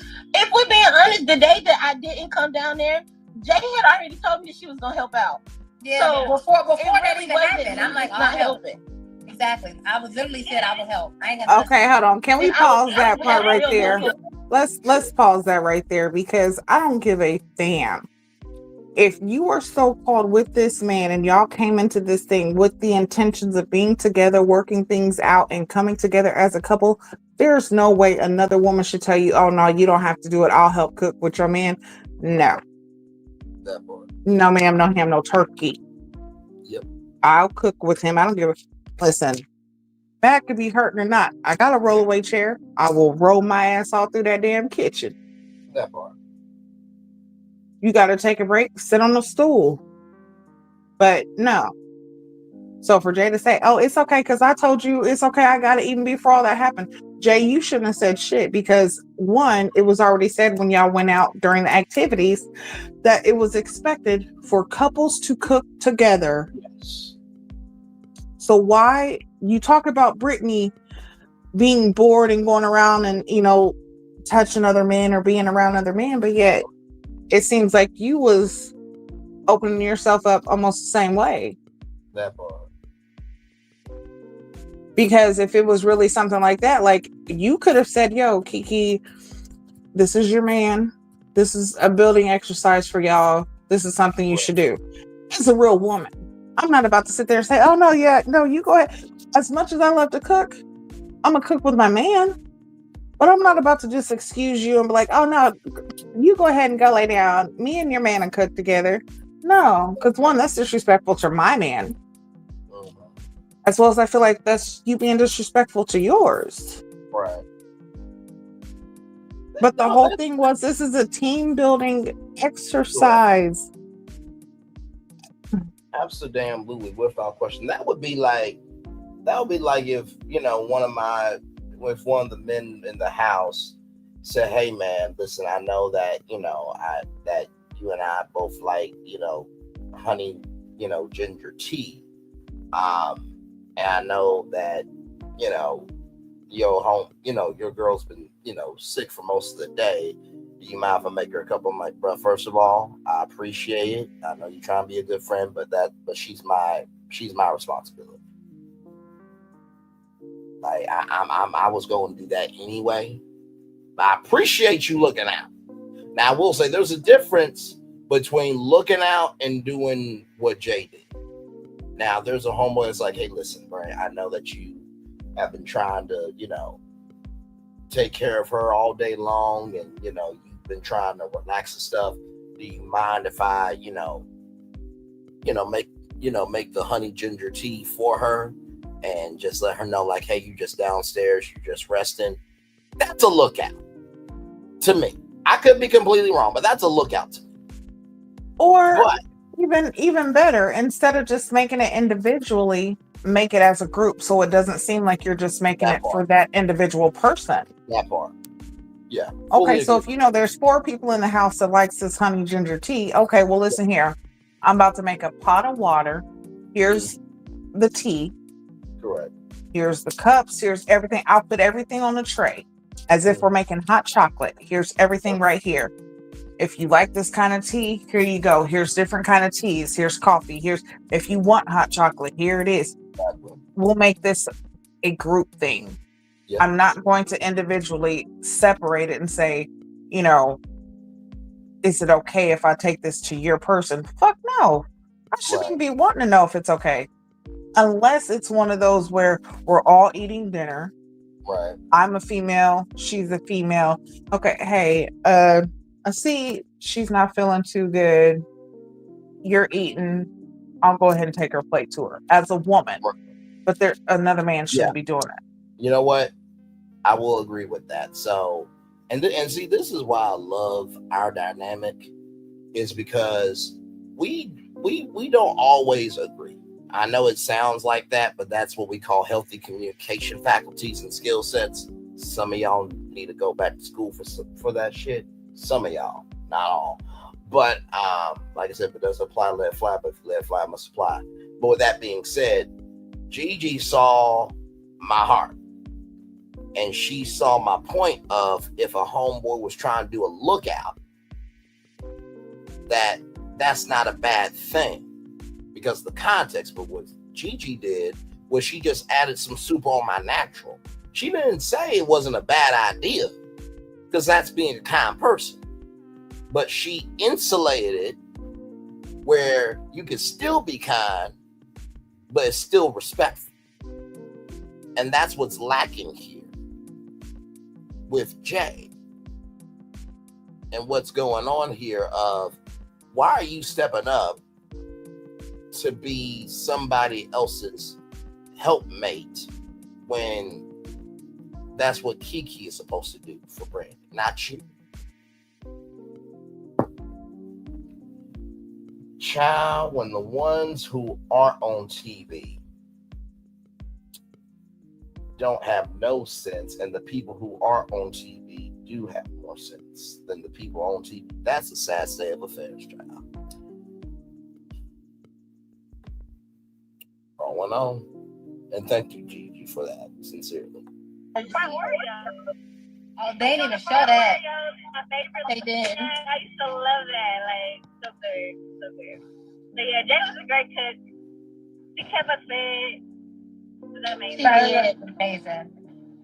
And then that plate that everybody was talking about, my little mountain of food, Jay cooked that, the flatbread, when I was like, yeah. Oh, breakfast. They stuff. Wait, what else we gotta pick? What else we gotta touch on?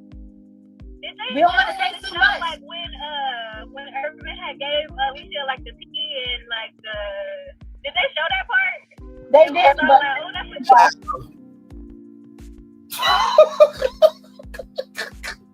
So y'all had some tea going on the house. You know what? Let's play. Let's roll on. I cannot. Jesus Christ. We started bringing tea, and we was like, "What my tea?"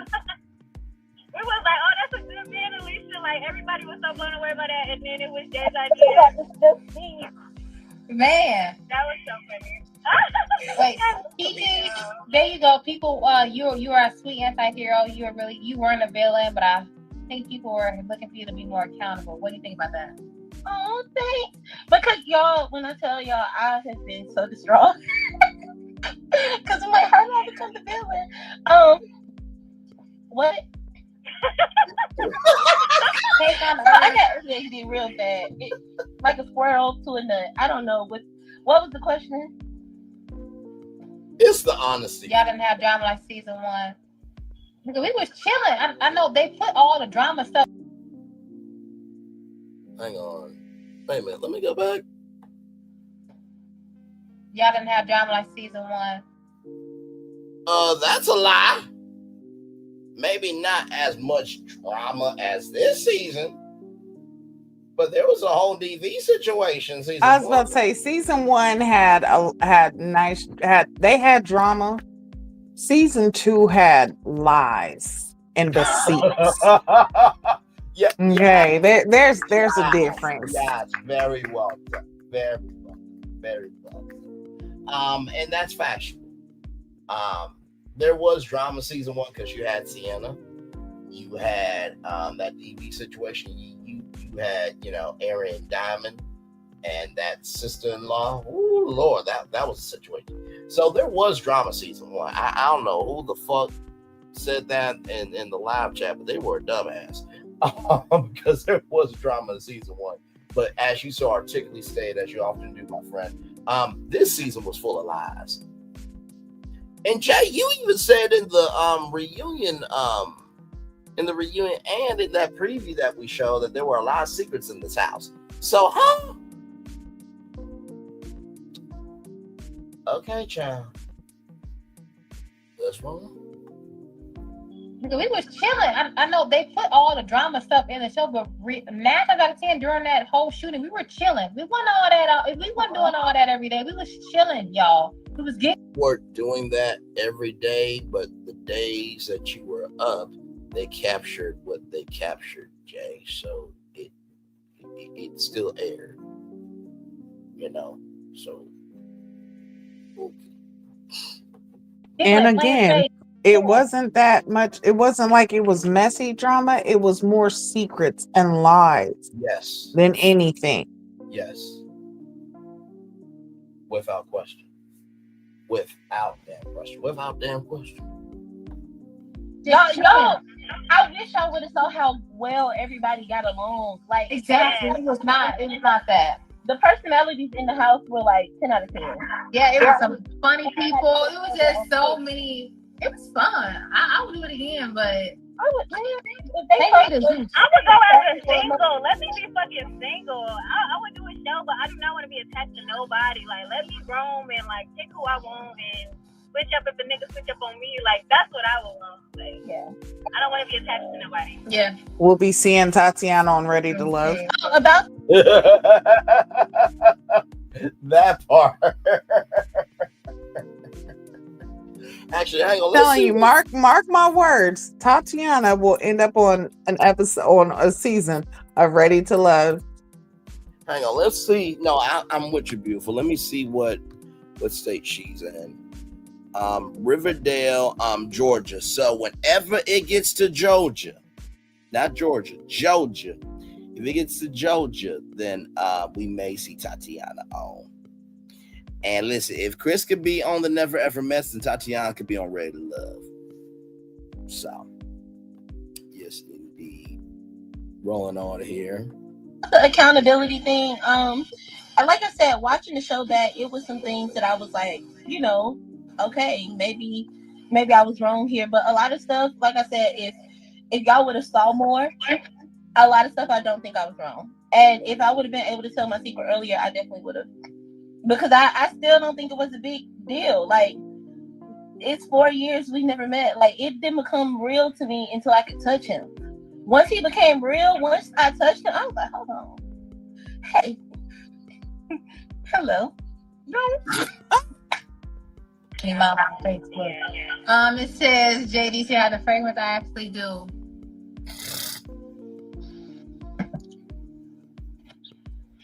What? It was they talking about that fragrance. Yeah, I still got it.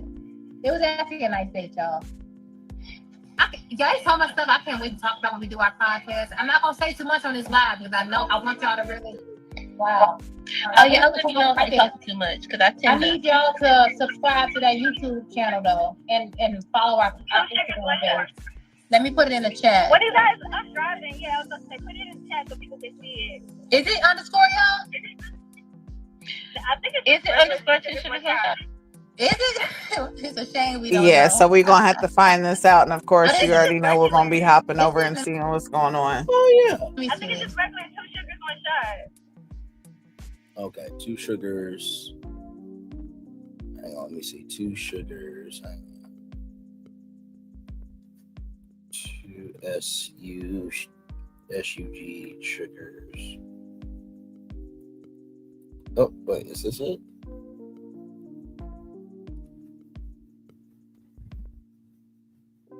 Yep, here it is here, y'all.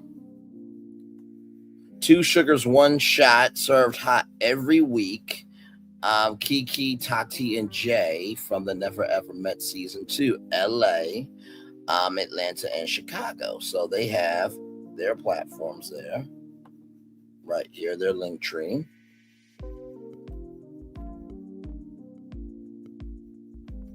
And like I said, we definitely will be over here. So here it is here. I'm going to subscribe right damn now. Right there. I'm about to send you it on Instagram. Because, child, this thing is going to be far from over.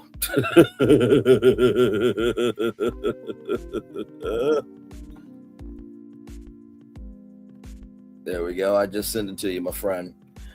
Oh, my Lord.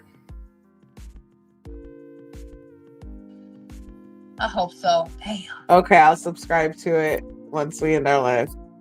Okay, yeah, okay. Y'all, that's the thing. 2 sugars, 1 shot. Please go ahead and like it. Yeah, please comment. So the videos are coming. I want y'all to send DMs to the 2 sugars, 1 shot or our pages. We answering questions on. I think our first video back to be Q&A, and then we can get into it. Yeah. And y'all, it is so much that we get. Like, I promise. Y'all won't be bored because it's a lot. Mm-hmm. You put 8 people in one house and take away all of their electronic entertainment. A lot It's gonna get messy. When people stop being polite and start getting real in this bitch. Like, I promise you. And it was like we could do a whole nother show with just B-roll. Yeah.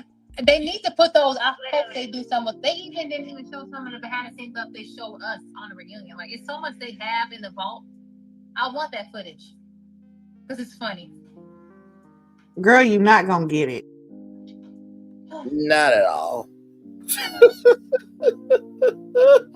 and listen, after you said the host didn't really do shit, and you kind of talked about production, why would they give you any unseen footage to help y'all platform when you trash the platform that you're building a platform off of to talk about the show that you were on? Does that make sense? It makes a lot of sense. So you want them to help you out, even though you talking mad trash about them. Right. Okay. Yeah, that makes all the sense in the world.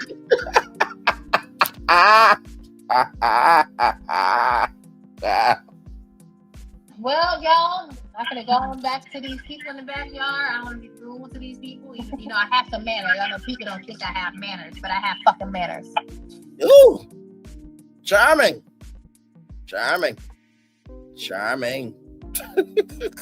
Well, okay. Well, thank you for ending your live. Now we're going to end ours. Jeez. Thanks. Y'all make good day. Okay, before we go though, what if Kiki's favorite thing was to rate shit like 1 out of 10? So Kiki, never ever met season 2. How many stars you giving it? I would give it an 8 out of 10. Like 8 out of 10. Me on the show, but it was entertaining. And there it is there. Shout out to our good friend Talk with Solana for that tea. Yep. Child, I will drop the link in the chat to their YouTube channel if you want to subscribe. So this is what it looks like here. 2 sugars, 1 shot right there. That's what they got. So, listen, I will definitely be listening because let me tell you something. This season 2 is not over. For the viewers, it's done. For the consumers, it's not. Mm-hmm. Yeah. Just keeping a buck. They didn't need to criticize the show for clicks and hits. They should have been grateful for the opportunity. They're even giving the show an 8 out of 10. Well, that's Kiki giving it an 8 out of 10. We didn't get to hear Jay and Tatiana, but to your point, you are right though. Child, this has been a season. Yeah. Since they gave their rating, I guess we can give ours. Gigi, what do you rate this season? Considering everything. You know what? Just you know what? I'm gonna be fair and I'm gonna give it a 6.9. Yeah, let's say 6.9. Hey, you know what? Hang on. Let me hang on, because I think Jay might have something to say on that. Hang on 1 second, real quick, because Jay just heard the 6.9 and she wants to say this real quick. Well, y'all, I'm gonna go on back to these people in the backyard. I want to be rude to these people. You know, I have some manners. I know people don't think I have manners, but I have fucking manners. Well, okay, now just because of that, I'm gonna take it down to a 6.7. Let's deduct some more. No, I'm just kidding. Oh, I hope you meant at a 6.9. See, this is why it's good to have a co-host that understands your flow. Yeah. All in good fun, everybody. You know what? I'll say this. I will give it I'll give it a 6.5. I'm gonna tell you why. I'm giving it a 6.5 for the fact that, for one, they did do a season 2 that did generate some buzz. But I'm also giving it a 6.5 because of the mental hell that we had to go through. Okay. Yeah. Sincere. Yeah. So that's where I'm at with it. It wasn't good, it wasn't bad, but everybody's thankful it's over. You know what I mean? And if I gave it an extra point for a 6.6, that's because we got a reunion finally, but it still is at 6.5 because it should have been more than just that one part. Because, child, there was a lot left out. A lot that was left out. A lot, child, yeah. I feel like this was part 2 of the reunion, for real. You know what? Yes. And we've actually did a 2-part reunion because we've been on for 4.5 hours almost. Yes. So we have done a 2-part reunion on top of the reunion they did. That part. So a 5-hour reunion, damn it. Listen. Yeah. Listen, we thank y'all for rocking with us because y'all have been here with us. Yes, you have. And we appreciate you. We love you guys. Yes. Even though, and this is crazy, even though this season's over, Ready to Love's coming back in August. August 1st at 8/7 Central. You would But think we will still be here. Yes. You would think after this, next Friday, Ready to Love. No. Right. Oh, what are you doing to us? Why? Right. And Donna D, I agree. I hope next season does not do a copycat and everyone comes in with lies and secrets. Yes. If we can actually get couples who are really wanting to be in relationships and really wanting to love, this would be great. And like I said, the concept is so good. You don't have to have any lies or secrets to make the show good. The premise is good by itself. 7 couples who have never met before in real life take their virtual connection in real life to see if it works. What extra sauce do you need? Right. Donna D gives it a 7 because there were just too many secrets and lies. And you are welcome for the review. Yes, we you are are. always here. And even though the shows are spaced out, we're still going to be here because the content does not sleep.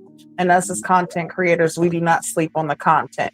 So we will continue to be here. We will continue giving you reviews, updates, and just making sure that you are aware of everything that's going on in media and entertainment. And let me say this too. This season of doing the Never Ever Mets, for those of you who don't know, Gigi is a content creator. Things, happen to her. That is her story to tell. But let me tell you something. To be able to reunite with one of the best people on the planet, so loving, so kind. Oh, thank you so much. Forward thinking, to recognize that she is a home girl, but she is also a full-grown woman, and she can take my randomness, my deep reflections from time to time, but also my boldness with a little, I don't like Popeyes. From time to time, and love me through anything and everything of this thing called life. I could not have done this with a better partner than GG9, and I believe her career and her life and whatever she wants is going to be bigger than what she can conceive, and I love her very much. Sincerely. I thank you for that, and I love you back, and I appreciate this journey because we've been on this journey together for going on 2 years now. Yes. So as you said, couldn't pick a better person. We started out, we were doing Love and Marriage Huntsville, and it has definitely expanded. But one thing is we were never just Love and Marriage Huntsville. We've always been into full content and entertainment and media, the behind the scenes, the in front of the cameras, the things that you know when you don't know. We've always been willing to share that, and it's great to have someone else who actually understands media just as much as I do and can actually give game just as, as well. It's an honor knowing you. It's a blessing even being able to call you a friend and a brother.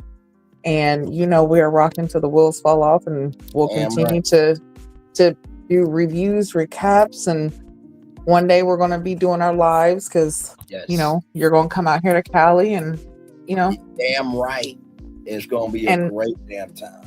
Right. And for those who don't know, just like Braylon said, I did have some things happen, which I am going to do basically a story time to let everyone know. If you have been following me, I do have my other channel, A Queen's Tea with Gigi Nan. You can always subscribe to that channel as well. This is my new channel that I've had to make because of the setback that I went through, but this is Tea with the Queen. So just a little twist on words, but make sure you guys like, share, comment, and subscribe to both of our channels, because we do this for you. Without you guys, there really wouldn't be us, we'd just be here just talking to air. So we appreciate you. Hit that notification bell on both of our channels so that you are up to date whenever we post, we go live, or just if we want to just say hi to you guys. So for now, this is going to be the end of the season and the review for the Never Ever Met season 2. We are looking forward to season 3. Yes. But I can't wait. But until then, make sure you guys just, stay with us, because we're not going anywhere. Even though the show's over, we're still here. Oh, listen, soon as that first episode drop. The way we drag them tonight, damn it, another dragger or motherfucking zation will be going down, okay? Listen. Absolutely. So this is going to be it for us tonight, you guys. One love, all love. Yes. And we will see y'all back here again. And also, for those who are like us, for our people, Juneteenth just passed. Happy Juneteenth. Happy freedom. Just make sure that we stay, positive, and we continue to work on being truly free. Yes. So, good night, everybody. All right, love you, my friend. All right, much love. Bye-bye. Bye-bye. All right, y'all. Dondi, good night and good morning to you, my friend. Y'all know we always end this thing with a daily motivator. Woo! What a season this has been right here. There is power in meeting people. I think that's going to be the daily motivator for this one. There is power in meeting people. There is power in meeting people. There is power in meeting people. The first thing I will say to you is no one knows the end of a story, but everybody knows the beginning of a story. What do I mean by that? You do not know how you will navigate being a character in your own story. But what you do know is that you start your story. So if you want to know how it's going to end, make sure you care about your beginning. That's the first thing I'll tell you about, is there's power in meeting people. The second thing I'll tell you about there's power in meeting people is that you will only be ever able to understand success by failing. Everybody in life has been a failure, including some YouTubers who are just existing and being one-trick ponies, and they ain't got nothing else to do with themselves because they can't be anything else for the world, let alone themselves. And other people on social media, but that's neither here nor there. But child, listen, it doesn't apply, let it fly, but if you let it fly, it must apply. But sincerely, when I tell you that when I think about the goodness of what we can do, it fuels me to know that regardless of what may come my way, I don't have to be who people say I am. I don't have to give in to what society wants to say about us. So the second thing I'll tell you about, there is power in meeting people. There is power in recognizing the magnitude of being with people that deserve to be with you. That's the second thing I'll tell you. Finally, the third thing in there's power in meeting people. As the fireworks are going off behind us, ladies and gentlemen. Yes, indeed. Is that, listen, just because this experience is done doesn't mean you don't need to sit with the weight of that experience. A lot of times the reasons why we fail in other experiences moving forward is because we don't sit down and take the time to reflect. So there is power in meeting people, of recognizing we can just sit down and reflect. Maybe the tools that we've been looking for, we've had them the whole time. And with that being said, everybody, it's time for the best outro on YouTube. To Dondi, to Nikki News or Narcissism, Justine Bell, who said that, Linnell Stiller, to everybody that came through tonight. Thank you all so much. Of course, that is my girl, Queen C with GG9 and a Queen and a T with the Queen, GG9. For sure, like, comment, share, subscribe to both our channels and mine as well. Also subscribe to Vault Culture as well, the backup channel for sure. With that being said, it's time for the best outro on YouTube. Know what you do and do what you know. Never say you want more special, because you are always one of blessed and trust. You may not be where you want to be, but by the end of it, you'll be where you need to be. Do what you've been chosen to do. Why is one thing to call yourself? It's another thing to be chosen. One love, much love, all love. We have spent time with you. You have spent time with us. And hopefully by spending time together, we'll also be great together. And always remember, where you're doing radio, television, YouTube, living your best life, or, child, you just recognizing that as long as you ain't got Alicia or Jared in your life, you are blessed the most. Make sure the replay is not just right for you to watch it, not just right for you to listen to it, but for you want to experience it again. I love you. I value, I embrace y'all. Always remember, receive love, you gotta give it, or receive love, you gotta give it, or receive love, you gotta give it. Whatever obstacles you overcome, whatever success you have achieved upon this particular day, we are extremely proud of you, but no one else is proud of you. Be proud of your damn self. And finally, y'all, like you said, Don D, hopefully everyone comes in without lies and secrets. Even if people come into our lives with lies and secrets, guess what? That's not our problem. That's theirs.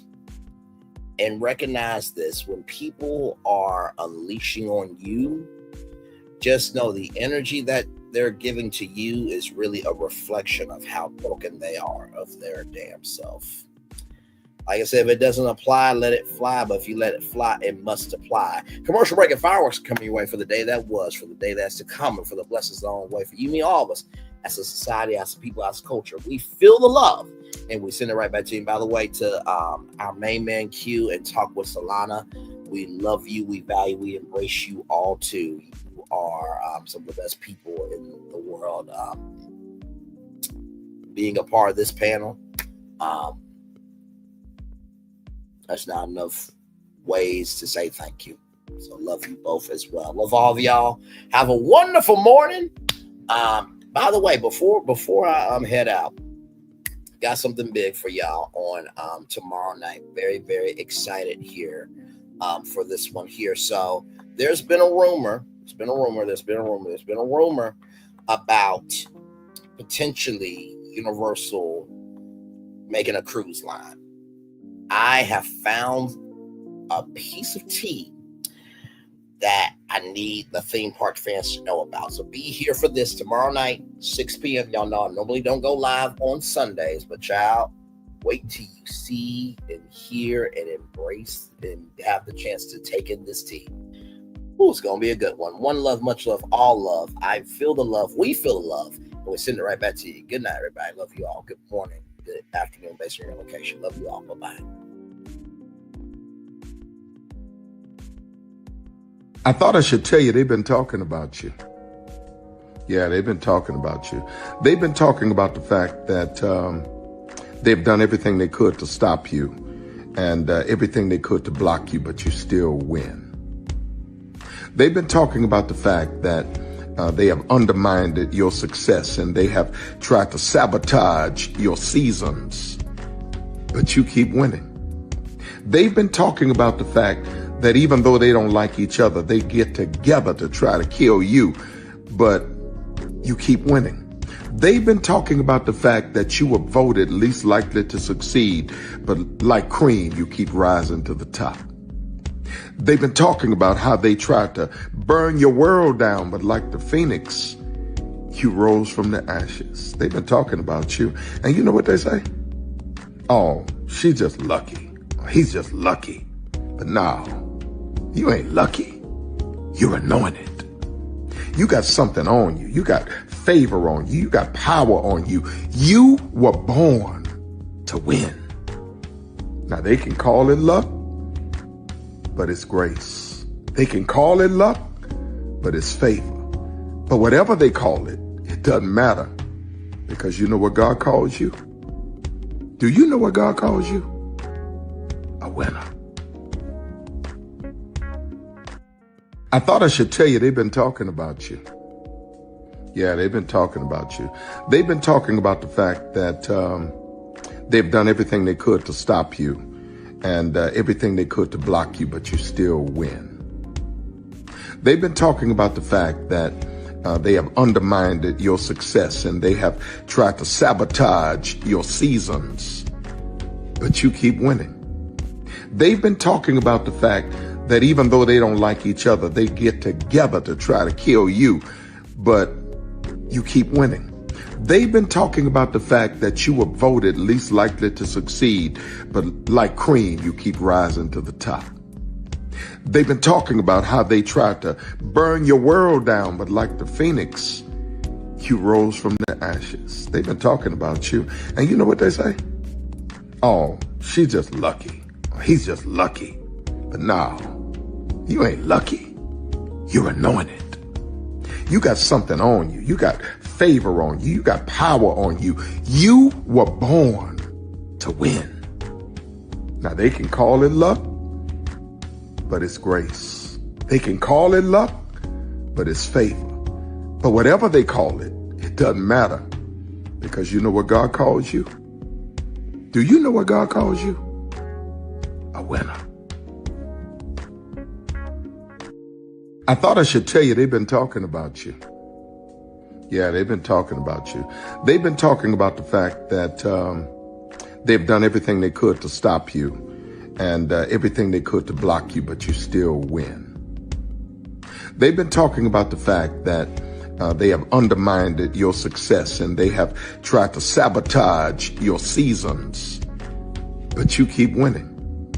They've been talking about the fact that even though they don't like each other, they get together to try to kill you, but you keep winning.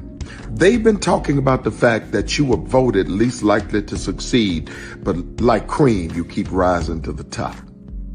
They've been talking about how they tried to burn your world down, but like the phoenix, you rose from the ashes. They've been talking about you. And you know what they say? Oh, she's just lucky. He's just lucky. But no, you ain't lucky. You're anointed. You got something on you. You got favor on you. You got power on you. You were born to win. Now they can call it luck, but it's grace. They can call it luck, but it's favor. But whatever they call it, it doesn't matter, because you know what God calls you? Do you know what God calls you? A winner. Good evening. My name is Mark Woodbury. I'm the chairman and CEO of Universal Destinations and Experiences. Well, we're finally here. Tomorrow we begin a new chapter at Universal Orlando Resort as we open Epic Universe. We built this place for you. I want to thank you, our fans, for your love of our stories, characters, and immersive experiences that inspired this incredible place. Epic Universe represents over 8 years of meticulous planning, immense creativity, and innovation, combined with unmatched craftsmanship and operational excellence on the part of thousands of people who have brought to life the stories and characters that live beyond each of Epic's portals. But it represents so much more. Your love of Universal and the deep connections we've shared together here in Orlando over the past 30 years inspired us to dream bigger and to push the boundaries to create something extraordinary for you and for generations of fans and families to come.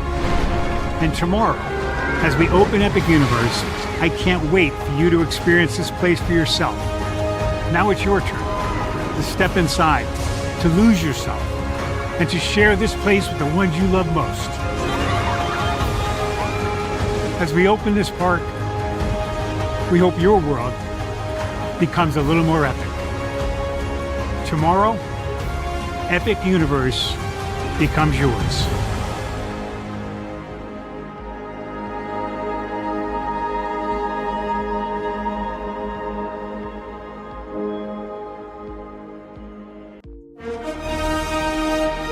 Prepare for a journey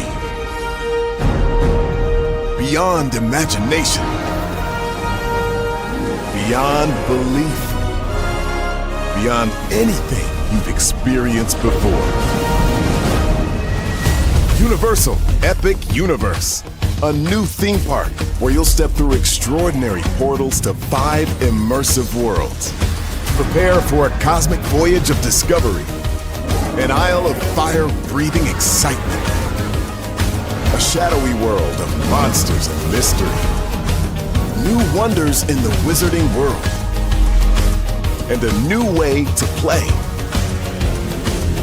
Plus the splendor of a magnificent resort hotel overlooking the park. It's all new excitement at Universal Orlando Resort. A week's worth of vacation thrills with 4 amazing theme parks, a variety of spectacular themed hotels, and incredible dining and entertainment. It's all at Universal Orlando Resort, where you'll find new adventures every day. Explore the astonishing worlds of Universal Epic Universe at Universal Orlando Resort.